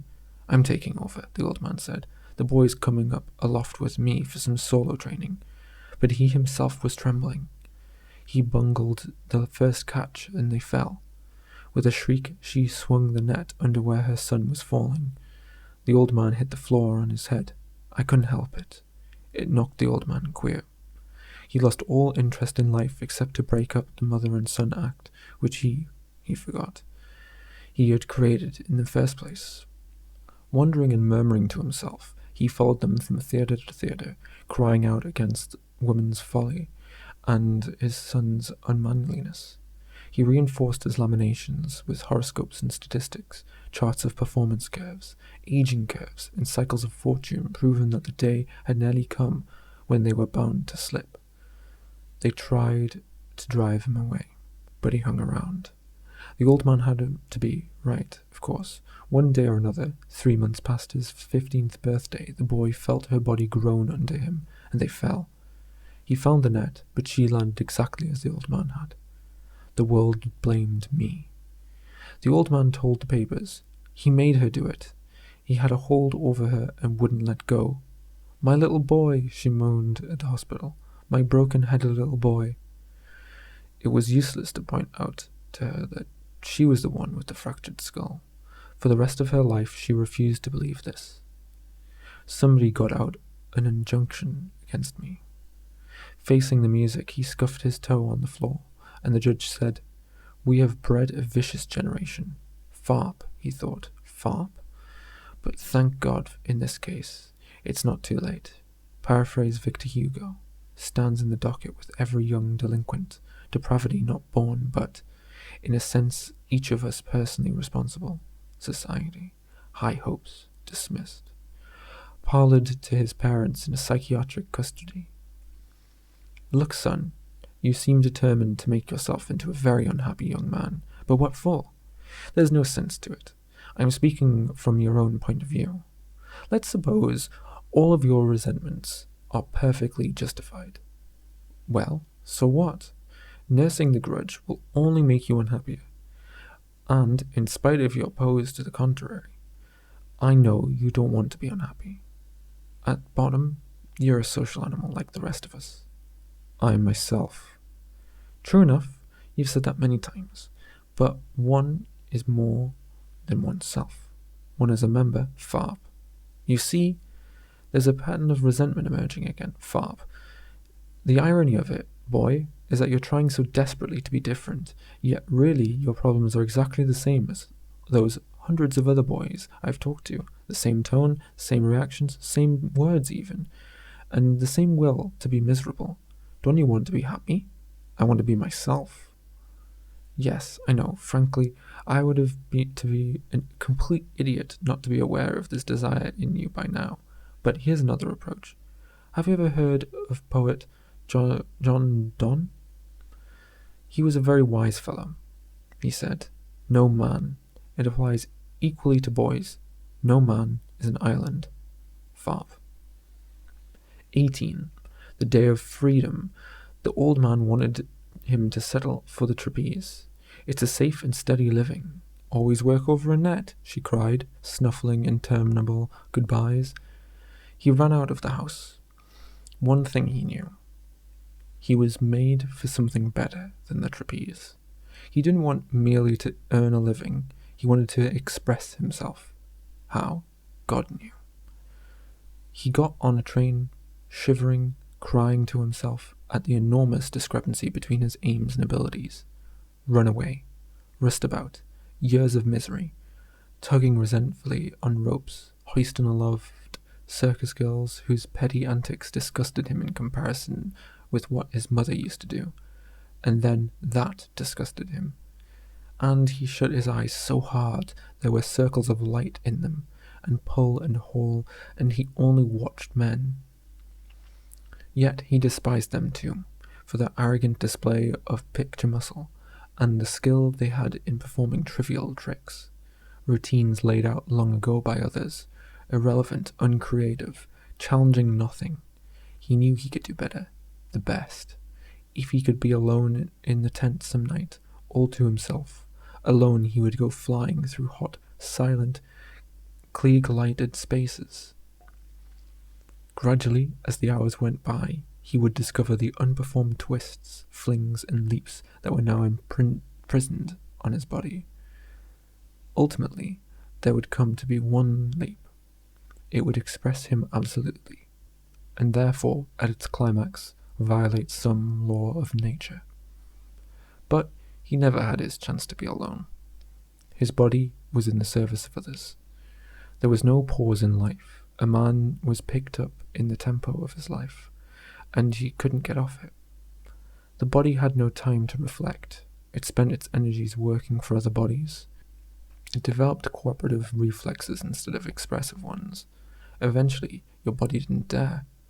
They were always after him, hurrying, imposing on his body. Not just the job, the girls, they teased him beyond endurance. I swore I'd never touch a woman, and I never have. He fought off their soft ways, took long cold showers. When they poured at him, he ran from them, swarming up ropes, pursued by laughing circus girls. One day, the boss caught sight of him in a wild fight through the ringing, and was astonished. Hey, we can use that. Later, on the ground, observing the crabapple muscles of his discovery's arms and legs, he shook his head. You can't make it in tights. But then he brightened. So, who wants you in tights? You're a natural comic. We'll do it just like I saw you. Putty up your nose and have the girls chase you, and then they catch up with you, see, and I quit. No women were going to handle him. The idea of a woman's hand touching him was enough to make him tremble. The threat of clinging bodies made him want to soar free. Running wasn't fast enough. Threats of soft flesh entered his dreams. Their bodies haunted him night after night, yet even in his sleep he managed to thwart them by waking up on the instant and rushing for the cold shower, and he never lost this race. If possible, the dreams of muscular flesh were even worse, for they always turned into his old lady, and he was transported back to the vaudeville, once more the little jockey. Either they didn't measure up to her, or they were too much like her, and now, quitting, he stayed true to himself. The depression, window washer, steeplejack, gym teacher in a boys' prep school, clerk of the body, high diver, flagpole sitter gaping at the sky, the servant of others, walkathon, hold attendant, the Boston Marathon, flopped in Newton Hills, years, desperation. He was no nearer to expressing himself, and time was passing. Was he like all others? Born to be humbled? Hobbled? Bastards! He gritted his teeth. 6-day bicycle race came in last. Rodeo, a humpbacked Brahma bull. Volunteers. Ride him for just 10 seconds. $1,000. Can you ride Big Sam? He couldn't. Acrobat, ventriloquist, a gloomy song and dance. Fired. Knockabout stooge for 3 Turkish weightlifters. Let a magician pull yards of flannel out of his nose. Slackwire, teeterboard, trampoline. Finally, with suction cups on his shoes, now at the point where the only way he could make a living was by walking upside down. Hanging upside down, thinking, he took a step. A cymbal crashed in the orchestra pit. Another step. Crash. A child howled out of a balcony. The sound infuriated him. All at once, he saw the ridiculousness of his position. What am I doing here? He would have had thrown his arms in the air, but they were already dangling down, so he could only crook his elbows, clench his fists, and once more plant his foot on the above board to the accompaniment of the cymbal. What am I doing here? Mama! Cried the child in the balcony. When's he supposed to fall? He swayed a moment. Now, youngster, he bellowed, wrenching one foot free and then the other. He fell twirling in 1, 2 somersaults. I landed on my feet. He thumbed his nose at all the world he could see, and, followed by a chorus of boos, rushed off stage. Later, laughter followed him into a cool alley behind the theatre. He had expected this, and distributed bloody noses among them. But so ridiculous did he appear that the wire walkers and acrobats had gone on laughing anyway, bloody noses and all. Let them. I'd whip gravity. It was no wild impulse. He had been mulling it over for days before the answer hit him. It was simple. Willpower. Leaving the laughter of oaths behind him, he made for the high ledge he had had in mind for so long. He went straight to his objective, exactly straight. That was the idea. No physical object would be permitted to detour him. He would make no concessions. Whatever was in his way, he would knock down, climb, or jump over, but make. Because it was in his will to do so. He would just go. Bound for the mountain, splashing across the moonlit brooks. Unless they conceded with his path, bridges did not exist. Up and over a haystack. Punish yourself, whip yourself, but make it. For nothing. For absolutely no reason except that he felt like it. Or perhaps because he didn't feel like it at all, and therefore exercise his will in the opposite direction, through a field of thistles. Simply force his body to do whatever he ordered, or else. One slip and you're through. He could, if he chose, eat a rock. If it got stuck, he would sit down and systematically knead it through his intestines, and go on. For nothing. He felt a great wind of freedom blowing on him. It hummed through the barbed wire fences. Climbing a house, shots in the night. Thief. March on, he said. It seemed to him that his will had become a huge new muscle within his body, invisible to others, but huge. exerting irresistible leverage on all other muscles.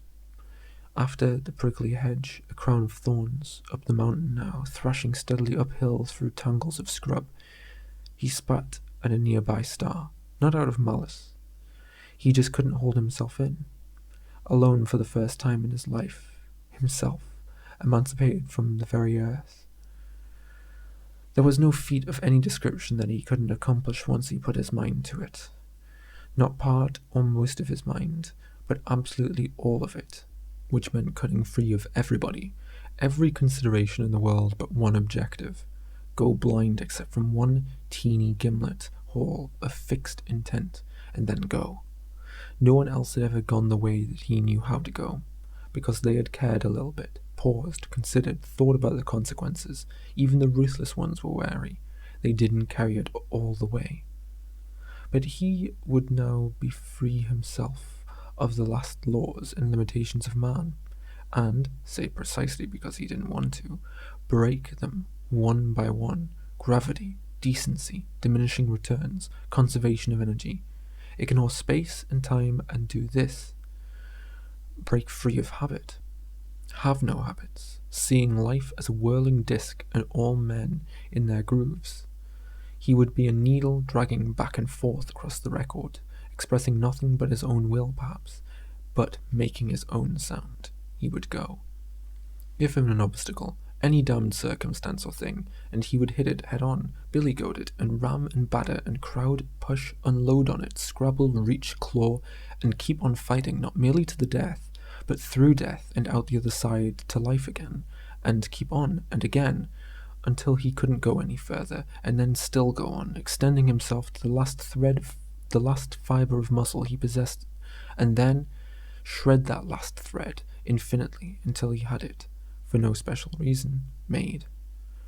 Bursting out of the last patch of scrub, he reached the top of the mountain.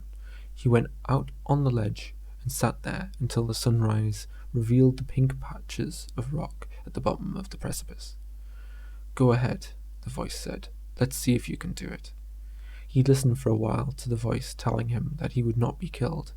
The sun grew brighter, the rocks turned yellow and then became clear, of no colour. He saw all their points and edges. He went over with a shout of joy. "But you're alive," murmured Hal, who had almost fallen asleep. "It was 100 feet down," said Merko, "with those rocks at the bottom, but something told me, you won't be killed, because you will not. In the air it was my last thought, you will not. I came down smash. After a while I heard a voice crying, me of course, and I knew I had made it because there was my body, sort of strewn all around me, destroyed, except that I wouldn't be. I began laughing at my body, because I couldn't endure the pain, but I had it to. I told my cowardly body, you see, I mean business, let's go now. I crawled home, cried the little man. That was the test, and when I got there, I made myself a cup of tea, because I didn't want it. I drank it very slowly before I crawled down the main road. Then a fellow came along in a car, and I refused him, to teach my body another lesson. And when the second car came, I was making for another cliff. You know why I let that one take me to the hospital?" "What does he want me to say?" Hal wondered dazedly, as he shrank from Merko's soaring arms. "Because by that time, you'd already proven."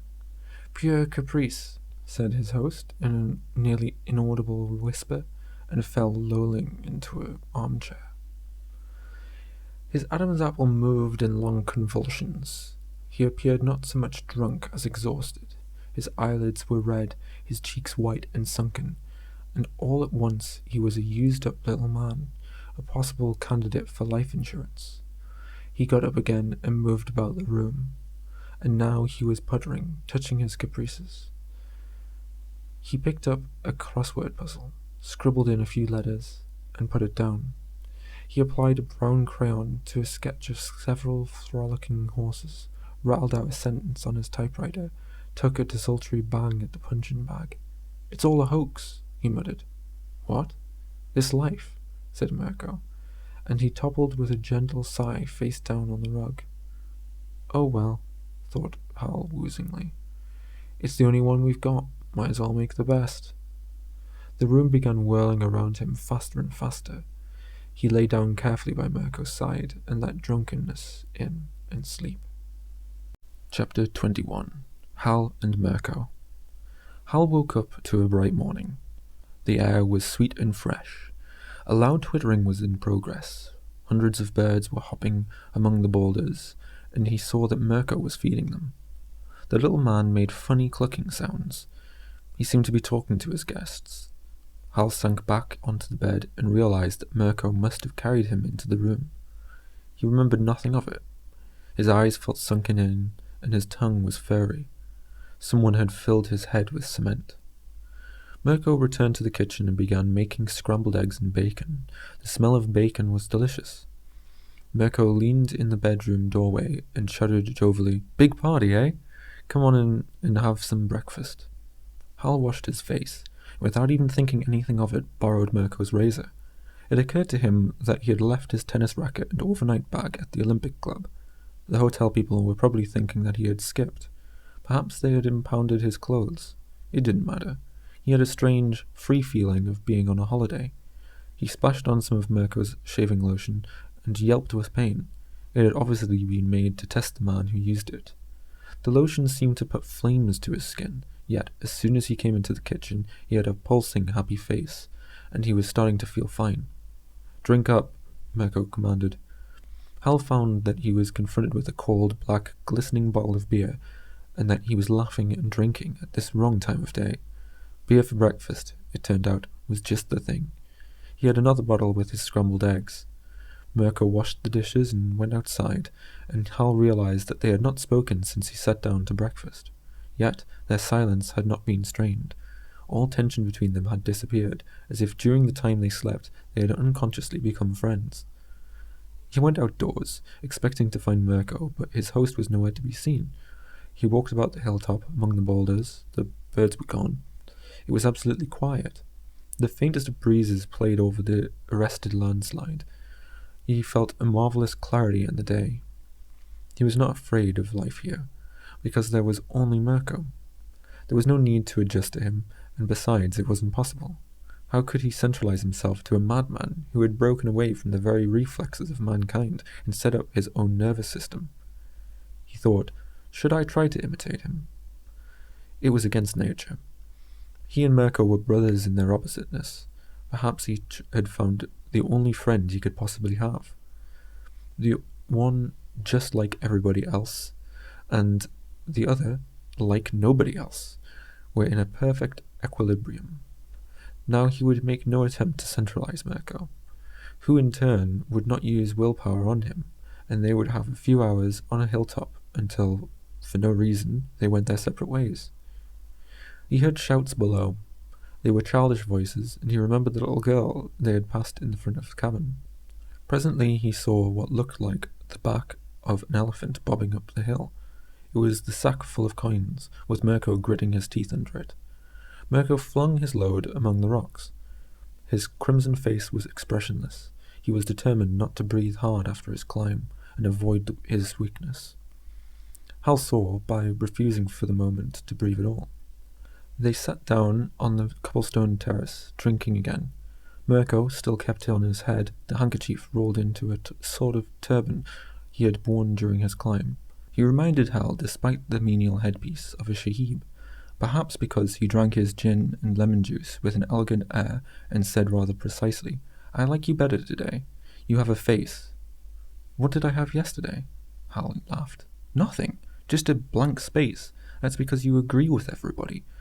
Don't think I didn't see you in town when they were throwing money at me. I looked around the crowd and I saw this empty area under a hat. It was your face, but there was nothing on it. Do you know that? Do you know what's going to happen to you?" "I'll be happy, Merko." The little man laughed and drank some more gin. "Well, what is going to happen to me?" Hal asked, annoyed by this attitude. Merko shook his head. "I won't tell you." "You'll never be happy, Merko." "I spit on happiness. I rise above it," said Merko, obviously not doing so. He tried to speak hauntily from his deck chair, but remained a lonely little fellow in a turban. You're just like that girl, Hal said. What girl? The one I met yesterday at the Olympic Club. You're both too proud. You won't give in to anything. And so you're miserable. What won't a girl give in to? Hal told him about Joan Vigouroux. As soon as he mentioned that she was a high jumper, Merko put down his glass of gin and listened closely. They didn't want her to run fast, eh? He chuckled. He scowled on hearing that all the athletes had turned their backs on her, and he fiercely disagreed when Hal denounced her stubbornness. What do you mean? He interrupted.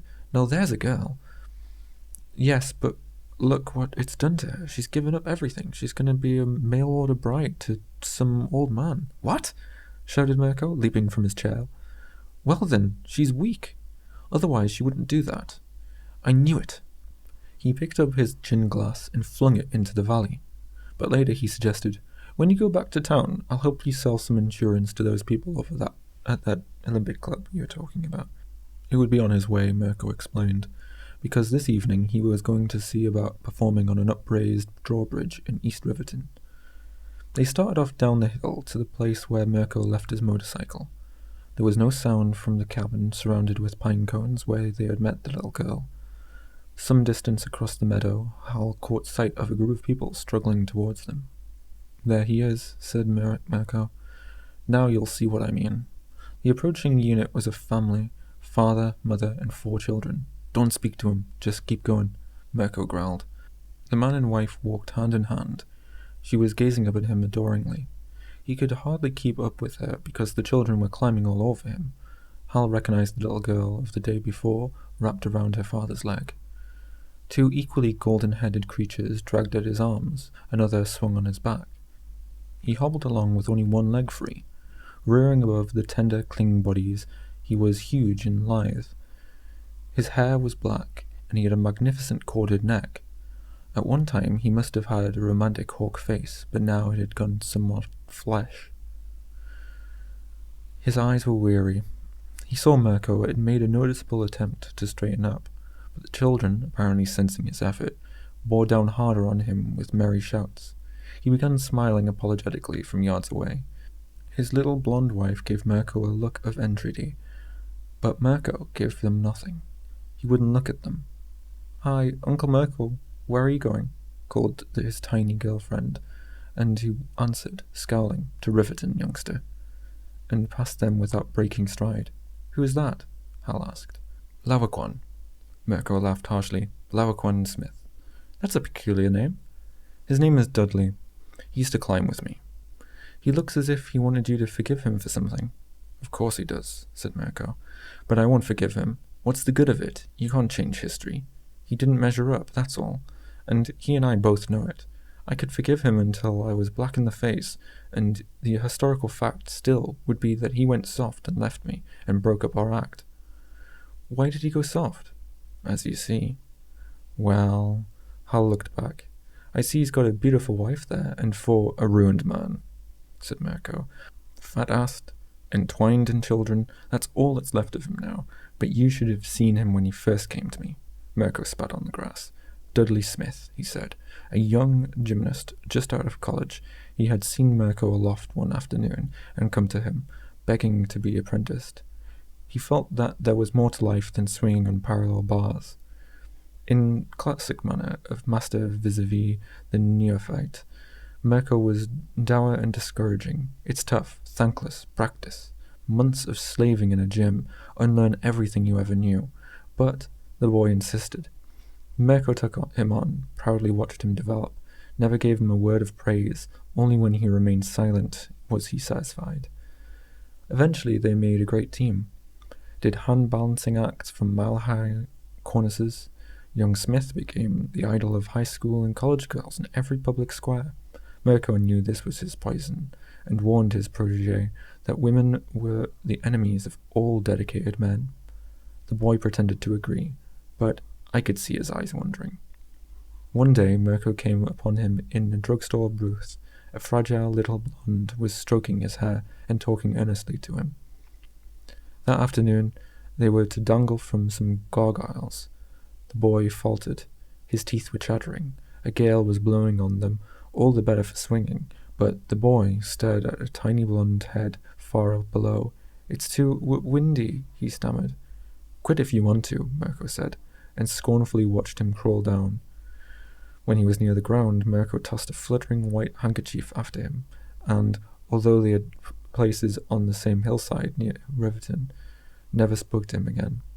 Now he's a building inspector, Merko said to Hal. Imagine it, he checks buildings for safety. They come up here on their days off to try and make up with me, but I'll never let them. You blame her? Asked Hal, feeling sorry for the work-worn Smith. Well, it wasn't her fault. She was born a weak woman and couldn't change. It was his lookout. He got what he deserved, all right. There was a softness in him he didn't really want to climb. He picked a weak and clinging woman because he had to have delicacy, Merko said in a mincing tone, indicating this quality with a thumb and a forefinger. It's too bad she came along. Somebody else would have. Besides, history isn't interested in excuses why a building isn't climbed. If you don't make it, you don't, and it's your fault. Yours, Merko emphasized. A stomachache is your fault. If a manhole cover blows off, sails up 10 stories, and decapitates you in an elevator, it's your fault. You know, a man could still climb, Hal thought aloud, if his wife left him alone, if she knew how to take care of herself. A strong one. Merko agreed enthusiastically. Then his face darkened. He was thinking of his mother. Hal said, I mean a girl who's different, more like a companion. That's it. A real companion, you know, clean. None of this, Merko groaned. If I had the luck to meet someone who didn't want the soft side of love, he gave Hal a wild, questioning stare. Hey, can you imagine a girl like that? Can you? They say there's a girl for everyone, Hal answered, as they reached the motorcycle. On the way back to town, the landscape and the day seemed to grow softer in outline.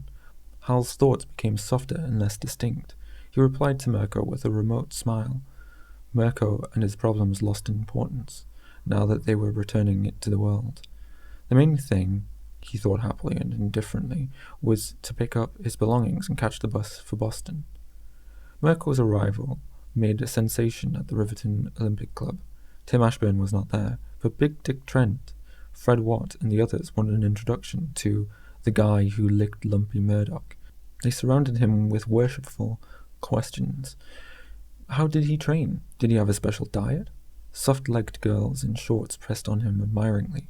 To all of them he muttered, Pleased to meet you, and rammed his hands deeper in his pocket.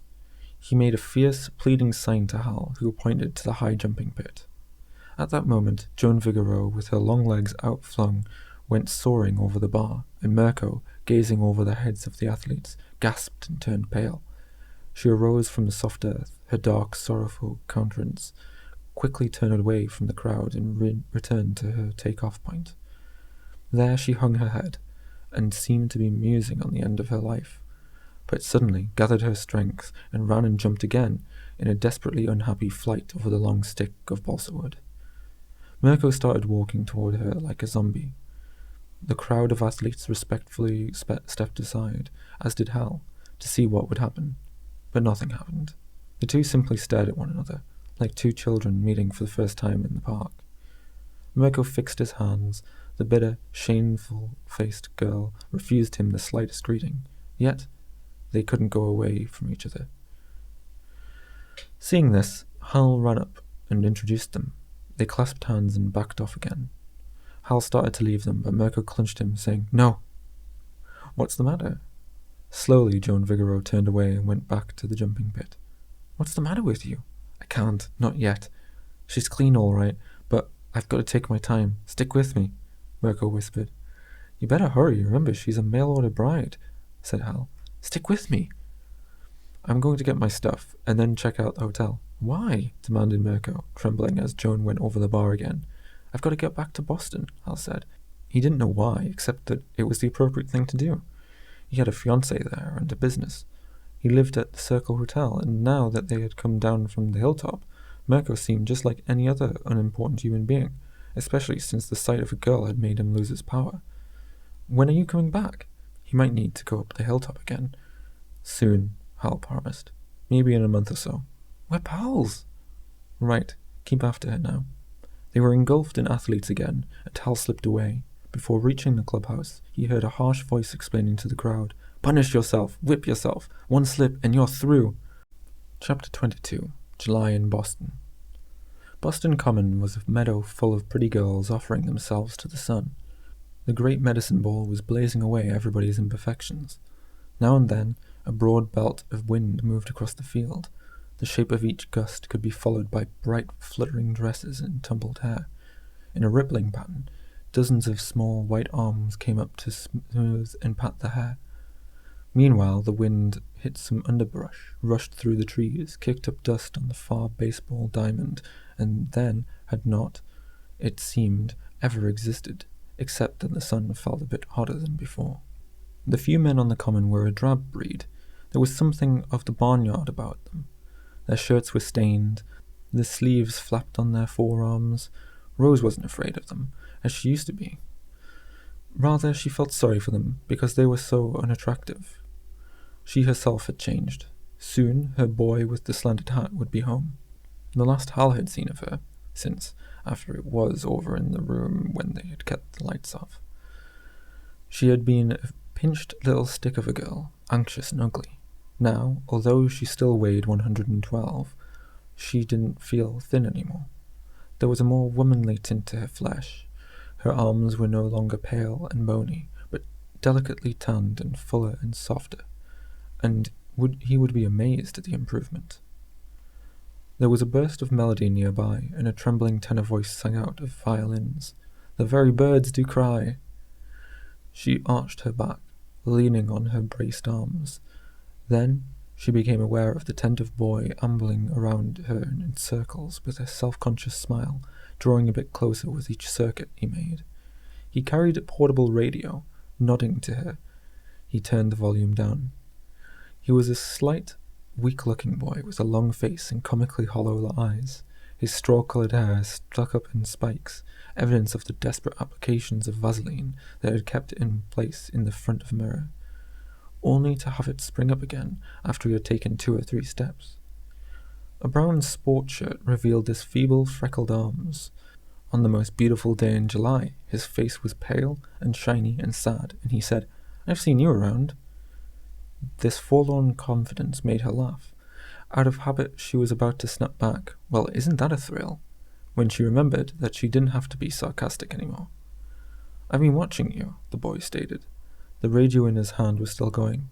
The announcer said faintly, "Now, Aunt Christian wants to know how high the moon," before he was switched off. "I even know your name," the boy continued in a humble sing-song, in which there was also a note of yokel pride. "Your name is Rose. You know how I know it? I stood under your window. I mean, your office window. I work in the same building as you do. Do you know that? In the clinic, I sweep the floors. I heard him call you Rose." She looked at this adolescent who had waited under her window, not sure whether to be angry or touched, or perhaps a bit worried. Finally, she decided not to care, and to be gentle with him. "I never thought I'd get the nerve to speak to you," he said. "Well, it's perfectly all right," she answered. "It's very nice, but I don't think you'd better—" "Why not?" said the boy earnestly. "What I mean is, us lonely people ought to get together." "What?" cried Rose. "Who's lonely? What do you mean by saying that? My fiancé is coming back next week." This was so humiliating. Her feeling of grace and prettiness vanished, all mercy gone. She stormed at him. "Go away! Get away from here!" He stared at her, pathetic and round-eyed, unaware that he had committed the greatest slander, and mumbled, "Gee, I didn't know." "And you'd better try to take better care of your appearance," she said coldly, realizing that he had done the best he could to no avail. She added half-heartedly, "Look at your shoes." At this, the boy stumbled away. His grief-stricken manner appalled her. She had never really wanted to hurt somebody like this. She called after him, "Wait!" but he would not. She followed after him, saying, "Please." "You'll never see me again," he said. As she tried once more to say she was sorry, the radio roared out Art Christian's arrangement of Poor Little Buttercup. On the way back to her office, Rose stopped and gazed unbelievingly at somebody on the corner of Charles and Beacon. "It can't be. He's not supposed to be back until next week," she said to herself. But the slim, vague figure and the slanted hat were unmistakable. "Hal!" she called, and ran toward him. The young man paid no attention to her. Hal! Of course it was he. She thought so until she stepped in front of him and looked tenderly into the eyes of a perfect stranger. "Oh, excuse me," she said. "I thought you was somebody else." The young man nodded pleasantly. He was shorter and heavier than Hal, and his features were quite different. Yet, in his general appearance, he had been Hal's double. Even his voice was the same, as was his courteous and faraway manner. "It's love," Gladys said, "when you start mistaking other fellows for him. Have you had that with Johnny?" Gladys gave a short laugh. "Who looks like that, Big Ape?" She had been depressed since spending the week with Heffernan at the sawmill. Her exuberance was fitful. She accepted few dates, mostly occasional suppers with Jack Swan, the public relations man, who didn't count. Lately, she had been bringing home stacks of women's magazines. During much of her free time, she lay around the apartment reading the love stories and scoring herself on such quizzes as, "Are you a good marriage risk?" Twice, for no reason at all, she had decided not to go to work. In bed, she ate prodigious quantities of apples and stared out the window. Rose felt sure that things must have gone wrong in Maine. When she asked about it, Gladys only murmured something insulting about the football player. Chapter 23. Plans for September and Business Lovemaking. In Arcadia Life's reception room, Jack Swan threw away his cigarette. He was more nervous than usual before going in to see Purdy. Today he was supposed to deliver his memo on publicity for the convention in September. It wasn't ready, and he knew why. Gladys was responsible. "From now on, I'll stop kidding myself," he swore with a bitter resolve. His futile obsession with this big blonde was going to ruin him.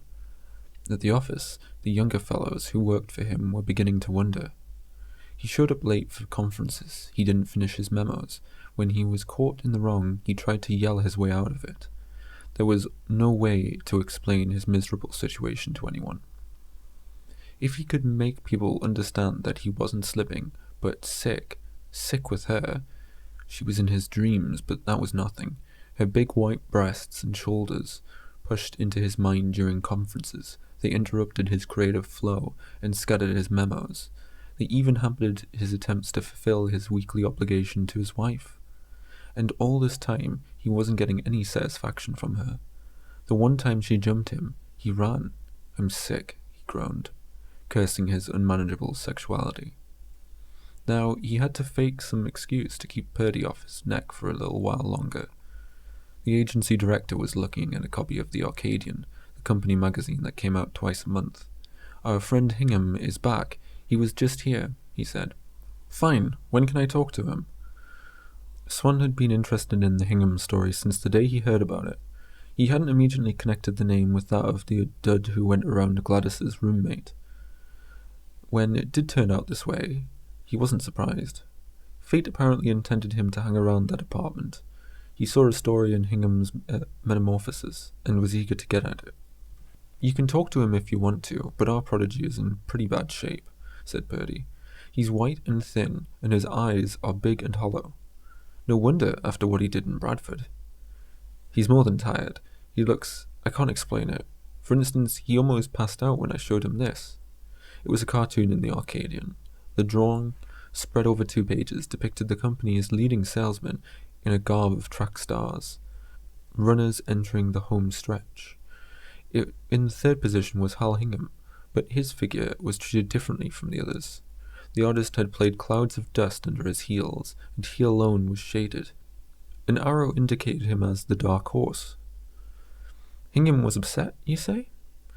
"He acted like a road company Hamlet. He took me by the wrist and sort of held on me. He shook his head and gave me these pitiful sighs." "Fred," interrupted Swan.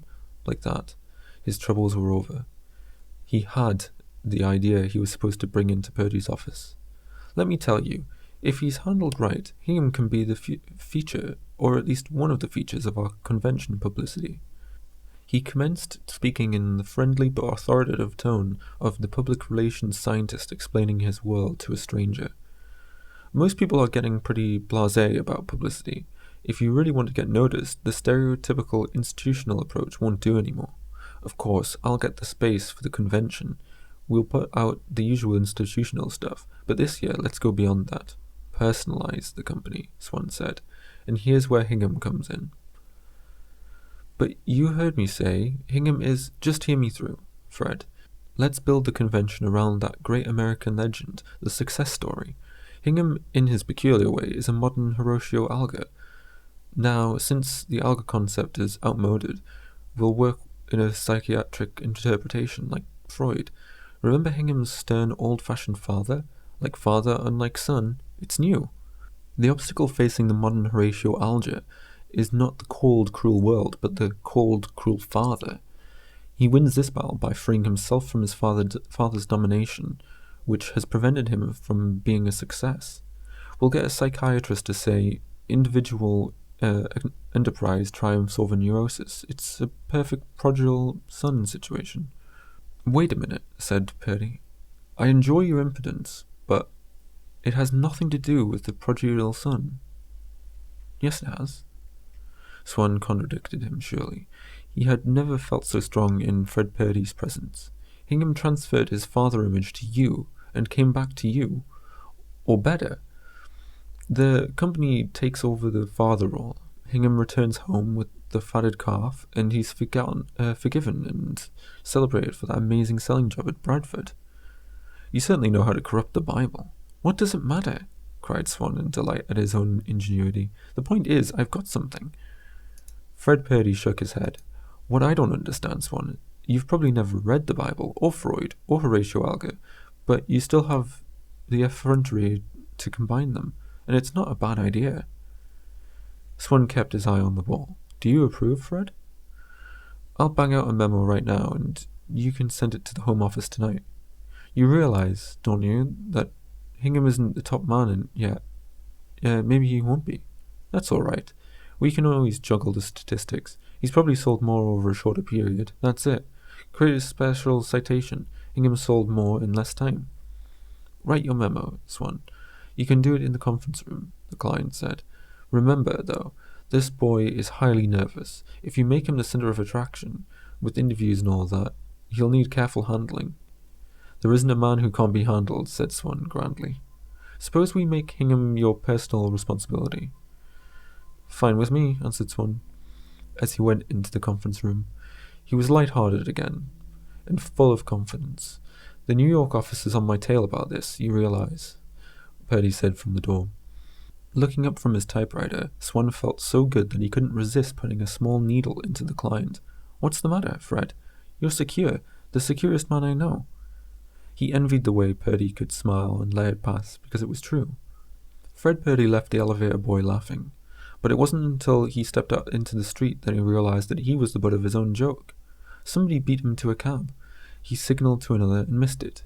He stood on the corner, inhaling the heat and fumes of the street. It was an effort to breathe. He felt a sick sweetness in the atmosphere.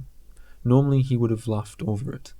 Today an incident had disturbed him, and he was hard to put to rejoice in the corruption of the very air. Let's talk over your proposition at breakfast, George Esquero had said. That's the best time for me. Breakfast, he told this to the elevator boy, partly in return for a special service, the Purdy Express, from the 8th floor.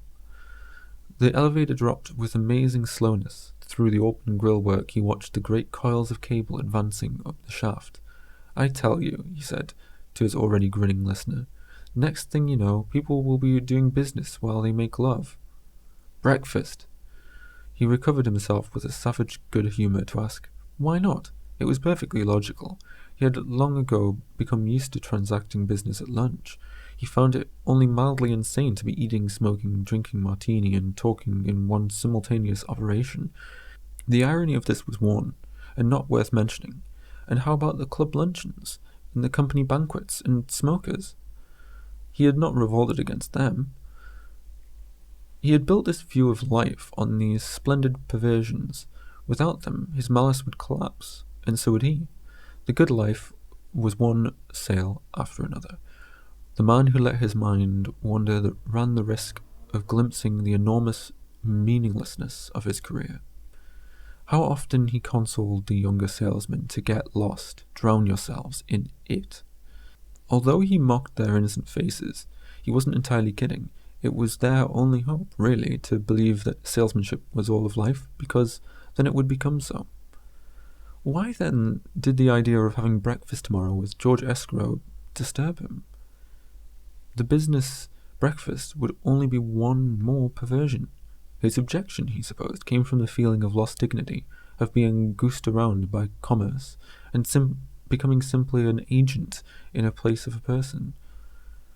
He remembered imagining that he belonged to his desk, like a cowboy to his horse. Like you belong to this elevator, he added to the momentarily sobered boy. You had to rest from continually laughing in self-defense. How? He could get drunk, but not alone, and somehow all his drinks turned into business drinks. There's no privacy anymore, he complained to the elevator boy.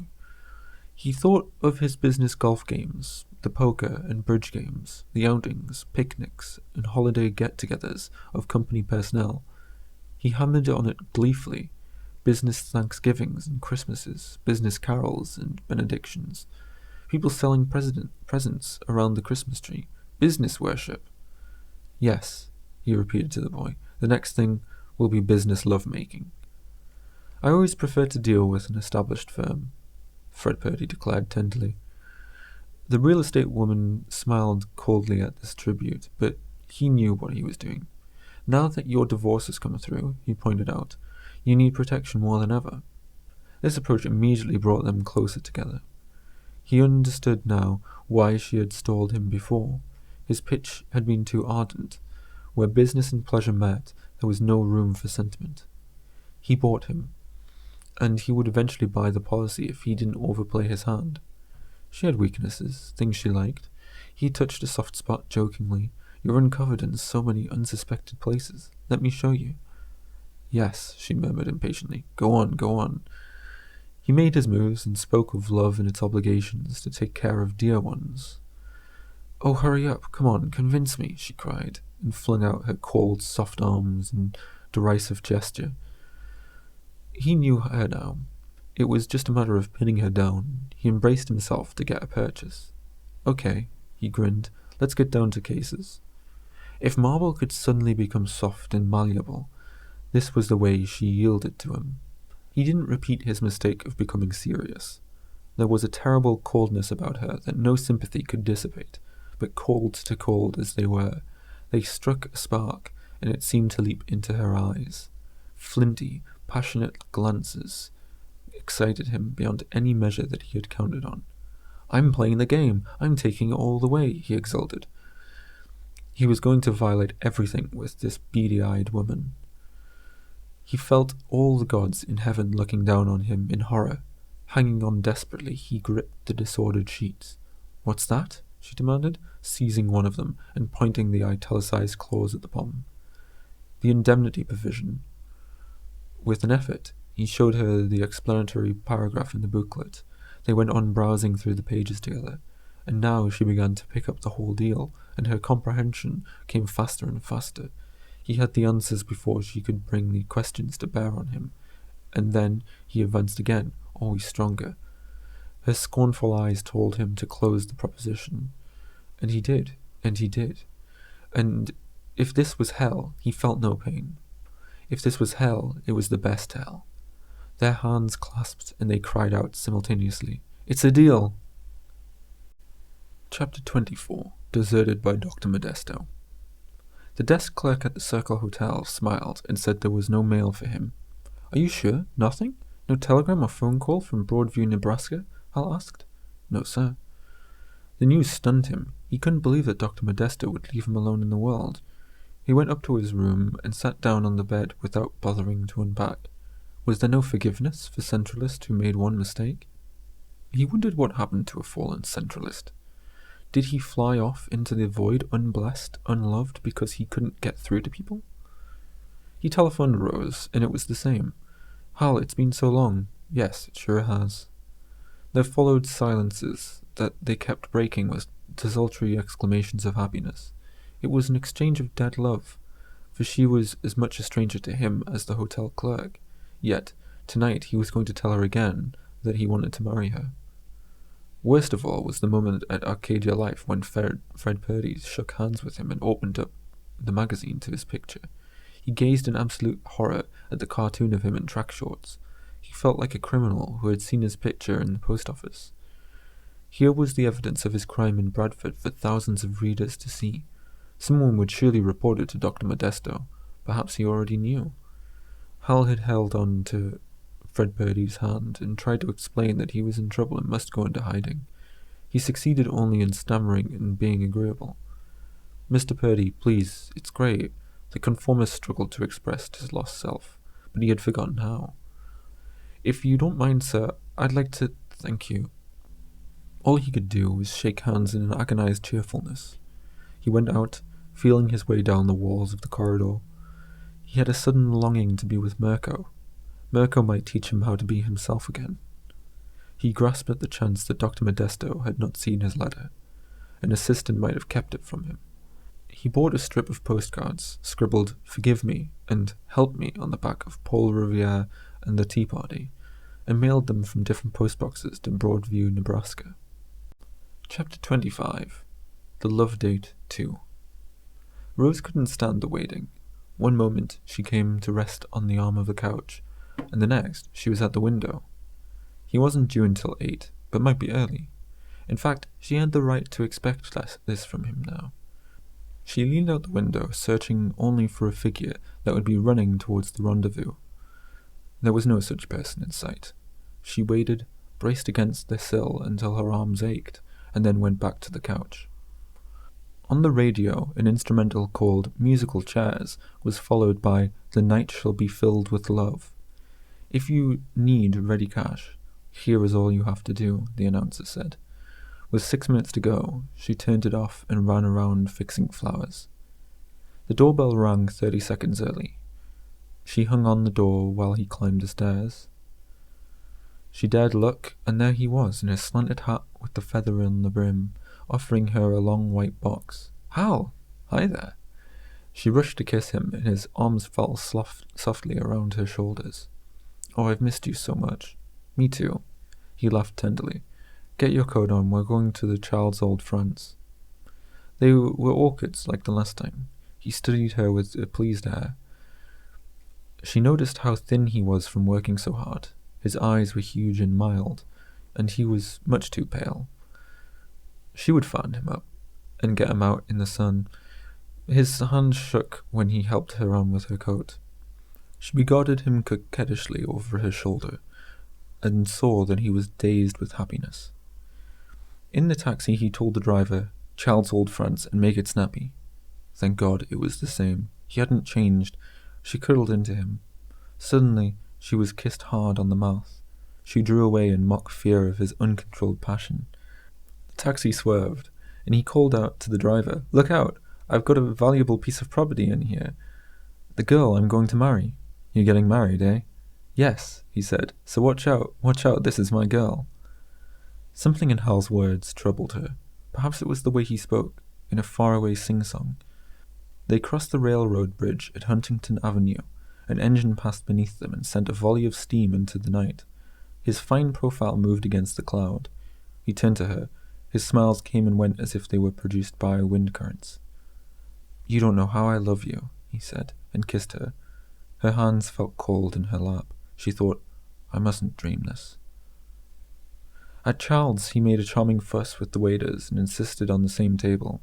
He arranged everything in a loud, smooth manner, but now she openly stared at him, unable to believe what she knew.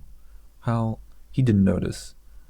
He was waiting, she understood, for her to go to the ladies' room, like the last time. As she moved along the tables, the band started to play. She powdered her nose in a dream in which she saw her dim, drowned image wavering in the glass. She was looking down into the middle of a pool that turned into a very dry martini. "Have another. I can't, I'll get dizzy. I wish we could go on this same date forever, Rose." The lobster came, but she couldn't eat. She could only laugh, and reach for him and kiss him across the table, as she had done the last time. "You don't know, Rose, you just don't know." Now she realized he was going to request the rumba. She got up dazedly.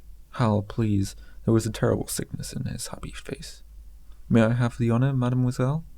She had to stop him, bring him back to life, but he swept her away into the identical dance. He whispered in her ear, "Every Friday it will be like this." She would have collapsed.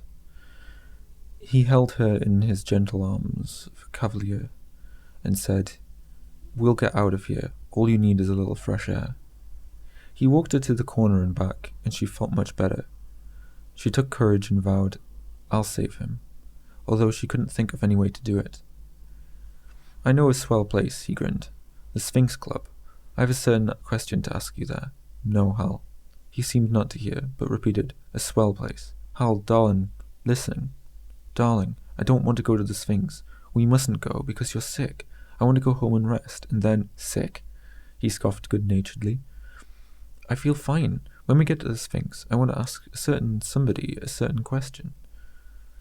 They stood under the sidewalk awning, swept by the headlights of cars turning the corner. Then Rose hit on it.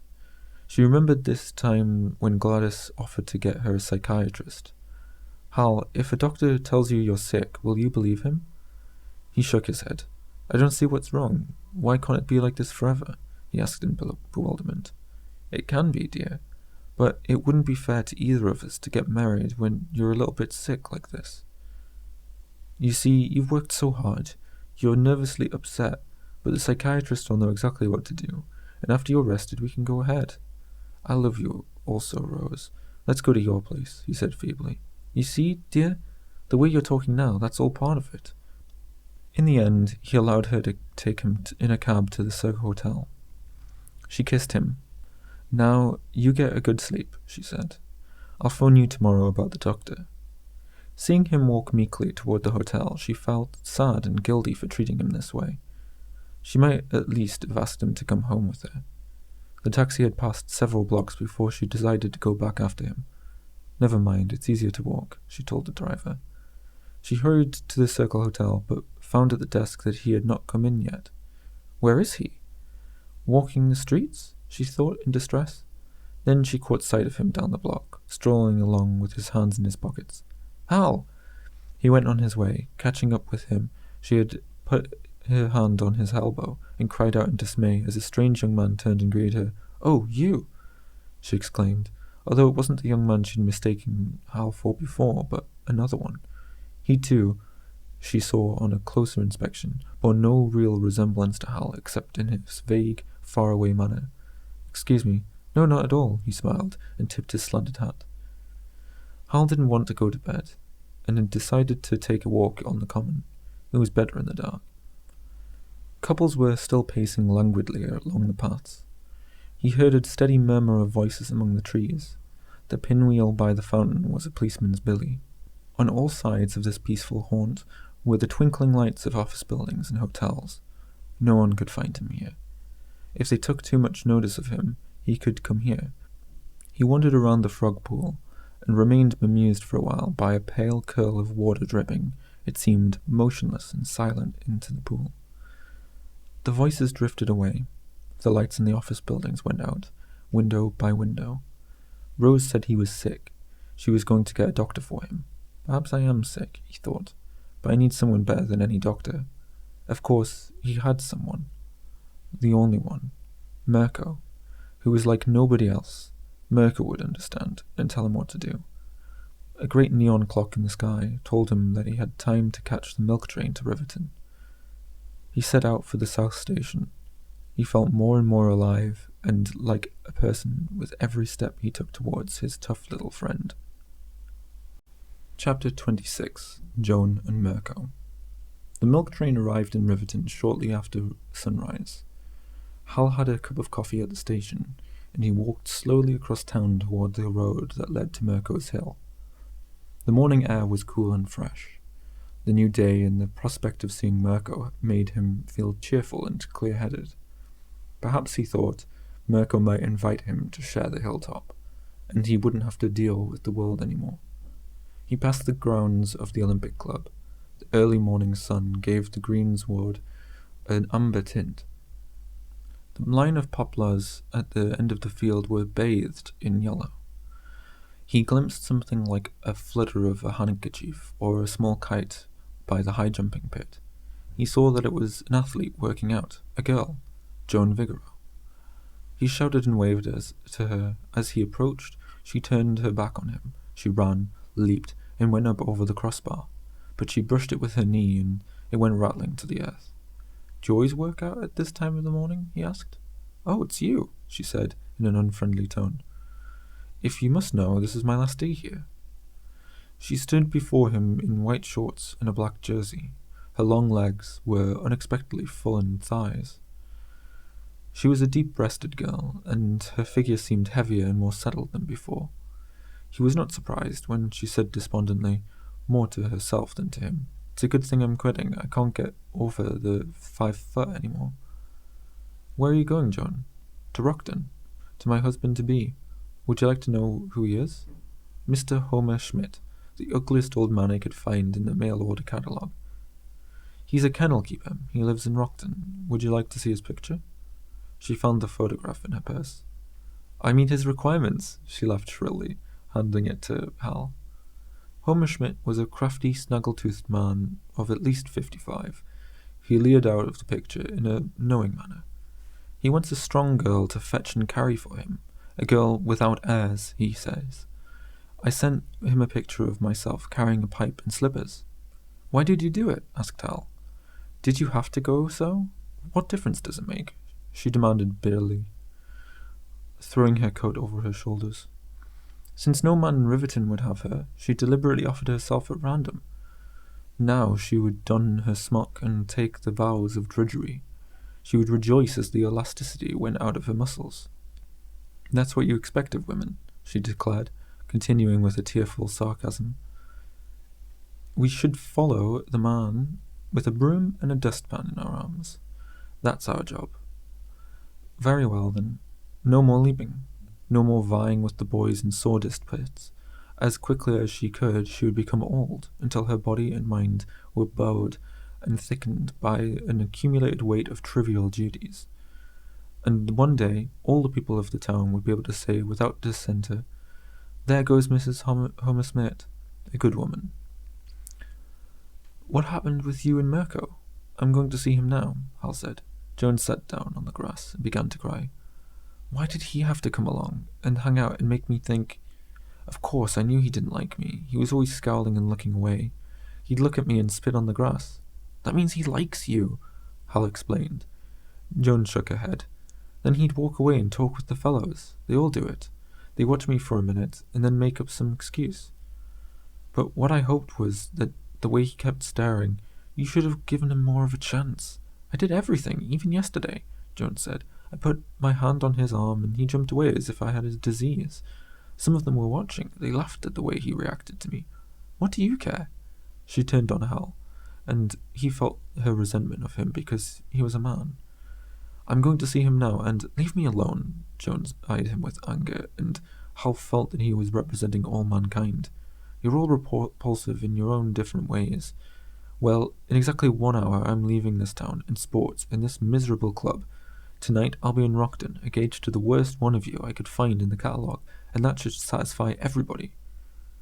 She picked up her sweater and walked away from him. Hal trudged along the road to Merko's Hill. His only trips to and from there had been by motorcycle, and he had forgotten how far it is out of town. By noon he had walked several miles. He decided to sit down and rest. There was no hurry. It would be just as well to give Joan a head start before telling Merko where she was going. He needed Merko to help him, at least for a while. There would be no place for a woman on the hilltop.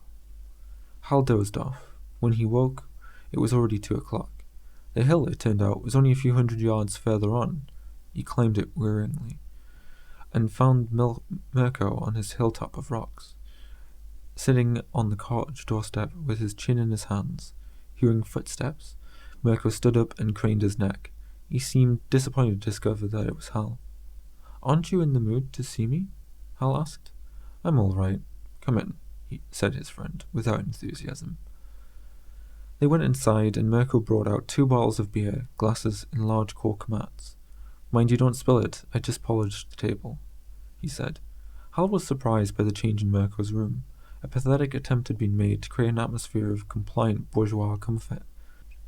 Signs of disorder had virtually disappeared. Instead, Merko had arranged an interior of heavily stuffed chairs with dollies and tablecloths everywhere, vases packed with flowers, balls of tropical fish, and pictures of children and flowers.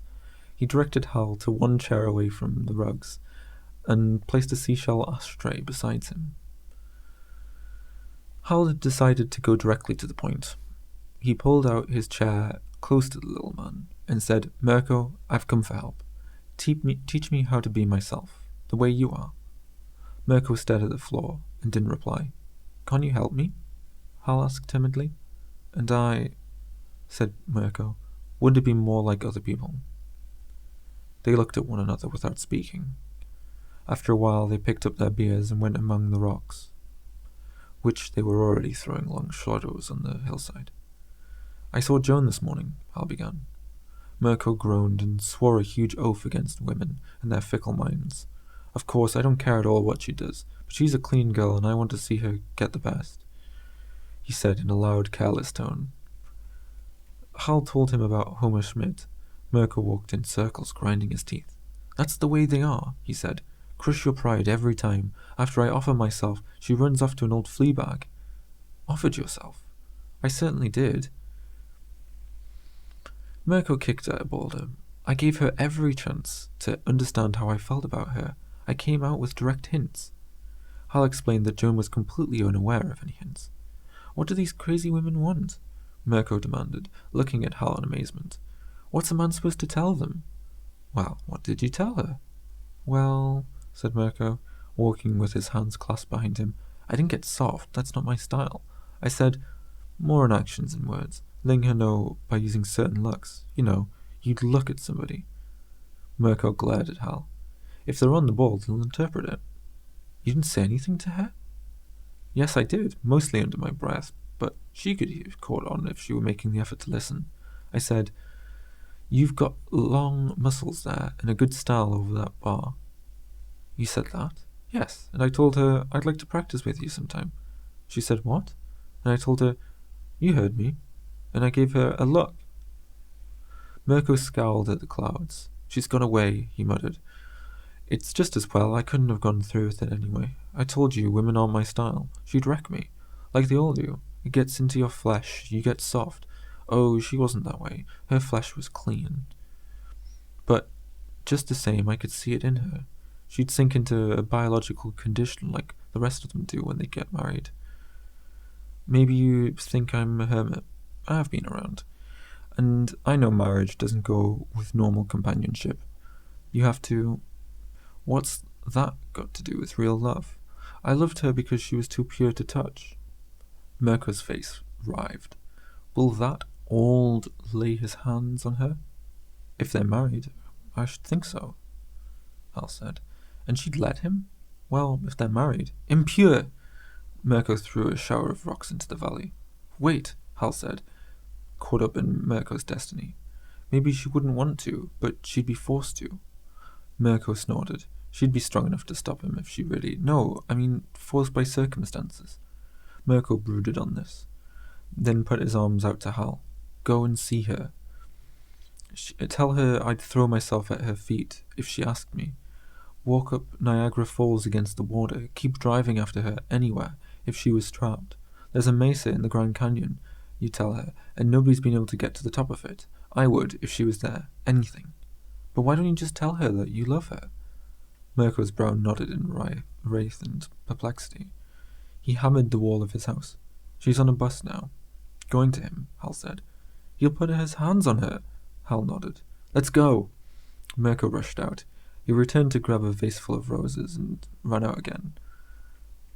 He dragged Hal down the hill to the motorcycle and they roared off for Rockton. Hal rode in the sidecar and hung on while Merko gunned his black Charger through the dark gold waning afternoon across landscapes of southern New England. Apple orchards, stone walls, and fields of waving corn fled past them. Dappled cows and dairy farms, red barns, rustic baseball games, billboards, gasoline stations, speed limit signs, lines and Rotary Club signs, end of restricted zones, and more cornfields rushed towards them and vanished in a roar of wind as they plunged on. It grew darker. The clouds flattened in the west and darkened. In the darkness ahead, Hal saw the end of his life, when Merko would leave him.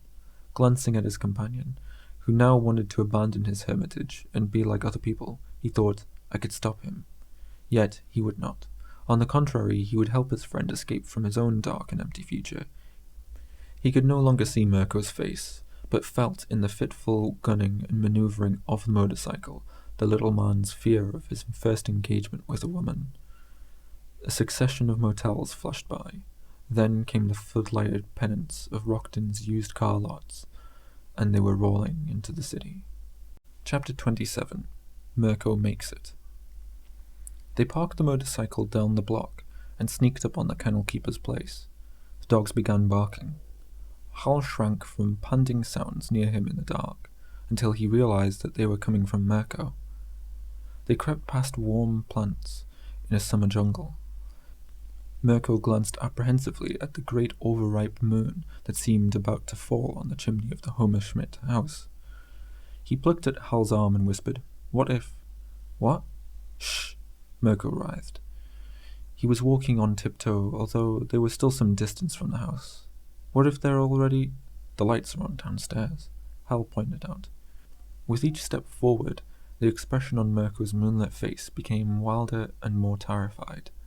He still held his vase full of flowers, but gingerly, as though he might at any moment throw them down and run. They sneaked closer, trying to find an open window, but all the windows were shut against the summer night.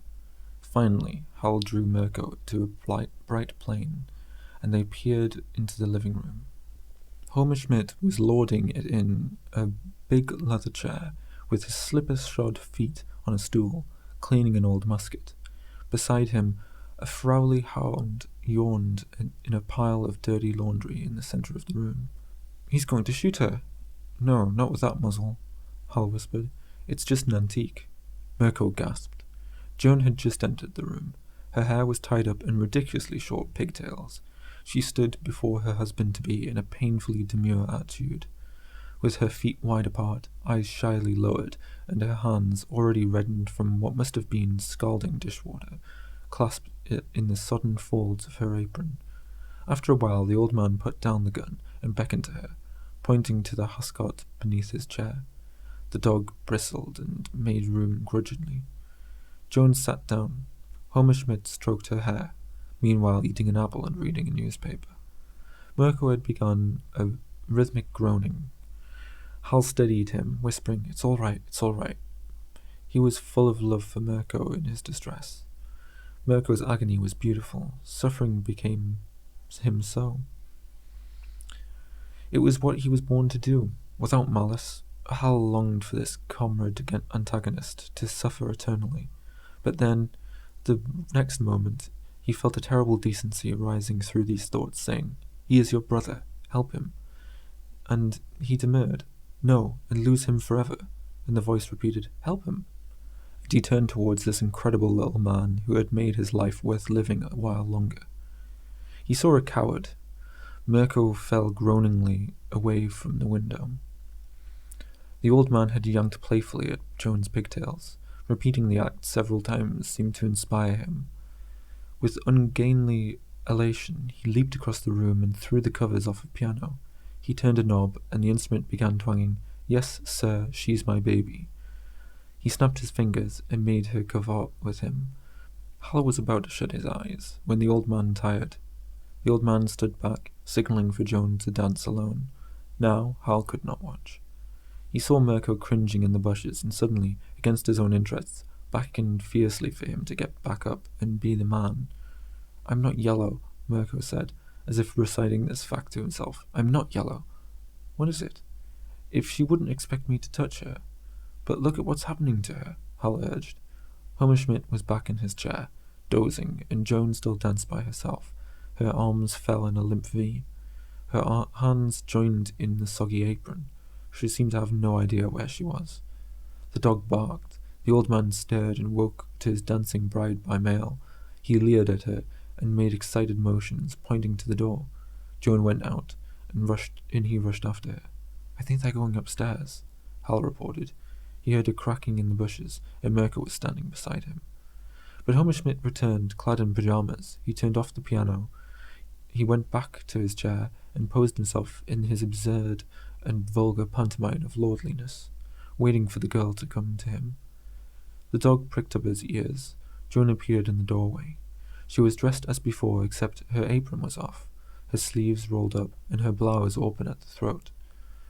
The old man made an imperious gesture, and she stepped forward, offering him a dish of pie, knife, and fork. Schmidt seized them and began eating.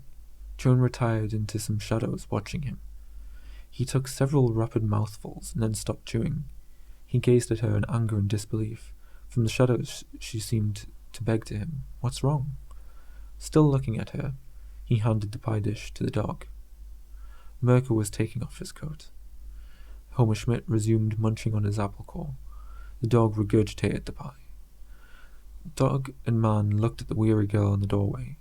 The animal gave a short bark, and Schmidt nodded at Joan and jerked his thumb towards the dirty laundry. Then the night was filled with flying glass. Through the shattered pane, Hal watched Merko rush not at Homer Schmidt but past him to the musket lying across the table. Schmidt gave a cracked yell and tottered up from his chair, while Joan cowered against the wall. Merko broke the old man's musket across his knees. He simply tore it to pieces. He tore the trigger out of it, ignoring the dog, which had fastened onto his trouser leg. He went on and on, making kindling of the ancient firing piece. The old man cried fanatically, sick 'em, to his impotent dog, but the creature was sent flying by a thrust of Merko's leg. Then Merko stood before Joan Vigoro and shouted in a mighty voice, "I love you!" She held out her arms to him, but he backed away, pointing his fist at Homer Schmidt. "I won't have anything to do with an insulted woman. Hit him." "Oh, never mind that. I love you, Merko, I love you." "Prove it," he demanded, shooting his fist in the direction of a terrified Schmidt. "I'll sue your whole outfit," the old man bawled. Scrambling to escape, he tripped and collapsed in the mound of his own foul sheets. "Hit him," Merko demanded once more, but without much conviction, for the enemy of his bride's honour appeared to be unconscious, even with his dog scuttled away with terror-stricken yaps to some remote room upstairs. And now Hal saw the human fly had come to the end of his line. It was time for Merko to confront his lifelong nightmare. Put up or shut up, make it or not. A woman's clinging arms were reaching for him. The flesh of her lips threatened him with the feast he could not but much stomach for the sake of love. Hal lurked at the window, aware suddenly of the scent of Merko's roses and the chill feel of the vase in his arms. Waiting to see what would happen, his brother, and therefore to him, he heard clocks. They were chiming up and down the street, all together. It was 56 o'clock. He looked inside and saw his friend retreat from the loving girl. Merko's arms were up at his sides, and he seemed, like an exhausted boxer, gazing upwards at the clock, to be searching the walls for a way out of the punishment that was coming to him. And the girl moved after him, repeating, "Merko, I love you," in a soft voice. At their feet, the old man from the sanctuary of his dirty laundry gazed pop-eyed at the spectacle. Merko was moving towards the window, perhaps hoping to dive back out, when Hal leaned in and whispered, "Yellow belly." Merko screwed his eyes shut. His features dilated in agony. He went in for the kiss, and made it. Hal turned away from the window. He felt his life's energy draining out of him. It's great to see young people in love, he thought, perfunctorily. But this was no young person. It was Merko, the Rock, the only one who was not part of everybody else, whom he had counted on always to remain his opposite, and end his incorruptible misery. Gone. The door opened. Merko crossed the threshold, carrying Joan and staggering. How weak he is already, Hal thought, into the moonlight. Hal walked toward them. He couldn't think of anything to do but hold out the vase of roses. Merko shook his head and gasped over his shoulder, "Be back in a minute." Hal stood in a gravel driveway, watching him bear Joan off down the deep hill. They went beyond the kennels, away from the growling, baying dogs, whose shapes made out leaping behind wire fences. Merko carried her across a dry brook, and then into a field of black, waving grass. Hal sat down and smoked a cigarette. He didn't mind waiting. Merko had said he would be coming right back. He could wait for his friend, who always kept his word. Merko always made it, through swamp and flames, when he said he would. Nothing could stop him. He noticed a whirlpool effect in the long grass, becoming gradually slower and still. Then the night was rent by a war whoop. This, too, slowly died away. Hal walked down the road, and no sound followed but the barking of the caged dogs. On the highway, he hailed a bus to Boston. Part 3. Chapter 28. The Depths of August. Rose and Hal walked across the common on their way to the psychiatrist's office. Stealing another look at his expressionless smile, she knew she was not imagining things. He's sick, she told herself again. But of what? She prayed that, as Gladys promised, Dr. Mortimer would know. She held his inert hand and gaily swung his unresisting arm to fool the passers-by. She peered uneasily into the blank friendliness of her lover's face. He wasn't even annoyed at being asked to visit the psychiatrist. "Hal, dear," she said, "what are you thinking?" She squeezed his fingers, and after a moment received answering pressure. "Hal." He smiled at her, blinking in the sunlight. "Hal, I hope—" "Yes," he said. "I love you more than life itself. You're all I could ever want. I dream of you at night. I'm the luckiest guy in the world, and you're the swellest girl I could ever hope for. I want it to go on like this forever."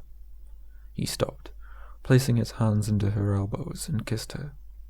He put her hand back on his. They walked on. He swung her hand a bit and pressed it. "I was worried, dear," she said. "I thought you might resent our appointment." "Who? Me?" "It might have seemed that I didn't trust you." Again, with the gentle smile was turned on her, and he declared, "Well, you've got to go find out about one another. Too many marriages go on the rocks because people don't get to know about one another. It's better to find out ahead of time than later. We are doing the wisest possible thing, isn't that right?" "Yes, it's absolutely right," she cried, with a sudden anguish she couldn't hide from him.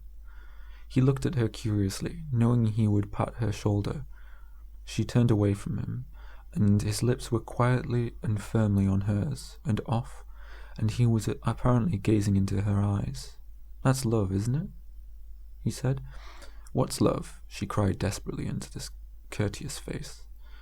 "Why," he said, "you know, Rose. You know what love is. A fellow can't live without it. You're crazy about him. You can't get one another out of your minds, and you can't wait for that day." "Hal!" She pulled away from him. The swan boats were circling on the ponds. "And sometimes you have those little quarrels," he said with a grin. She couldn't answer him. He ducked away and reappeared, holding out a bunch of violets. "A flower from Mademoiselle?" She grasped the violets, staring straight ahead of her candid cameraman, who had just snapped their picture. The man handed Hal a big orange card. He laughed. "Hey, thanks," and slipped it into his pocket. "Come on, honey," he said. "How about a ride on the swan boats?" They glided on the hot black water. Behind them, a nice young man in the yachting cap pedalled between the wooden swans. A fly buzzed over rows of vacant chairs. They were drifting together in blazing silence. It was their love, safe, flat, eternal, circling in an artificial lake. In flat water incapable of wave or eddy, they bumped. "It's the end of the ride," he said. "Let's do it again." She couldn't think why not. Again? Was there any reason not to? "Why not, honey?" he said in their ear. "Again?" asked the nice young man.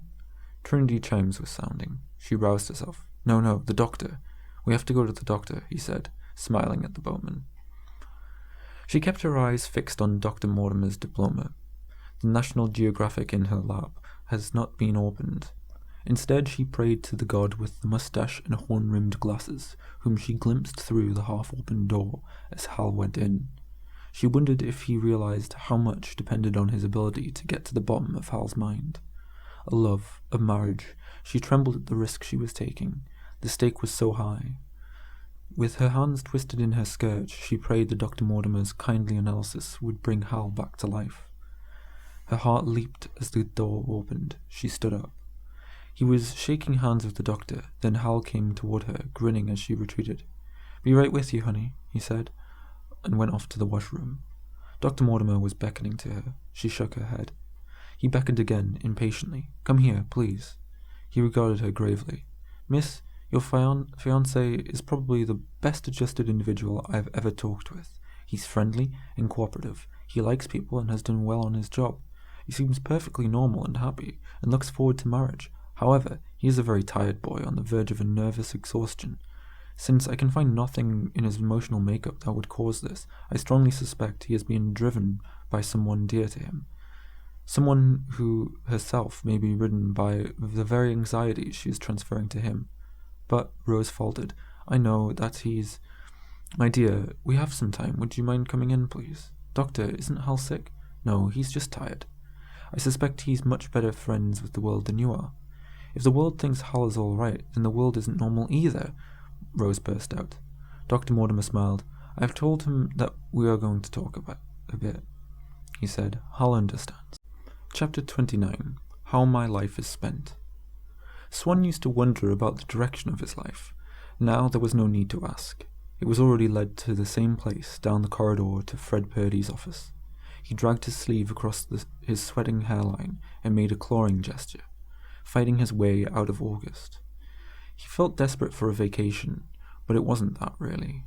He had a vacation once, and had gone off to Black Pond and fished miserably. The humming woods filled with strange auks and cackles had frightened him. The stink of his bait made him sick. In the evening, the laughter of children on the beach, while a huge flat moon shone on the water, gave him the wellies. But his wife had stirred him in the deck chair next to his. Her blouse was wide open at the throat, and her drowsy, girlish regard unnerved him. She seemed to expect him to get up and dance in the moonlight. He found that he was smoking 2 cigarettes at once. There had been an awful loneliness with her. If she could have had kids to keep her busy. He had seized her hands. "I've got to get back. I've got to, honey." He beat it back to the city. Now, 3 years later, she wanted to try to make marriage warm again. "Can't we start over, Jack?" she asked, holding out her arms to him. He avoided her arms and her eyes. He respected his wife, and knew she understood that he was sexually involved somewhere else. Considering her now, in comparison with Gladys, he despised Gladys for the stupid female ox she was. Yet, the threat that the night might come when he would take part in some enormous perversion with that splendid body held him trapped. "God, no," he told his wife. "I can't take a vacation now with the Arcadia convention coming up." He jammed on his hat and left the house. He needed a vacation, but from life itself. He needed a new perspective. The trouble was, he couldn't afford the time. While he was re-examining his life, others would steal a march on him. There would have to be a time-out whistle, with everybody required to fall into the same riviere. Swan had slept raggedly, and waked up with a crushing feeling around his eyes. There was no discharge from the war. Purdy would be on top of him because he hadn't got the mare lined up. He would have to sidetrack him, bear down heavily on the Hingham publicity. But first, for God's sake, he had to find Hingham and talk with him.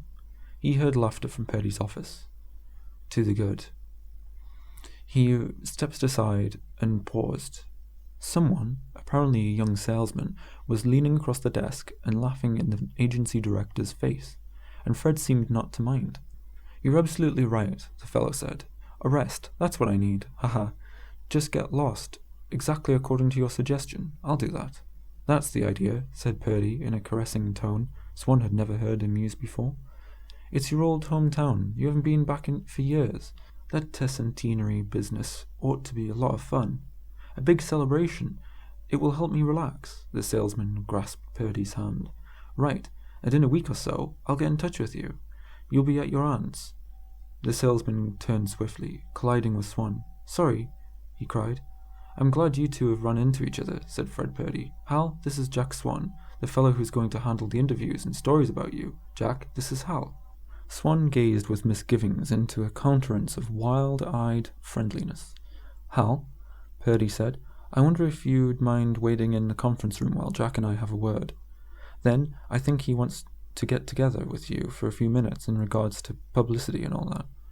"What's he so upset about?" asked Swan, after Hingham had gone out. "This," said Purdy, pushing the latest copy of the Arcadian across his blotter. Swan looked at a boxed-in photograph of Hingham's head and shoulders. The caption read, "He stands out from the crowd. Hal Hingham, third-place winner, toppled all summer records." "Well, it's a natural reaction. Nothing to worry about," said Swan uneasily. "Of course not." His client agreed pleasantly. "You still intend to handle him, don't you?" "Certainly, Fred." "I'm glad. The Home Office has accepted my recommendation that we build part of our campaign around Hingham. In addition, he will speak at the convention. They note that it's a departure from company policy to emphasize the work of one man, but in this case they'll go along. Now, as regards to the rest of it, how about the mayor? Have you got him?" Swan coughed as he was about to light a cigarette, blowing out the flame. He worked his lighter. "I'd say, I've got the mayor, Fred. That's definite. Barring the fact that he may go to Black Hills, but if he's there, he'll present Hingham with the scroll. Then he'll speak before the convention for 2 minutes, in the course of which, Fred, I'm going to have him mention that he himself is an Arcadia policyholder. It will look fine for us in the papers, don't you think? Now, about TV and radio." Swan had long ago been forced to distinguish between official truth and real truth.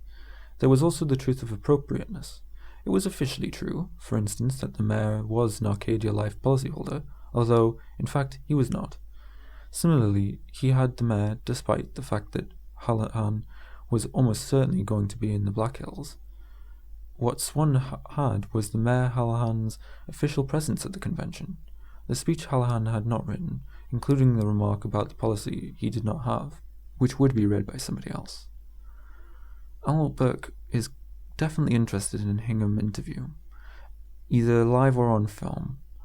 The only thing is the weather. If it doesn't rain, the night game might blanket our time. One more thing. Hingham's speech, just don't let him know that he's going to speak at the convention. Not until the last moment, Purdy said. Right. I'll go in and sound him out, and report back to you in a couple of minutes. Swan went into the conference room, and Hingham stood up to greet him. Nice to have you back, Hal. That was a great record you set. Swan sat down opposite the man who would be his property for the next few weeks. As Fred told you, we want to set up a little publicity on the job you did. You know, contrasting your previous shortcomings with the terrific breakthrough. This means articles in the paper, some interviews. Hingham blanched and turned away. Oh, now wait, Swan said reproachfully. Don't worry, I handle this kind of thing all the time. I promise you there'll be nothing embarrassing. You'll see, right now, this is just a preliminary. I want to get a line on your true personality. Hingham raised his head and whispered, I haven't any. That's all right, said Swan. I'll create one for you. What would you rather be? Young and arrogant? Humble? Conscientious? Modest? Yes. Fine. We'll go on the modesty basis. I'll cook up some stories and then we can get together in a week or so to work out your dialogue. Don't worry, Hal, Swan repeated, getting up. By the way, haven't I met your fiancée, that nice-looking girl, Rose, who rooms with Gladys? Yes, she's the sweetest girl in the world. I believe you. Well, okay. Hal, good to have had this talk. We'll be in touch after the end of the week. It was a good idea your sending him on a vacation, Swan said to Fred Purdy. Frankly, he's in no shape at all. Where's he going? You'll have to give me his address. Here, said the agency director. He's from Hampton. The town is celebrating his centenary. I suppose there will be some laughs for it all. 300 years old, the way I feel, joked Swan. The fact was, he felt better than he had for some time, and was not really worried about Hingham's condition. Given the right material, he would be okay. Swan knew that no man was better or worse than his material. I'll keep track of him through his girlfriend. The first principle is, whenever you can, operate through La Femme, he said jauntily. I'm going over there around 6. Swan drove to the Charles Street walk-up, remembering the humiliating evenings he had spent with Gladys and her football player. Today he felt stronger. Perhaps he was in a low period of his sexual cycle. He felt he had so much momentum worked up that he might pay practically no attention to his blonde fetish and stick to the business role with Rose. It was Rose who opened the door. I've come to see you about Hal, Swan explained, smiling. He made a point of not asking for Gladys. He told Rose about Hal's success and the publicity that would be arranged to honour him. She nodded happily, although he noted with some reserve. It will give him confidence, she said. Not to mention some extra moolah for the honeymoon, put in Swan. But she didn't respond. I know what you're thinking, he said. You don't think that Hal's very well, do you? She began to cry quietly into her handkerchief. Did you ever think of sending him to a psychiatrist, Rose? I mean, after the convention. She sobbed. I did. Dr. Mortimer said to leave him alone, that he was under too much pressure. There you are. That's what we want to avoid, right? Because as it gets closer to convention time, you will have to be under some pressure. Our job will be to shepherd him through. So, to begin with, Mr. Purdy has sent him on a week's vacation to his hometown, Hampton. Here's the address. It's his aunt's house. Now, will you make sure to keep in touch with him, or the aunt, and let me know every day what he's doing? Okay? In that way we can... Swan paused in fascination. Through the half-open door leading to the bedroom, he saw the bathroom door move, and Gladys emerged naked, the first time he had seen her so. She passed before the mirror and stopped to consider herself. The view of her splendid white back made him faint with desire.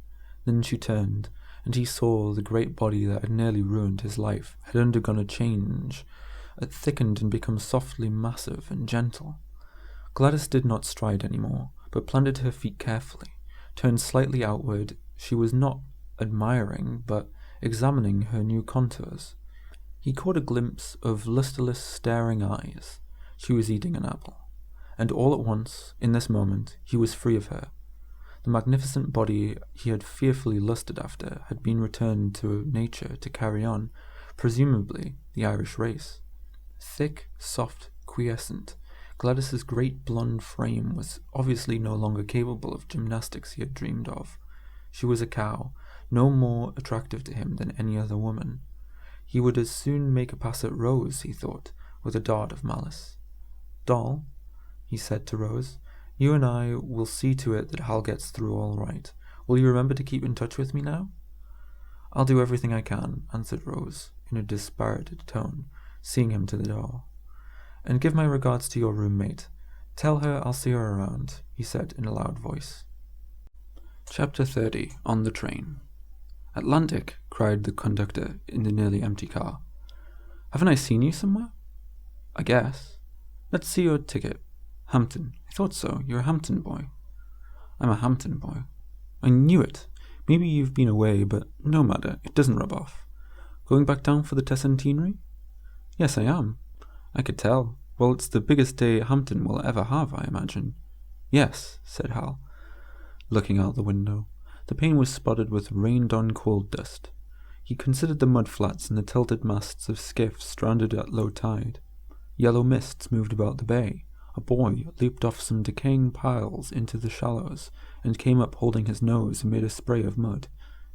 He felt himself in the middle of a big, endless day, not at all like any day he had ever known.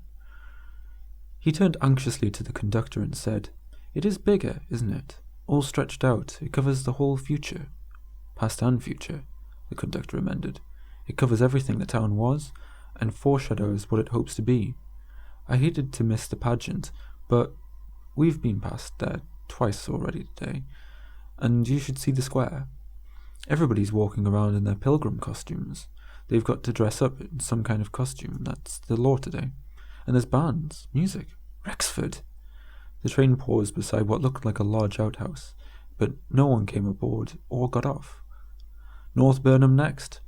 The conductor went on about the celebration he wouldn't be able to witness.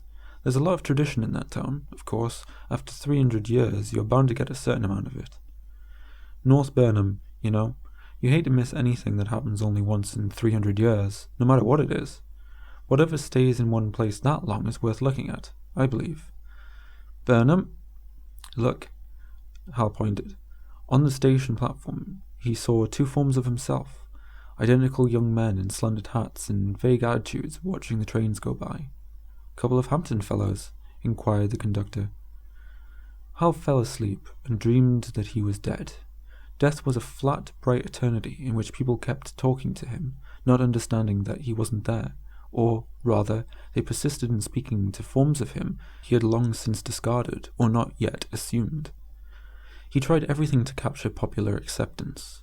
He fought to get through to these people, and make them at least see him. He couldn't.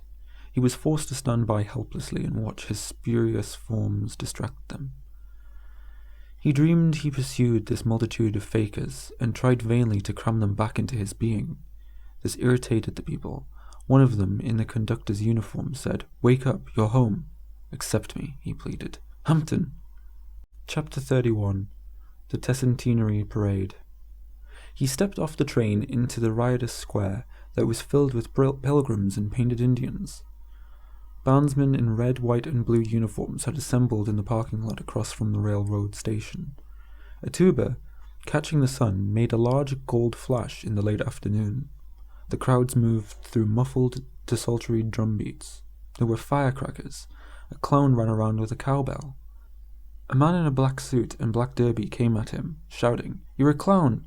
This one didn't intend to brutalize him, but it was anxiously appealing to his sense of civic responsibility. He held forth the splash of violent colours, the clown suit that needed to be filled, begging, "It's the last one, be a sport." All his life, Hal wanted to be a sport, and now he had finally made it. He was the biggest sport of all time. The officials seized him.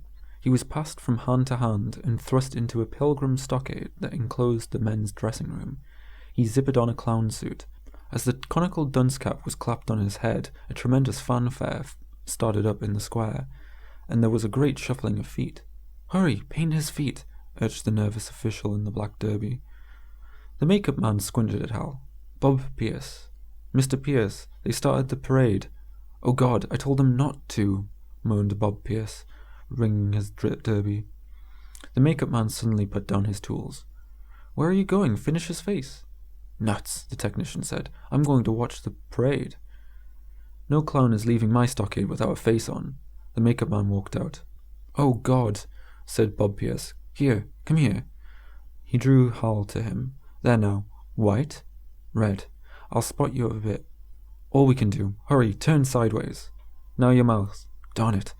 Now see what I've done. I painted your lips sideways and curved down. I've made you all sullen and sad. Never mind. It won't do you any good to smile. Just kick up your heels. All right. Hurry up and catch the others. Good luck." He ran down Main Street, alongside the unwinding parade. He didn't know where he belonged. There were other clowns, he saw, but all of them had their places with one contingent or another, and all but he had expressions of lunatic joy painted on their faces. He tried to join a formation of all oddfellows. They laughed, and they swung their quarterstaffs at him. "Hey, Pagalici! That's the saddest clown I ever saw." The firemen refused to let him sit on their truck. He couldn't approach the Boy Scouts. He paused amid the uproar of aimless hilarity, a lone, sullen clown sticking out of the joyous afternoon like a sore thumb. A tin Lizzie full of pilgrims and Indians rolled by, and the banner wound up and let go. Oh, the monkey wrapped his tail around the flagpole. And as he loitered beside all this brutal merriment, feeling the old terrible pangs of loneliness, he suddenly realized that he was back where he started from. They didn't recognize him. They would refuse to know where he had been or the things he had done. He would conquer every city but this one. He would always collapse here and be the stranger with such a poor mouth. He started to run again, to make them accept him, but encountered an endless column of indifference. Boy Scouts, Sea Scouts, Girl Scouts, Brownies, Oddfellows, Firemen, Mad Hatters, Damon Boys, Pyrethan Sisters, the Alakazam Social Club, Red Cross, Grey Ladies, Rotary, Lions, Kiwians, and the John Spauge Makepeace American Legion Post 73 band all passed him by. The whole framework of his contented life parted and burst away, and he felt as he had when he was 10 years old, so panicky that he had become lost on Main Street, of all streets, and called out after his father, who had left him there as a test of self-reliance. Then all of the paraders started to laugh at him and poke him off. Dodging poles, bats, and muskets, he sought to identify himself with one group or another, while the spectators lining Main Street laughed to see such a sport. It was no doubt part of the game, a feature of the parade. This must be the Tercentenary jester. At last he discovered a place next to the band, whose members were too busy for horseplay. He found peace by the slide trombone and bass drum, as the parade moved under the great elms of Main Street. He thought shamefully, if Dr. Modesto could see me now. Yet, in spite of his dread at being home again, he felt some small excitement returning to his life. He asked, without knowing what he meant, "Is it too late for me?" A sharp whistle penetrated these thoughts. It was the kind boys make through their 2 fingers of gang calling to gang, and he had no gang. He would cower over the game of checkers he was playing with himself. Aunt Mary! Alone in the house with her, a glimpse of his father, and alone again. They marched by the place where the drunken man had chased him down the hill. Farther on, the boy had set off the firecracker under his dog. He had known which one it was, and he had dared not do anything about it. Yet there was the sweet and incomprehensible afternoon when the same boy came swooping out of the woods and helped him home with his broken bicycle. God knew he had wanted to play with them and be regular, but instead he played cribbage with his aunt. When the parades came down the street, he bolted for the attic. His father came along enough to force him to collect stamps. He thought of the caterpillar he had kept in a tin that emerged one day as a shattered, enfeebled tiger swallowtail, which he had thus ruined before birth. Beer, beer for the old Hampton High. You bring the cocktails, I'll bring the rye. They were marching by a clump of evergreens, and the old swimming hole he'd never swam in. Then he saw his aunt's house. Send somebody out for gin. Don't let a sober person in. The clown with the sullen mouth galloped down the side street, and the parade went on without him. He knelt by the crumbling old lady, the companion of his childhood, who caressed his hair and wondered at his clown costume. Her hand was like a faded cushion on his shoulder. She smelled of balsam and clean linen, kept in a closet for years. On the table beside her, the buff thimble, the tiny scissors, and the kit of dry threads formed a still life of which, until she moved, she was an integral part. He heard the dainty little voice as it came from one of the house's dark corners. "How you have grown up, Harold. You were always too shy to march in the parade." "What was I like, Auntie? I can't remember." "You were my shy little boy. I used to say you'd never grow up, like Peter Pan. Oh, how angry your father was." His head was aching, and he felt cold. "Aunt Mary, was he ever kind to me?" "He was good to you, dear." "Good," he said. "I don't remember. Could he have been good and unkind?" She touched him and whispered, "Poor boy, you're in a fever. Come to the kitchen." Gently she washed the paint from his face. Sweating and coughing, he struggled out of his clown suit. "You ought to go to bed, dear." He shivered. "Go to sleep," she said into his ear. "Your room is just the way you left it." "But what will I do when I wake up, Auntie?" She held one finger and smiled mysteriously. He heard church bells. She was gone. He lay down in the dark bedroom. His head throbbed against his forearm.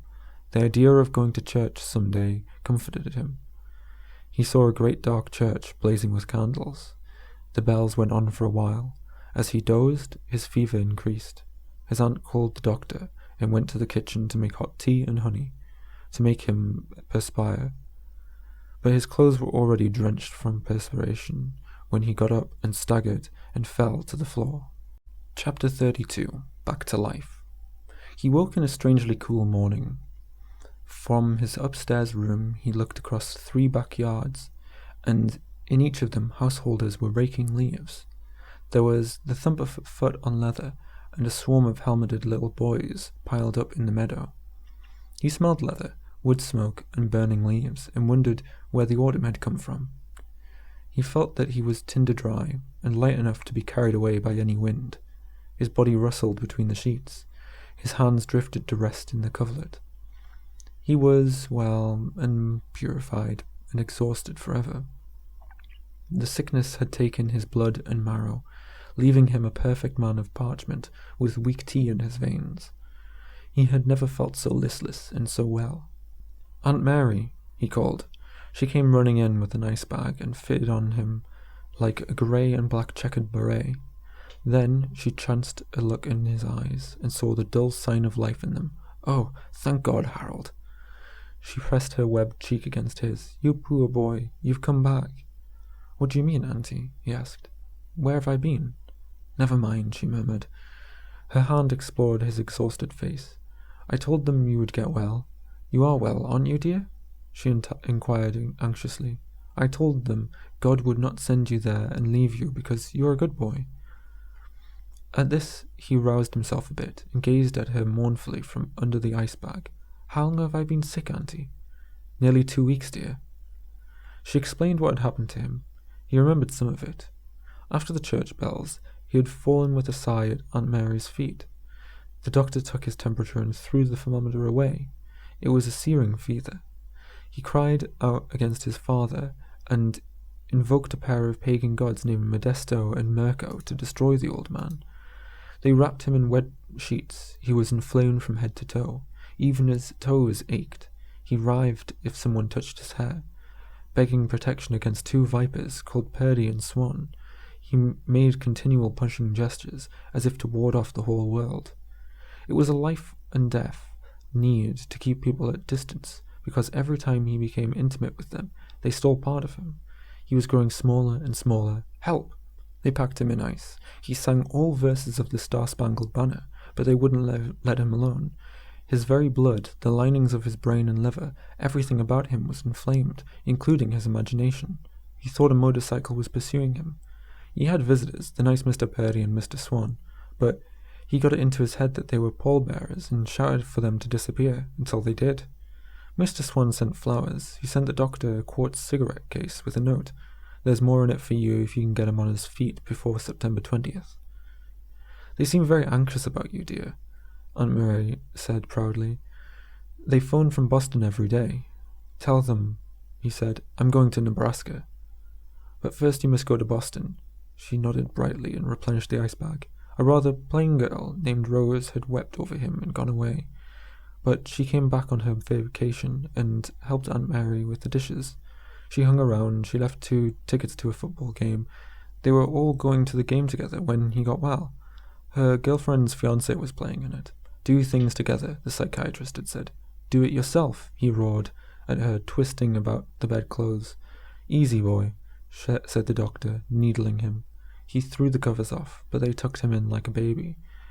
They were in league with the grinning mailman who kept his letters from reaching Dr. Modesto. Over and over again he had mailed his frantic calls for help, but there was no answer. Mr. Purdy and Mr. Swan asked me not to mention it until you got better, but they want to see you right away. Aunt Mary propped up his pillows. It must be something very important. She brought him his breakfast tray. The autumn sun warmed his tea and toast. He ate dazzling scrambled eggs, and the big glass of orange juice was like an alarm. We mustn't be lazy just because we are sick. The tart note in Aunt Mary's voice made him look at her in surprise. She had never spoken to him in this way. Then he saw that she was wearing a corsage of pink roses and quartz earrings, and she said, Now we've promised Mr. Swan you would call him this morning. He had to get away. They were all in league against him, even Aunt Mary. He stole into the closet and found his clothes. He came out on wobbly legs, already faint from the effort of dressing. Sloppy, unbuttoned but still dressed, and sneaked downstairs. He heard pots and pans in the kitchen. He could make it now. Stagger to the fields and hide in the grass until night, then escape to Nebraska. Silently, he eased the door open and slipped outside. A creaking sound made him turn. Rose was swinging in the hammock. She was waiting for him on the front porch, with 2 bags packed. One was his. She regarded him with a steadfast love, but at the same time she was swinging a handbag with a big quartz buckle. Chapter 33. Pressure on Jack Swan. Fred Purdy had forgotten that everything was made for laughs. Aside from not being able to produce Hingham, after having promised the papers you would, he said, What's this I hear about the mayor? Swan put a trembling cigarette in his mouth. Fred, Hallahan went to Black Hills after all. It was one of those things. I even called the State House, and I would have been able to get Ernie Ransom to stop him, but Ernie... In other words, the mayor isn't going to be with us on Monday, the client said. Well, he is in sense. City Hall approved the speech, and the acting mayor, that's Barris, will read it on Hallahan's behalf. As for Hingham, don't give up on him yet. The aunt tells me he's coming out of it. She says he doesn't look too bad, and we've got 72 hours yet. If they do get him up here, I've got a terrific program. He's already fixed up for a Sunday feature in the Herald. He's on radio, the Helen Crabtree Show, and the Young America Speaks. On TV, we've got a spot on Success Story. Also, the speech I've written for Hingham is, if I do so say, really memorable. The papers will have an advance copy. He pays a tribute to Arcadia and you, Fred, and what life insurance stands, Swan, said the agency director. I don't suppose it's polite to break into one of your pipe dreams, but I'm sick of your glibness and excuses and general inefficiency. For instance, you talk of 72 hours. In other words, assuming that by some miracle Hingham could be in Boston tomorrow, you expect me to believe that you would see him through all those interviews and so forth. But I know where you'll be tomorrow, at that football game for another and much smaller account. Why do you kid me? Perhaps you don't understand me. You think I'm Corsic but easygoing chap. You're probably aware that I don't care about this convention nonsense and don't believe in it, but my attitude is a luxury, you see. I can only have it for so long as I'm successful. Once I slip, he was interrupted by the telephone. The call was for Swan, who shot out of his chair to pick up the receiver. Hello? He said. No! He cried in incredulous joy. Here, now? Hold him. I'm coming.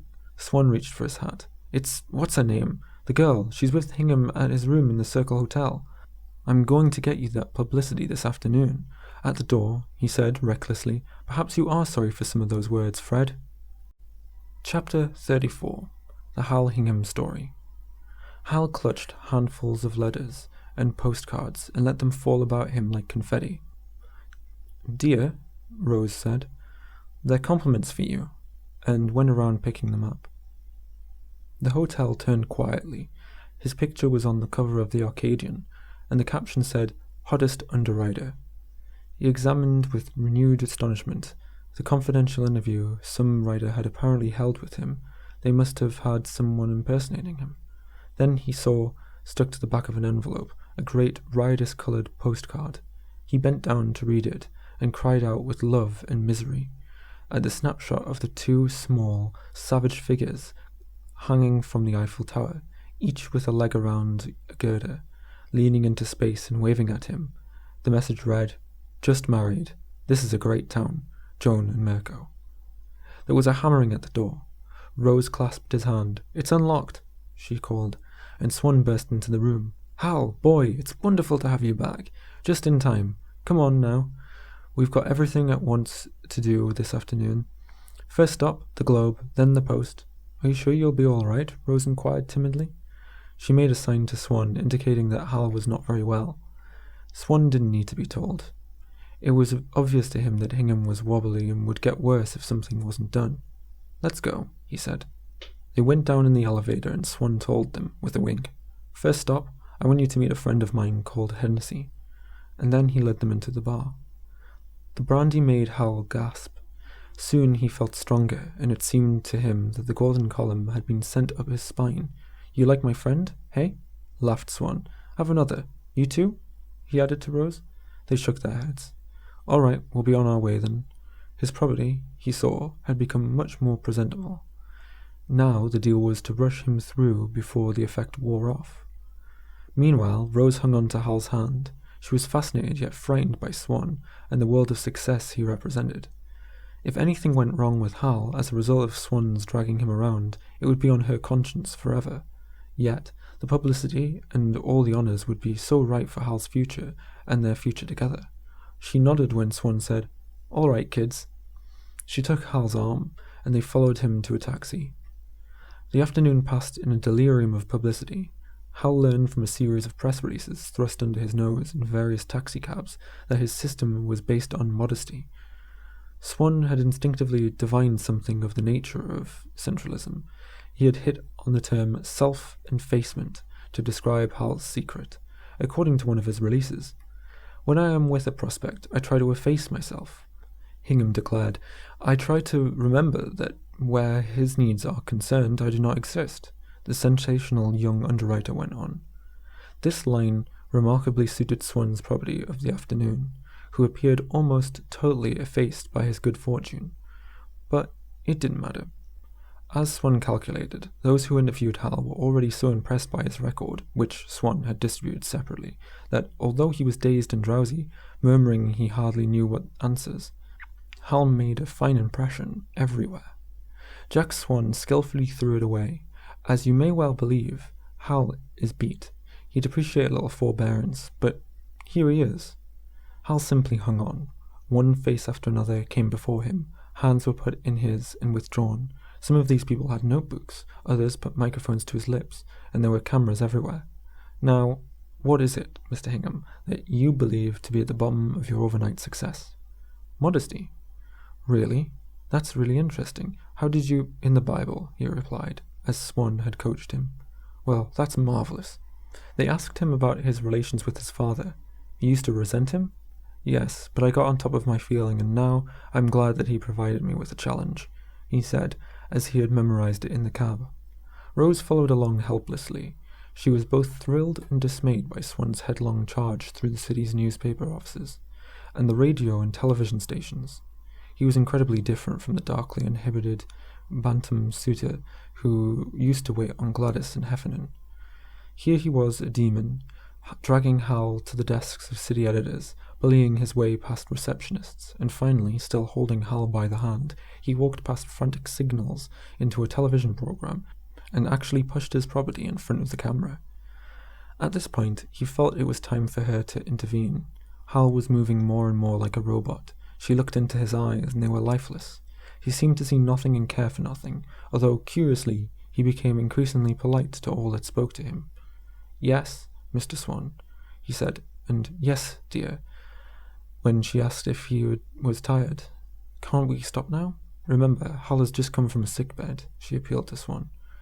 They were in the elevator, coming down from a television studio. Maybe you're right, Swan agreed. He was smiling and breathing heavily. He stood with his hand slipped inside of his jacket and looked very much like the leader. Yes, he said, that ought to be enough for today. Don't forget, though, tonight Hal sleeps at your place. He sent them home in a cab. As Hal got in, he took Rose aside. You're going to be the game tomorrow. That's fine. We'll all be able to keep an eye on each other. The problem is to keep everything on an even keel until Monday afternoon. Just don't tell him about the speech, okay? Swan shook hands with Rose. By the way, if I come up, it won't be to see your roommate. I guess you know I'm through with her, he said proudly. Chapter 35. Masks Off. Hal sat in the Bay State U rooting section with Rose and Gladys. They had seats near the bench, giving them a close view of Johnny Heffernan's powering up and down the sideline with flailing elbows, preparing for the job he was going to do on the Norway Tech line. Also near the bench, down among the players, was Jack Swan. He sat behind his typewriter at the long table with two college boy assistants. His task was to provide the press with an on-the-spot comment in colour from the Bay State U side. Now and then he spoke into a field telephone, connecting him to the press box. But mostly he kept his eye on the Hingham party. He waved at Rose when the others weren't looking. 3 boys and 3 girls with megaphones turned cartwheels on the green, and Hal joined in the long cheer for Bay State U. Hal, look, Gladys has her name in the paper, said Rose, handing him the sports page. He read the column. Cop on the Beat by Earl Kopp. At Exeter Field, highly touted Bay State U plays host to Norway Tech. This is supposed to be the BSU's year, and on paper they are the least 3 touchdowns better than Skip Garteau's Green Mountaineers. The huge BSU forward wall, led by 240-pound Johnny Slam Heffernan, figures to spend the afternoon in Norway's backfield and mess up Skip's fast but fragile ball carriers before they can get started.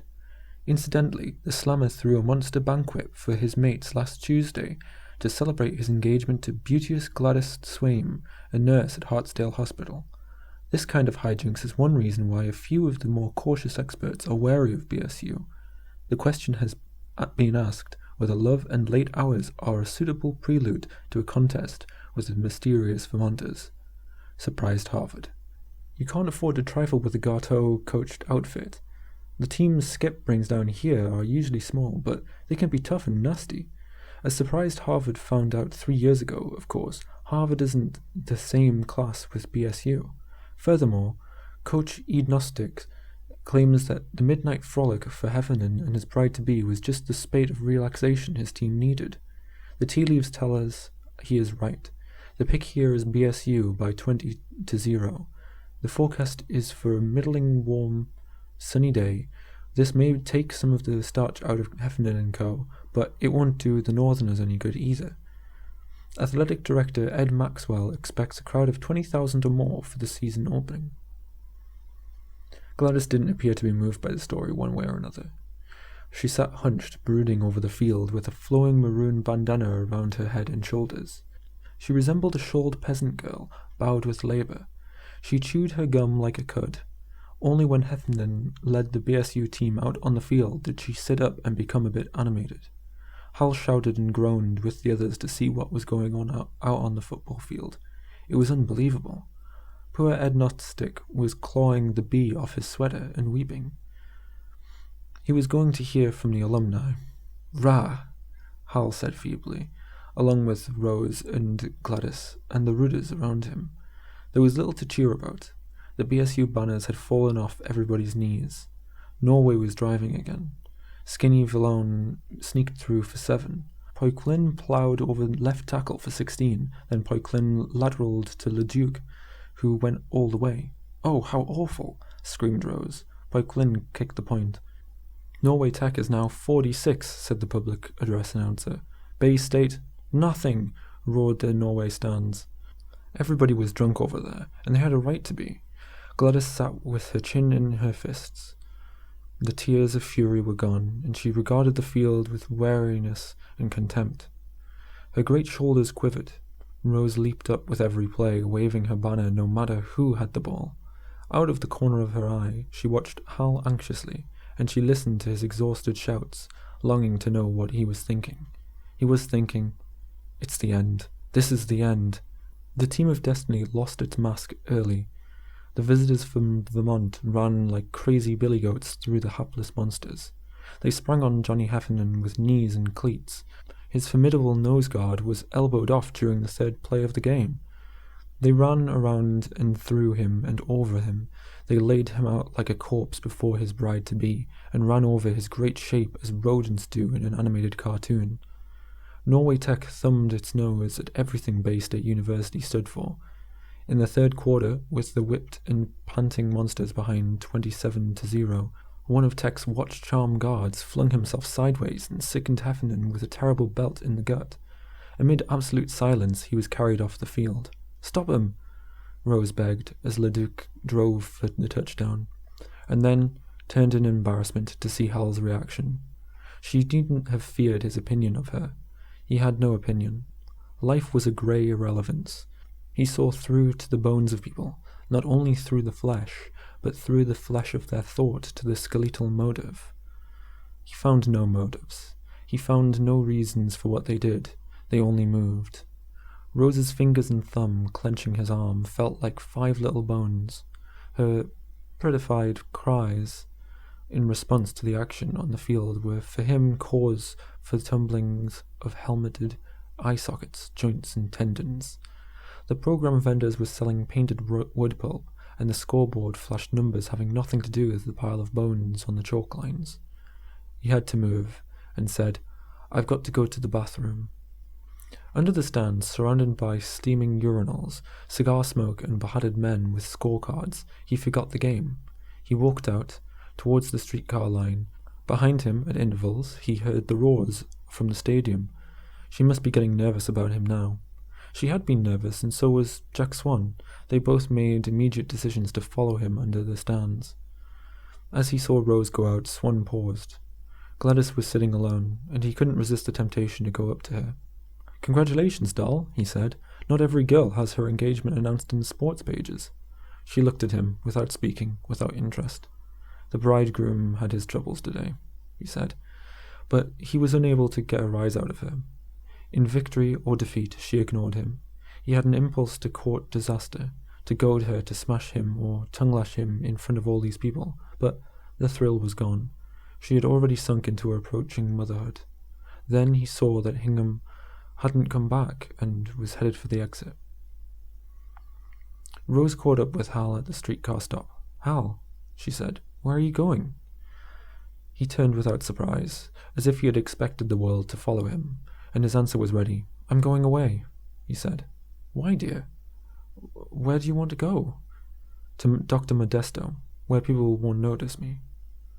Rose had no idea what he was talking about. She realized at this moment that Hal was virtually a stranger to her, and always had been. He was in some sort of torment beyond her understanding.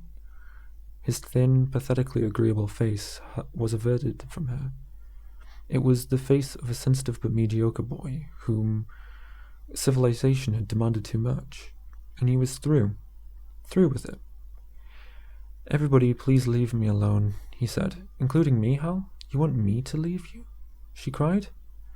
"Yes, I do. I'm not good enough for anybody. I haven't the right.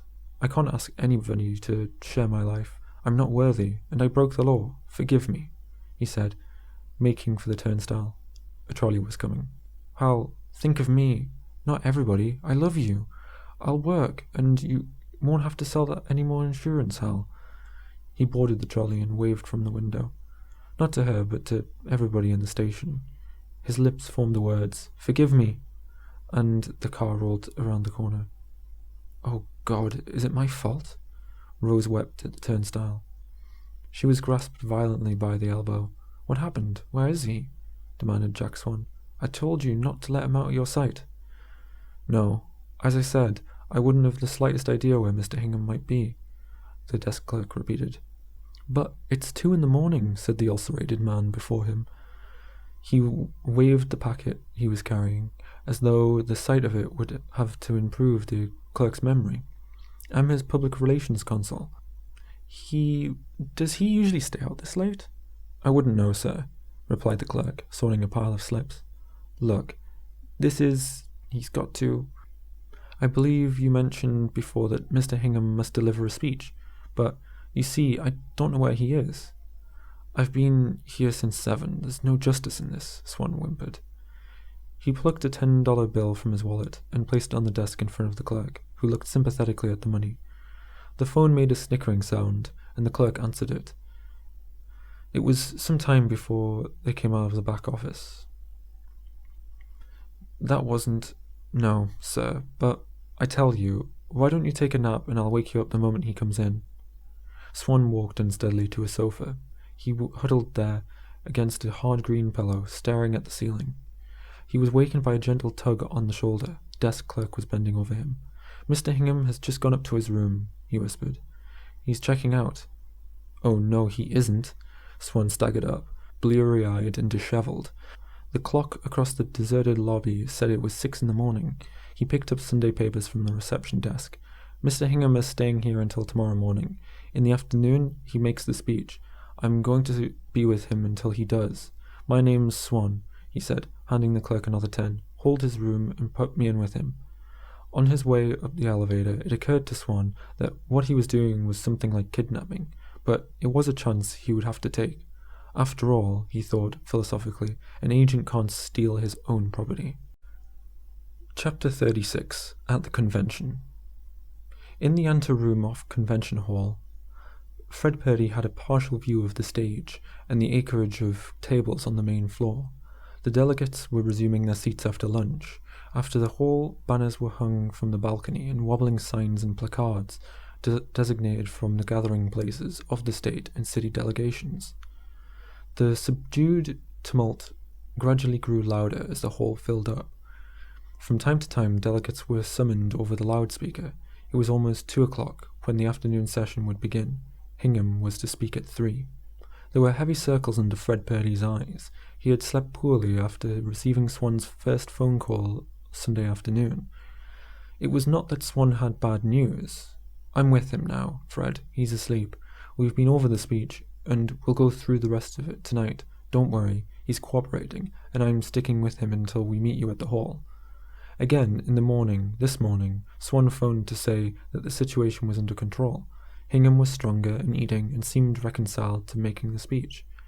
They had practiced reading again, and it had gone well.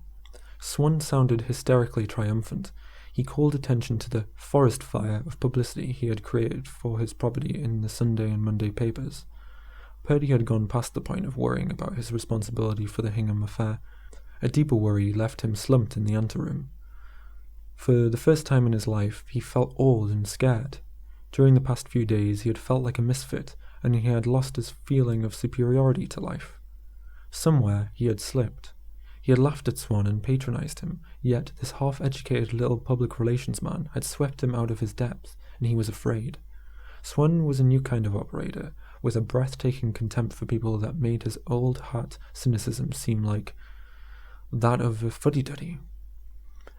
Bells began to clang around the hall. His program told him that Arthur from the Home Office was about to speak, then Collins, also from New York, then Hingham, and then the acting mayor. Purdy sat up straight, in surprise. He thought he saw Hingham in the New Hampshire delegation. Someone, anyway, walking round like a lost soul with his hat at a peculiar angle.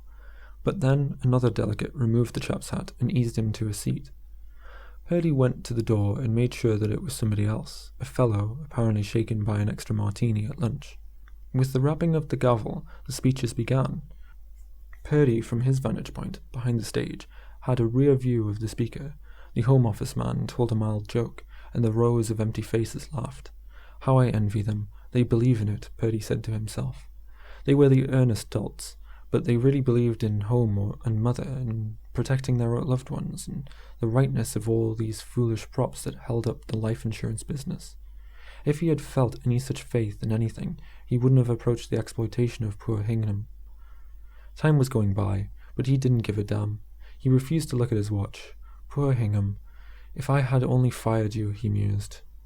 The Home Office man sat down to the flapping of many hands, and Collins was introduced. As he got under way, Hingham came into the anteroom, followed by Swan, who wore an expression of unendurable satisfaction. Turning his back on the public relations man, Purdy went to Hal and asked, "How are you, boy?" "I'm fine, Mr. Purdy," said Hal. He did feel fine, because all he had to do was make one very short speech, and he would be free to do as he liked. He would be able to go away, anywhere, if he wanted to. Jack Swan said. Jack Swan had written a wonderful speech for him. It was just right, because it would please everybody. That was all he had ever wanted to do, please everybody. Then they wouldn't blame him for what he had done that day in Bradford. If he read the speech exactly as it was written, Jack Swan promised they would all forgive him for everything. Dr Modesto would be pleased, he would forgive him too. Jack Swan knew.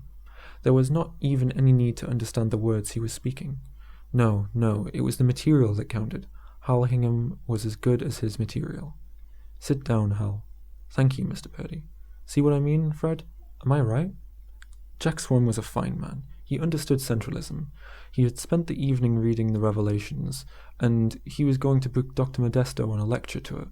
This would be another reason why Dr Modesto would forgive him. "How are you feeling, Hal? Want to go to the bathroom or anything?" "No, thank you," he said. "Look at the press section, Fred. It's filled." After today, no one would ever possibly laugh at him, because they wouldn't see into him. They never saw into a man who could please everybody, and they never laughed at him. He heard clapping, and Mr. Purdy and Mr. Swan each took him by one arm to the edge of the great light stage. He saw the backs of heads of many older gentlemen, one of whom was bowing and sitting down. Another gentleman got up and smilingly looked back over his shoulder. "He's looking at me," Hal thought. This distinguished man spoke his name. Mr. Purdy and Jack Swan were talking into the ears at the same time, but he couldn't hear them because of the clapping. Then Jack Swan put the speech in his hand and pushed him. He crossed the boards in the blazing light in front of all of these people he was to please, so that he would be forgiven. And the gentleman conducted him to a semicircle of microphones. It was terribly quiet, and he was all alone, as he had once dreamed, on Judgment Day. He looked down, and as Jack Swan had instructed him, read, "My dear friends and fellow underwriters, you have honoured me in such a way as I could never have dreamed in such a short few months when I walked into the office of Fred Purdy and asked for his advice and help. I assure you that none of you would have blamed Mr. Purdy for throwing up his hands and giving up on the spot. I was, you might say, a very poor risk. He started walking up and down before the microphones, with his suit flapping about his thin body. He held the speech close to his breast, like a book. He read from it fervently. He resembled a wrecked evangelist, rising out of his own ruin through the power of the text in his hand, although he didn't comprehend a word of it. As one of the fellows at Commonwealth put it at the time, anyone who tries to teach Hingham anything deserves a medal for gallantry above and beyond the call of duty. But then, he paused, terrified by the roaring sound in front of him. He saw hundreds of faces laughing at him. Jack Swan had promised they wouldn't, but they were. They laughed, because they hadn't been able to please them. They were telling him that he would never be forgiven for being Hal Hingham. He stepped back from the microphones, and Jack Swan's speech dropped from his hand. He understood now. All those people had come from Bradford.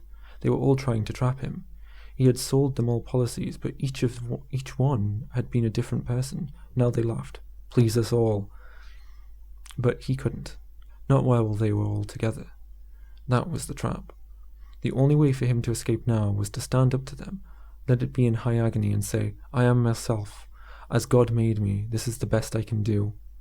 But he had given himself away. He wasn't anybody. The delegates saw him approach to the microphones again. He peered among them with his great foolish eyes, looking for someone. Those on the west side of the hall near the stage were able to see two frantic figures in the wings trying to obtain Hal Hingham's attention. The gentlemen on the stage exchanged whispers, and one tiptoed forward to pick up the discarded speech and hand it to the speaker. Before he could do so, Hingham leaned into the microphones, and without warning, brought them up out of their seats with a despairing shout, Merko! A trembling silence followed. Many of the delegates sat down shakily and reached for handkerchiefs to wipe their faces. Hingham began speaking in a sing-song. He's not here. It's too late. Too late for Hal. I'm sorry. He tried to be somebody, but he isn't. That's all right. I'm sorry, Dr. Modesto. I'm coming to see you. And will you forgive me because I tried? Do you know what killed me? Life insurance. I hate life insurance because it is death if you don't want to sell it and they make you. I love you, Dr. Modesto, and I'm coming. I like the new Ford. Sorry, Al, your Chevy is better. Meant to say it. Jim, it's Nash. One more time. One at a time. But you're all here. Let me go. And I'll be nice, please.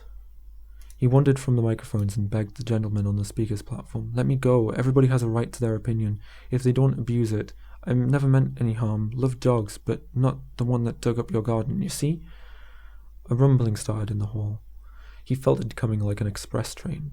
The gentlemen on the platform were getting up and reaching for him. He ran. They couldn't catch him.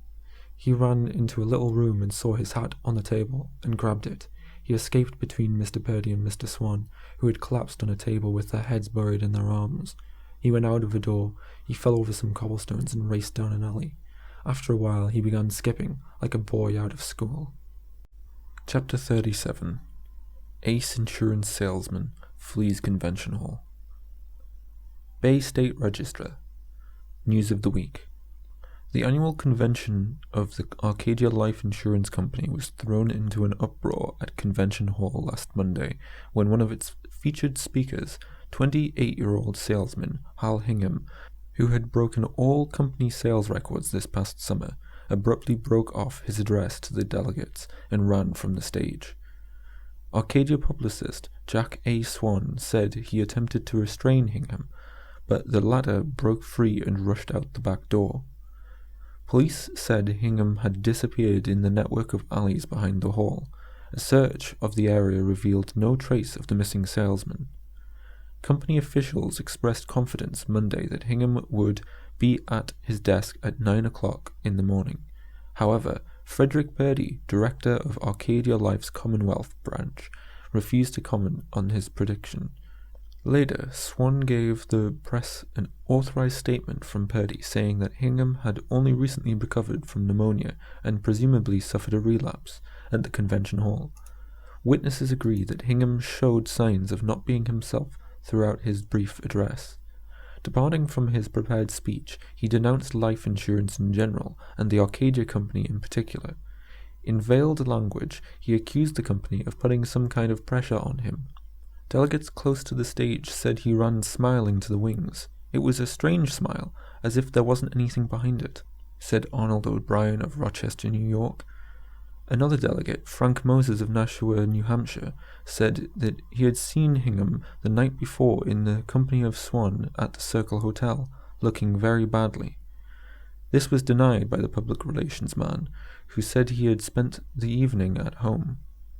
The story has received considerable attention in the press, partly because of the extensive pre-convention publicity given to Hingham. He was pictured as a failure who had achieved extraordinary selling results within a few weeks through a technique of self-effacement.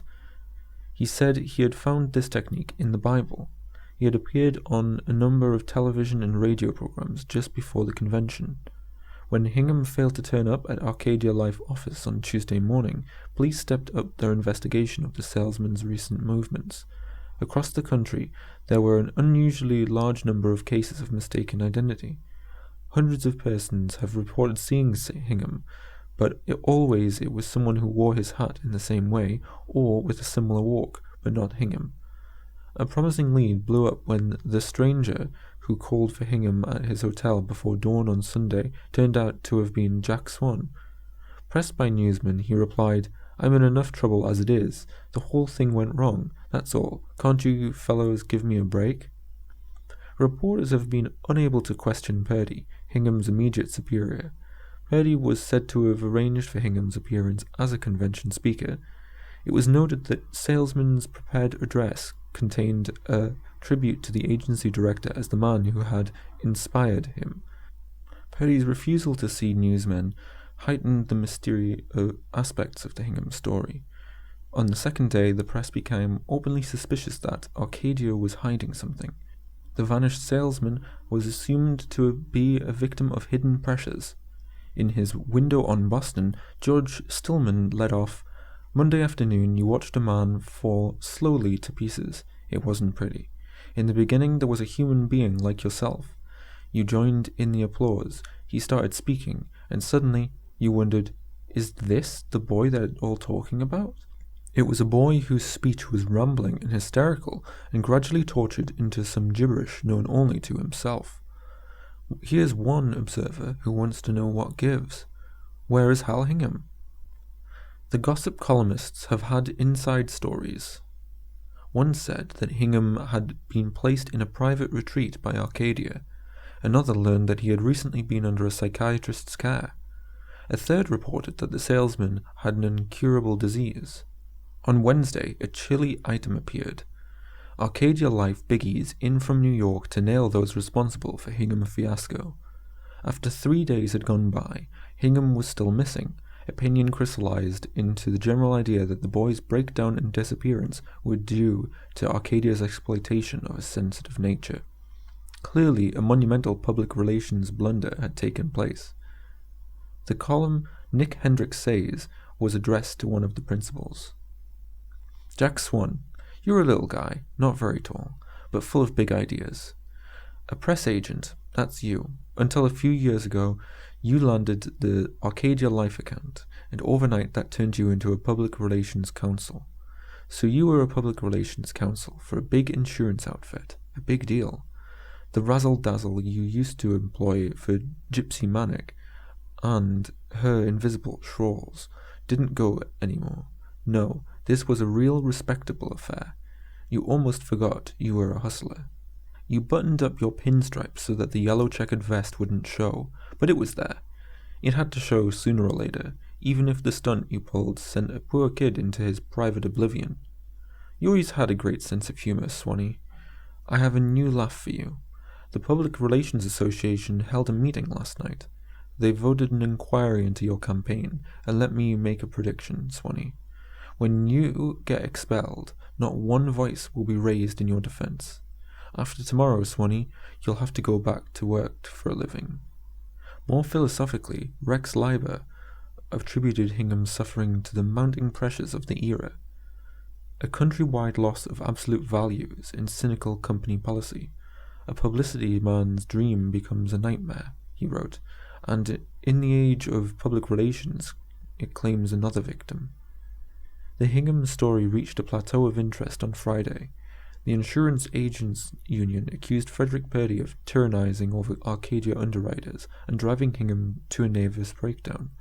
A popular minister, the Reverend Peter Snowden of Hampton, assailed the company for its unscrupulous and unchristian principles. Hingham's fiancée, Rose Thatcher, appeared on a television program and made an appeal to him to come home. Her message has not been answered. The police have no clues to Hingham's whereabouts. He might be anywhere. Little more can be said about Hal Hingham until he is located or comes forward voluntarily to clear up the mystery of his strange flight. Chapter 38. Rewards and Punishments. Purdy watched Swan bow out of his office, but the satisfaction he had looked forward to for so many hours didn't come to him. He took it so well, he meditated. That's why I didn't get any pleasure. He felt a perverse admiration for Swan. The public relations operator had never so much dignity as when he was fired. That's all right, Fred. No hard feelings. It must have been this same jauntiness that carried him safely through the meeting of the Public Relations Association. He had been able to get off without suffering a vote of censure or even a reprimand. Swan accepted such ups and downs as part of an operator's career. I'm not so resilient, Purdy said to himself. He gazed out at the gloomy autumn afternoon. Great cold winds were whipping about the sky, and he thought, that's all we're afraid of, being out in the cold. He had something to believe in at last, keeping warm. It occurred to him that he had just sent Swan out into the cold wind. He laughed savagely at his somber mood and asked himself since when guilt had ended his life. Swan had fouled Arcadia's name. The penalty was automatic. Purdy stared at his barren desk blotter. He couldn't get Swan's dignity out of his mind. The cashiered public relations man had refrained from embarrassing him with the truth that they were equally guilty of sponsoring Hingham's appearance. When his time came, he too would bow out like a sport, to keep the as-if going. The door opened and a man walked in without knocking. Purdy recognized the narrow, bald head and pointed jaw. Mr. from the Home Office. Mr. he said, getting up. Blake? Sure. I guess you and I have had the world's record for correspondence on that Hingham business. Wasn't that awful? You know, it's a shame. If you had been here 5 minutes ago, I just informed Swan. As per, fired him, eh? The other said. He placed his hat on the rack in a certain way. Blind leading the blind, I'm sorry to say. It hits first in the gut, Purdy mused. Someone's head, Mr. Purdy. Heads roll, you know, after a fiasco. I've come to relieve you. Oh no, not dismissed. The company feels you're much too good of a salesman. We're only relieving you of your administrative duties. You can't, said Mr. Purdy. They couldn't deprive a man of his way of life for one isolated mistake. Back where I started from? He asked. An ordinary salesman? We have no ordinary salesman, said the man from New York. Not to have this office anymore. Stripped away of his genial authority, it wasn't a game. How about you? He flared up. You approved the Hingham publicity. I've got correspondence to prove. Just because you're in the Home Office. On the contrary, I've been demoted to your position. Was that a washroom I saw in the hall? Purdy dwelt mutely on the gunmetal back of his replacement. He turned to the window. He saw dozens of salesmen struggling through the bone-chilling wind and thought, it's cold for a man at my age. The little church was filled with football players, as well as bridesmaids and flower girls, and a number of old people crying happily. The organ played "Oh Promise Me," and soon Gladys came down the aisle. Her voluminous wedding gown flowed across the aisle, and the husky bridegroom stumbled over it. He gave vent to a whispered appreciation, and then resumed his embarrassed grin as they made their way past the pews. As Gladys passed Rose, she smiled faintly, and then she was gone, into the sunlit lawn with Johnny Heffernan, accompanied by an honor guard of his teammates. Rose waited in her pew until the last wedding guest left the church. Outside, she felt a tap on her shoulder. It was Jack Swan. He motioned in the direction of the bridal party. "Touchdown," he said. She turned away from him. "What's the matter? Are you angry with me?" he asked. She stood up and walked slowly away from him, saying, "I am absolutely contemptuous of you. Don't speak to me." "Contempt?" he replied, with an edge of excitement in his voice. He followed her. "Why?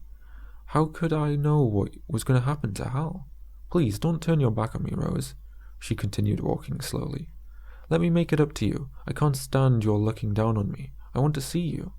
He begged at her shoulder. They were on the gravel path together. He was regarding her impudently, and at the same time with a sort of obsequiousness.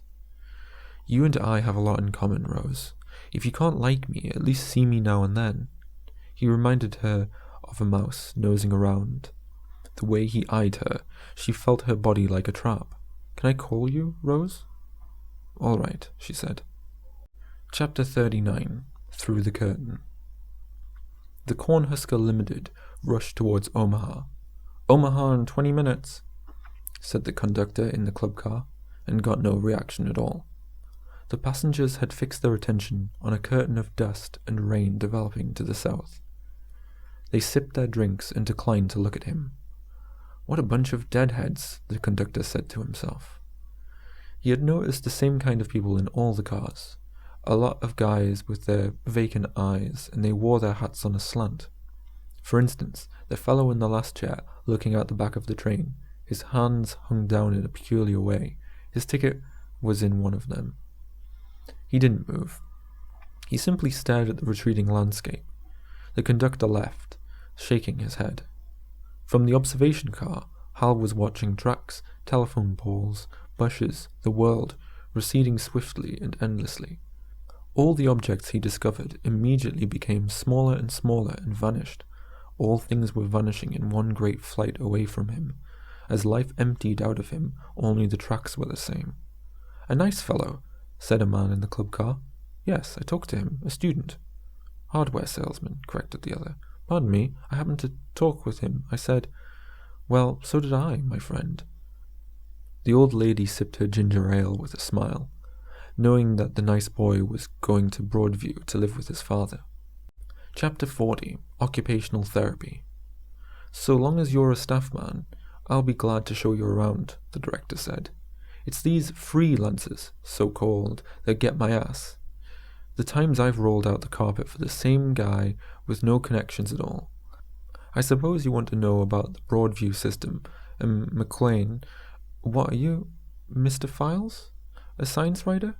"No," said the reporter. "I write features, human interest stuff.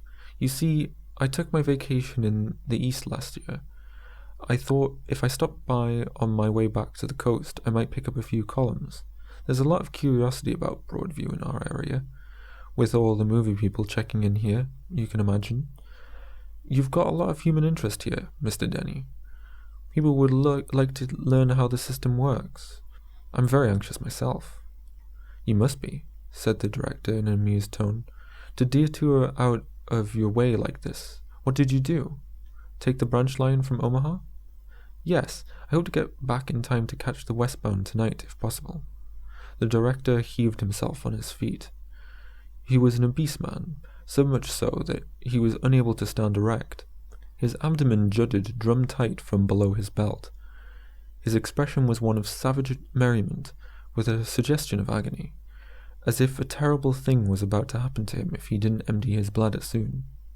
Yet he pushed the reporter past the men's room door, saying, "This way, Mr. Files." In the corridor, he went on, "You're probably talking to the wrong man. I'm strictly a fundraiser. You need somebody with more a romantic approach. Or one of those nut specialists. Oh, I'll take you around, but the man you ought to see is McQuillan. You won't, though. He's off on another lecture tour. Now, there's a smart operator." The director bared his teeth, and at the same time his arm shot out toward a passing nurse, who gave a tiny scream and evaded him. Mr. Denny chuckled at his visitor, whose nervous eyes had sought the wall until the nurse was gone. "Yes, sir, you're talking to the wrong man. Of course, I can tell you how the McQuillan system works. That's what draws the crowds.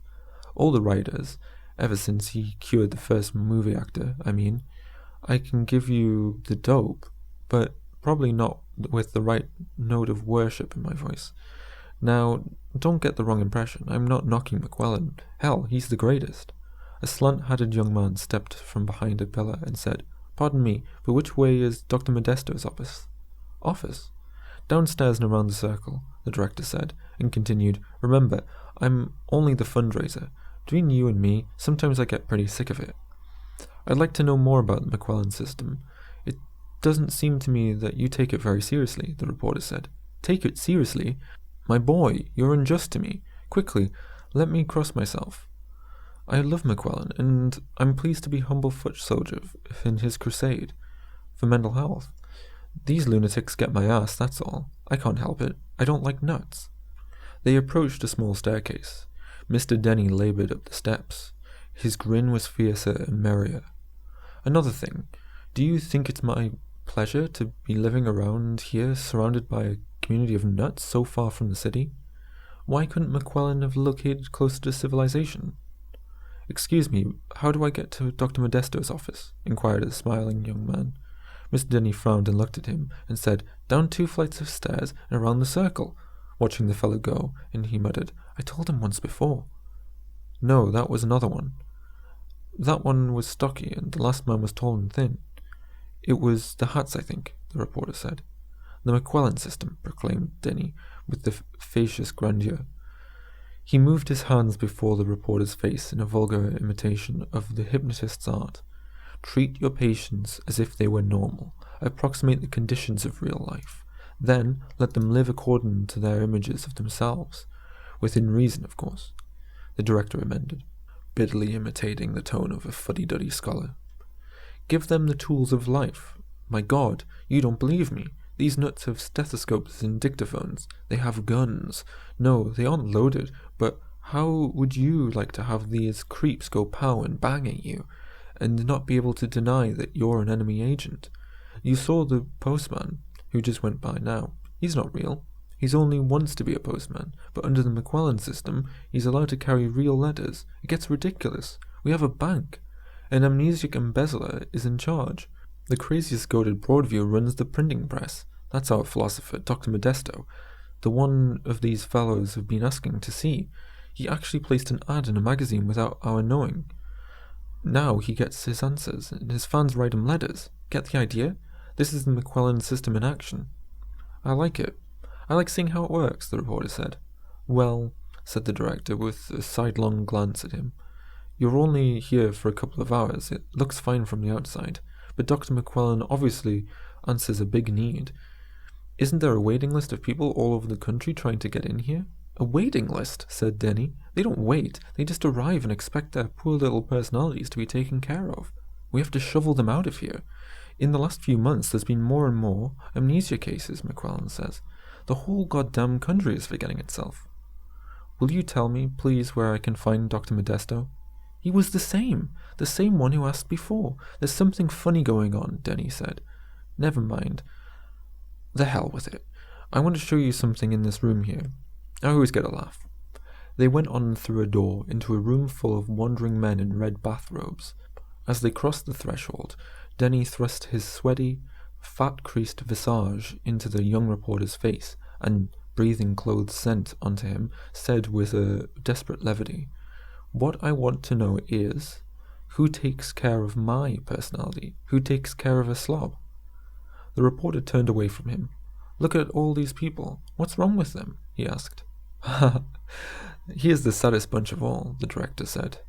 "The ones who tried to set themselves above the rest and couldn't make it, and their consciences are gradually tearing them apart. They wanted to be the big shots, financiers, scientists, writers, all that.